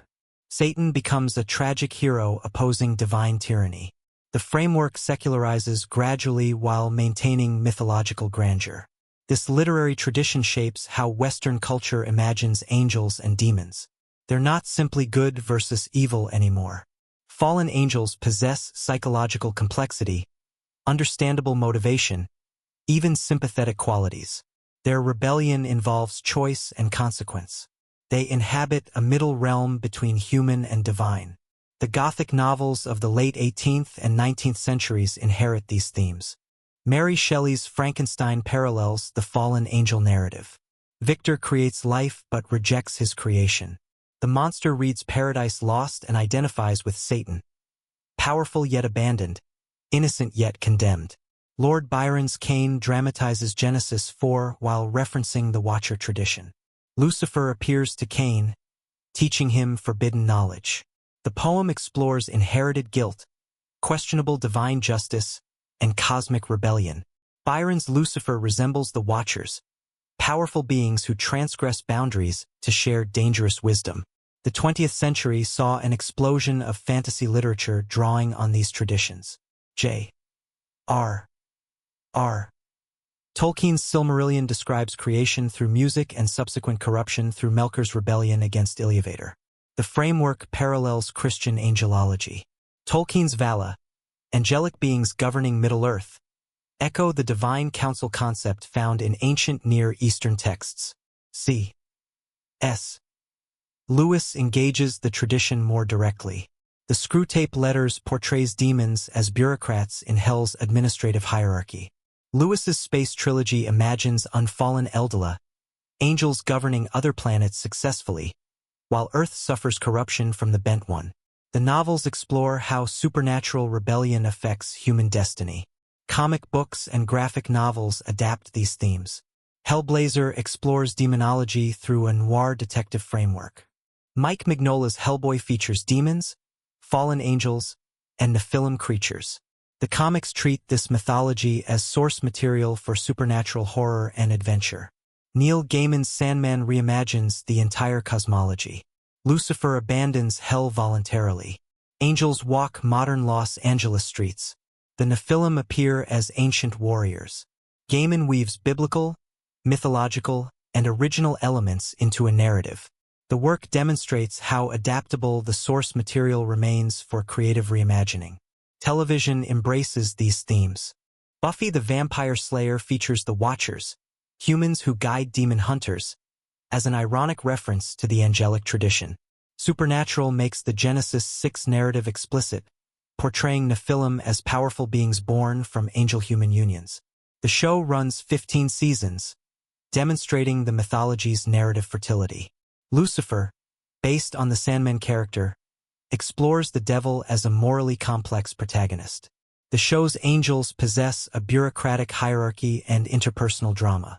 They're powerful yet limited, noble yet flawed. The characterization humanizes beings traditionally portrayed as purely supernatural. Movies exploit the themes for visual spectacle. Constantine features demon hunting with Catholic mysticism. Legion imagines angels waging war over humanity's fate. Noah portrays the Watchers as fallen angels who help build the Ark, adapting Enochic tradition for mainstream cinema. These cinematic treatments share features. They visualize the supernatural through CGI. They dramatize cosmic conflict as physical warfare. They explore moral ambiguity among supernatural beings. They make explicit what ancient texts left implicit. Horror films draw on the tradition. The Prophecy portrays angelic civil war. Fallen features demons possessing human bodies. The Conjuring universe includes demons and supernatural entities. The genre treats angels and demons as forces beyond human comprehension. Young adult fiction embraces the mythology. The Mortal Instruments features Nephilim as demon hunters protecting humanity. Hush explores fallen angels in romantic relationships with teenagers. These novels adapt the tradition for teenage audiences, emphasizing romance alongside cosmic conflict. This proliferation reflects the source material's potential. The Genesis 6 story provides cosmic conflict, forbidden love, powerful beings, offspring, divine judgment. These elements generate countless stories. Each retelling adds details, explores implications, and adapts for contemporary contexts. The mythology provides a framework for exploring power, morality, and identity. Characters with mixed divine human nature embody tensions. Power yet limitation, inherited nature, identity struggle. The Nephilim become a metaphor for the human condition. Video games employ the mythology.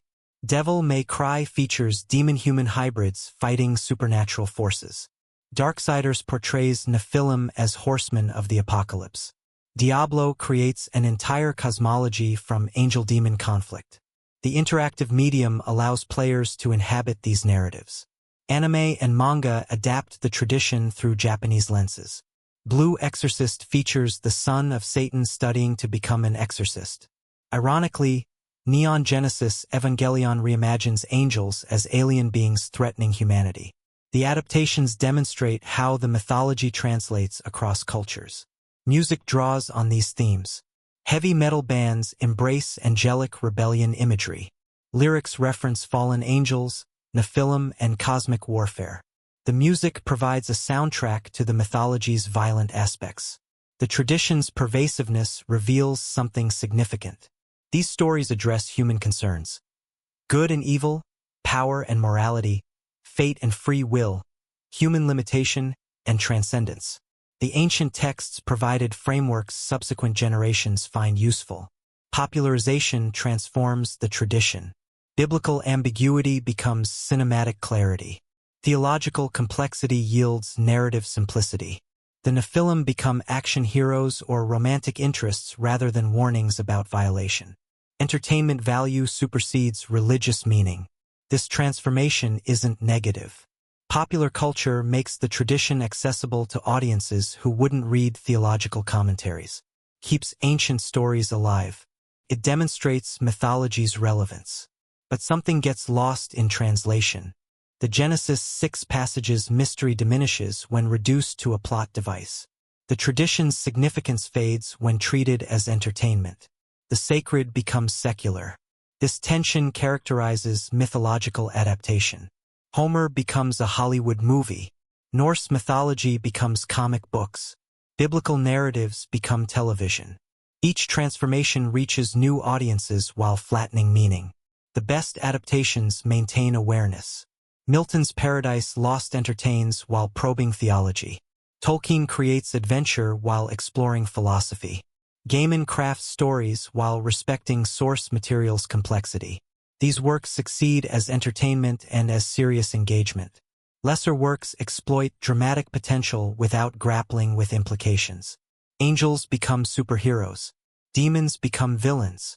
The Nephilim become plot devices. The resulting stories entertain but don't illuminate. Even shallow adaptations serve a function. They maintain awareness. They ensure each generation encounters these stories. They preserve mythology's place in culture, even if not with full depth. The Genesis 6 tradition lives in culture. From Milton to Marvel, from commentary to television, the sons of God and their offspring generate stories. Every retelling adds to the tradition while transforming it. The mystery endures. The pen moves forward. The camera rolls onward.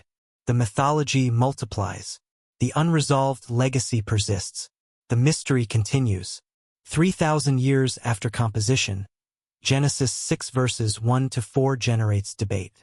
Scholars argue about context. Theologians defend interpretations.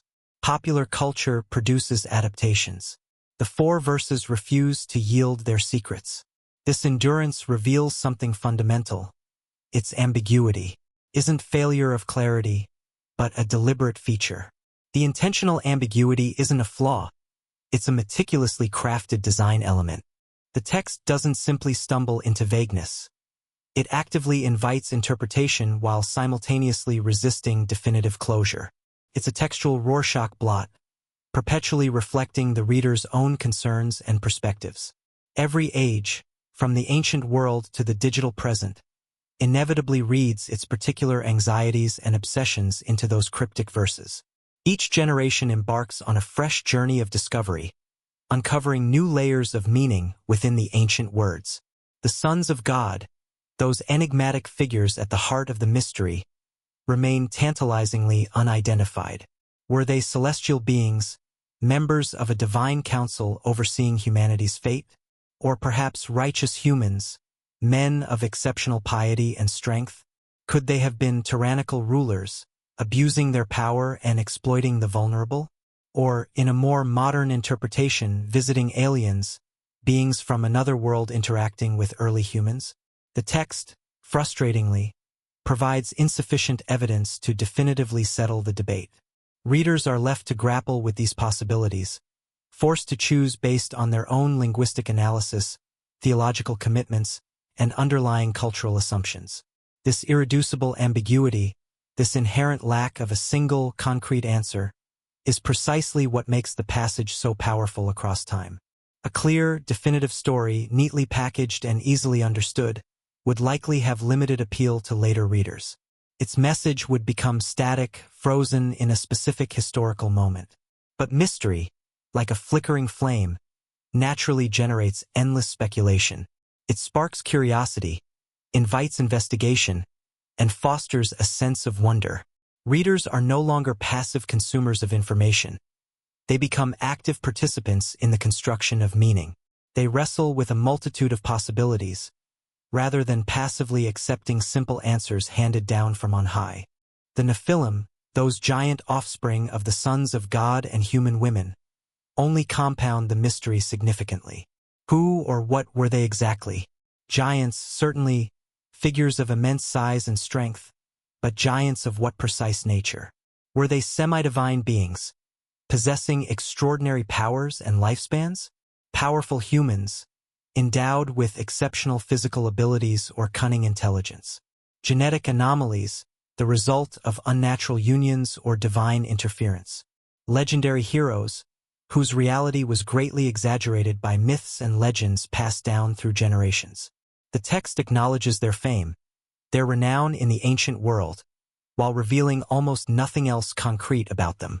This fragmentary nature, this sense that we're only getting a glimpse of a much larger story, suggests that the passage preserves something older than its immediate biblical context. Genesis 6 verses 1 to 4 reads like a summary, a condensed version of a longer, more elaborate narrative. Ancient audiences might have known the fuller story from oral tradition, from tales passed down around the campfire and in the marketplace. But later readers, separated by centuries of time and cultural change, inherited only this tantalizing snippet, carefully preserved in Scripture. The brevity itself proved significant theologically. For verses, a mere handful of words, to describe events so cataclysmic that they ultimately required divine judgment in the form of a global flood. The disproportion, the vast chasm between the scale of the events and the brevity of the description, suggests a deliberate editorial compression. Perhaps the passage once stood as a longer, independent tradition, a self-contained story with its own internal logic and coherence. The biblical editor, in his wisdom, included just enough to explain the flood's necessity, to provide a theological justification for such a drastic act of divine intervention, without fully endorsing the underlying mythology. This theory elegantly explains the passage's peculiar isolation within Genesis. It connects poorly to the surrounding context, like a piece of a jigsaw puzzle that doesn't quite fit. It introduces concepts, such as the interaction between divine and human beings, that appear nowhere else in the Genesis narratives. It disrupts the natural narrative flow between Cain's genealogy and Noah's introduction, creating a noticeable break in the storytelling. The verses seem almost inserted, rather than being an integral part of the surrounding material. Yet their canonical placement, their deliberate inclusion in the sacred text, proves crucial for interpretation. Despite the awkwardness, the discontinuity, the passage survived editorial revision. Its inclusion was deemed necessary for some profound reason, some theological imperative that outweighed its narrative incongruity. Perhaps it was included because it explained the Nephilim's presence in later conquest narratives, justifying the Israelites' actions against the inhabitants of Canaan. Perhaps it intensified the pre-flood world's corruption dramatically, painting a picture of such pervasive wickedness that divine intervention became not just justifiable, but necessary. Perhaps it addressed fundamental theological questions about the origin of evil, providing a possible explanation for the presence of sin and suffering in the world. The passage thus functions as a theological hinge, connecting different sections of Genesis and providing a bridge between seemingly disparate ideas. It connects creation's original goodness, the idyllic state of paradise described in the early chapters, with the flood's terrible necessity, the wholesale destruction of all living things. It explains how corruption became so severe, so deeply ingrained in the fabric of society, that global destruction seemed justified to God. It introduces the concept of supernatural evil, alongside human wickedness, complicating the narrative while simultaneously deepening it. This theological function transcends any single interpretation ultimately. Whether the sons of God were angels or humans, the passage accomplishes its intended purpose. It demonstrates that something went catastrophically wrong, that humanity's relationship with the divine was fundamentally broken, requiring drastic divine intervention. The specific mechanism, the precise nature of the transgression, matters less than the narrative effect achieved. Yet, the mechanism matters profoundly for subsequent theology and worldview. The angelic reading, which posits that the sons of God were fallen angels, produces a radically different theodicy, a different explanation for the existence of evil, than the Sethite interpretation, which suggests that they were righteous descendants of Seth who intermarried with the wicked descendants of Cain. A cosmic fall, the rebellion of angelic beings against God, differs dramatically from a purely human fall, driven by human choices and human desires. The choice between these interpretations fundamentally affects how theology addresses the issues of evil, redemption, and human responsibility. This explains why the debate has persisted across so many centuries, why theologians and scholars continue to argue over the meaning of these ancient verses. The stakes aren't merely exegetically or academic. They're deeply theological and profoundly personal. Different readings support radically different theological systems, influencing our understanding of God, humanity, and the very nature of evil. Defending one interpretation often means defending larger frameworks of understanding, upholding a particular worldview that shapes our beliefs and actions. The passage's inherent mystery also enables its remarkable adaptability across cultures and historical periods. Because the text doesn't specify clearly, because it leaves so much open to interpretation, readers can project contemporary concerns onto it naturally. Ancient Jews saw reflections of divine council politics, mirroring their own societal structures and power dynamics. Church fathers saw warnings against mixed marriage, condemning the union of believers and unbelievers. Medieval Christians saw the origins of demons, explaining the source of evil and temptation in the world. And modern theorists, steeped in science fiction and conspiracy theories, see evidence of alien visitors, beings from another world interacting with humanity. The ambiguity accommodates all these readings simultaneously, allowing the passage to resonate with different audiences across diverse contexts. This adaptability ensures the tradition's survival, allowing it to remain relevant and meaningful even as cultures change rapidly. Mythology that becomes too fixed, too rigid in its interpretation, loses its relevance as societies evolve. But mythology that remains open to reinterpretation, that allows for new perspectives and fresh insights, continues to generate meaning across diverse contexts, adapting to the changing needs and concerns of each new generation. Genesis 6's mystery is its strength, not its weakness. The passage also serves as a kind of Rorschach test for hermeneutical approaches, revealing the underlying assumptions that shape how we interpret Scripture.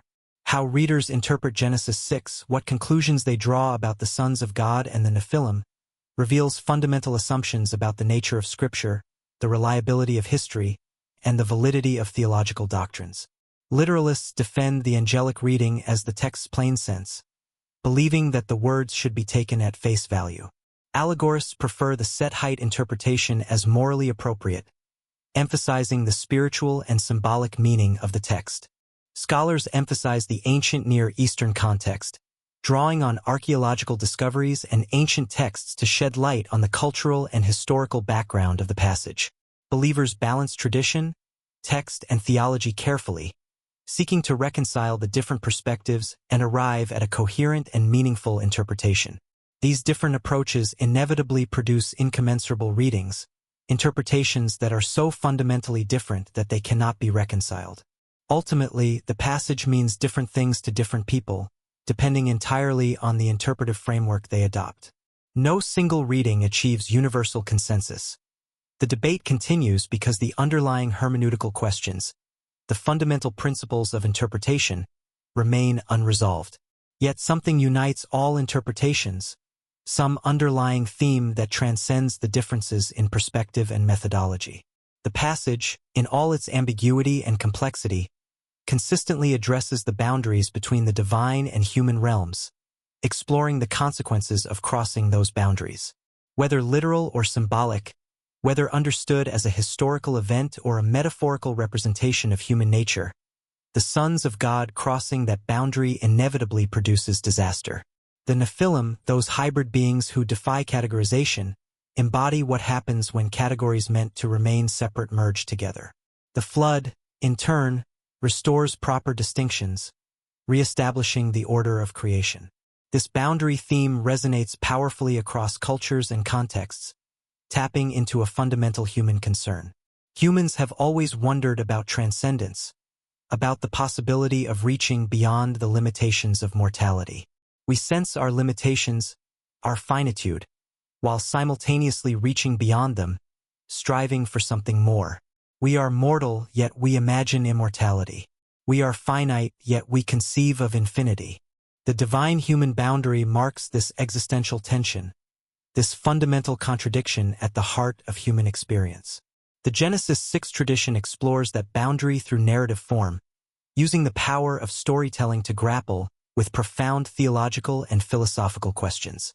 What happens when it's crossed? What are the consequences of transgressing the limits of our humanity? The Nephilim, in their extraordinary power and tragic fate, represent the answer given. They are powerful beings who embody a fundamental contradiction, possessing strength exceeding human limits yet remaining subject to death. They achieve fame and renown in their time, yet ultimately face destruction. They combine incompatible natures in an unstable synthesis, a volatile mixture of the divine and the human. This instability explains their doom theologically. Creation cannot sustain beings who violate fundamental categories, who blur the lines between the sacred and the profane. The flood doesn't merely punish wickedness. It restores cosmic order by eliminating entities that shouldn't exist at all, beings who represent a fundamental disruption of the created order.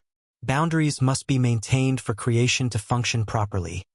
The integrity of the categories must be preserved. Yet the tradition also hints at fascination alongside warning, a subtle ambivalence towards the transgression it condemns. The Nephilim were heroes of old, men of renown in their time. Before judgment fell upon them, before the floods swept them away, they achieved legendary status in history, their deeds celebrated in song and story. The text acknowledges their greatness, even while condemning their existence as a violation of divine order. This ambivalence reflects a deeper human ambivalence about transcending limitation, a tension between our desire for something more and our fear of the consequences. We want to cross boundaries that constrain us, to escape the limitations of our mortal existence. We desire power beyond our given nature, to achieve feats that seem impossible. We seek knowledge forbidden to us, to unlock the secrets of the universe. We reach for divine status constantly, striving to become something greater than ourselves. Yet crossing those boundaries brings disaster down, unleashing forces we cannot control and inviting consequences we cannot foresee. The Nephilim tradition explores this tension between aspiration and catastrophe, between the human desire for transcendence and the divine limits placed upon us. Honestly, many modern retellings often miss this nuance entirely, simplifying the story into a simplistic morality tale. They make the Nephilim simply villains or heroes, figures of pure evil or unadulterated good. But the original tradition resists such simplification, recognizing the inherent complexity of the situation. These beings were extraordinary yet doomed, powerful yet tragic, famous yet destroyed. Their story warns against transgression while simultaneously recognizing what makes boundary violation so attractive, so alluring to the human spirit. This complexity ensures the tradition's endurance across millennia, allowing it to resonate with audiences even in vastly different cultural contexts. Simple morality tales lose their relevance over time, becoming stale and predictable.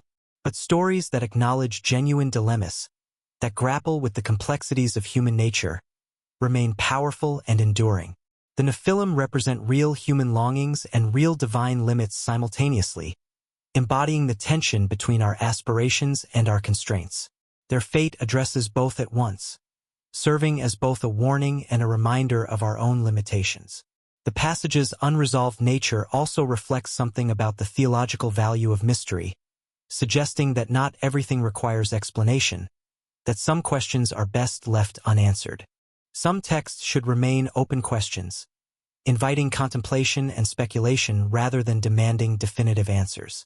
The inability to fully understand Genesis 6 might be a deliberate feature, a carefully crafted aspect of the text's design, rather than an interpretive bug, a flaw in the communication.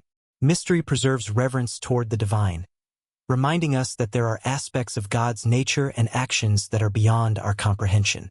Complete explanation would domesticate the text entirely, reducing it to a set of easily digestible facts and principles. But as long as uncertainty remains, as long as the passage continues to provoke questions and resist easy answers, it retains its power to provoke thought, generate interpretation, and resist simple categorization. The sons of God remain mysterious because mystery serves the text's function, allowing it to continue speaking to different audiences across different historical periods. This perspective challenges the modern desire for definitive answers, our relentless pursuit of clarity, certainty, and closure. We want to know exactly what happened, why it mattered, and what it means for us. But Genesis 6 refuses these satisfactions, stubbornly resisting our attempts to pin it down and reduce it to a single, definitive meaning. The text remains stubbornly ambiguous despite millennia of interpretation, defying all attempts to fully unravel its secrets. Perhaps that's the point of it all, the ultimate reason for its enduring power. Perhaps the passage intentionally preserves mystery, recognizing that uncertainty can be a source of strength rather than weakness. Perhaps uncertainty serves theological purposes that certainty would undermine completely, allowing the text to continue speaking to different audiences across different historical periods.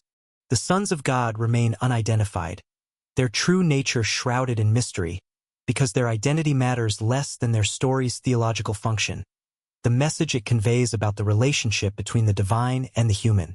The Nephilim endure as a cultural touchstone precisely because they resist clear definition, because they embody the ambiguities and contradictions that lie at the heart of the human condition. They inhabit the boundaries between myth and history, divine and human, past and present. They're everywhere and nowhere, known and unknown, explained and mysterious. Every generation encounters them fresh, interpreting their story in light of its own concerns and anxieties. Every culture adapts them, shaping their image to reflect its own values and beliefs. Every reader wrestles with their meaning, grappling with the fundamental questions they raise about the nature of good and evil, the limits of human ambition, and the consequences of transgression. The tradition continues because the mystery persists, because the passage refuses to be fully explained or completely understood. The passage remains alive because it refuses to die through complete comprehension, continuing to spark debate and inspire new interpretations across the centuries. The sons of God descend from above, representing the mysteries of the divine realm. The Nephilim emerge in between, embodying the complexities and contradictions of the human condition. The questions remain unanswered, continuing to challenge and provoke us. And perhaps that's exactly as it should be.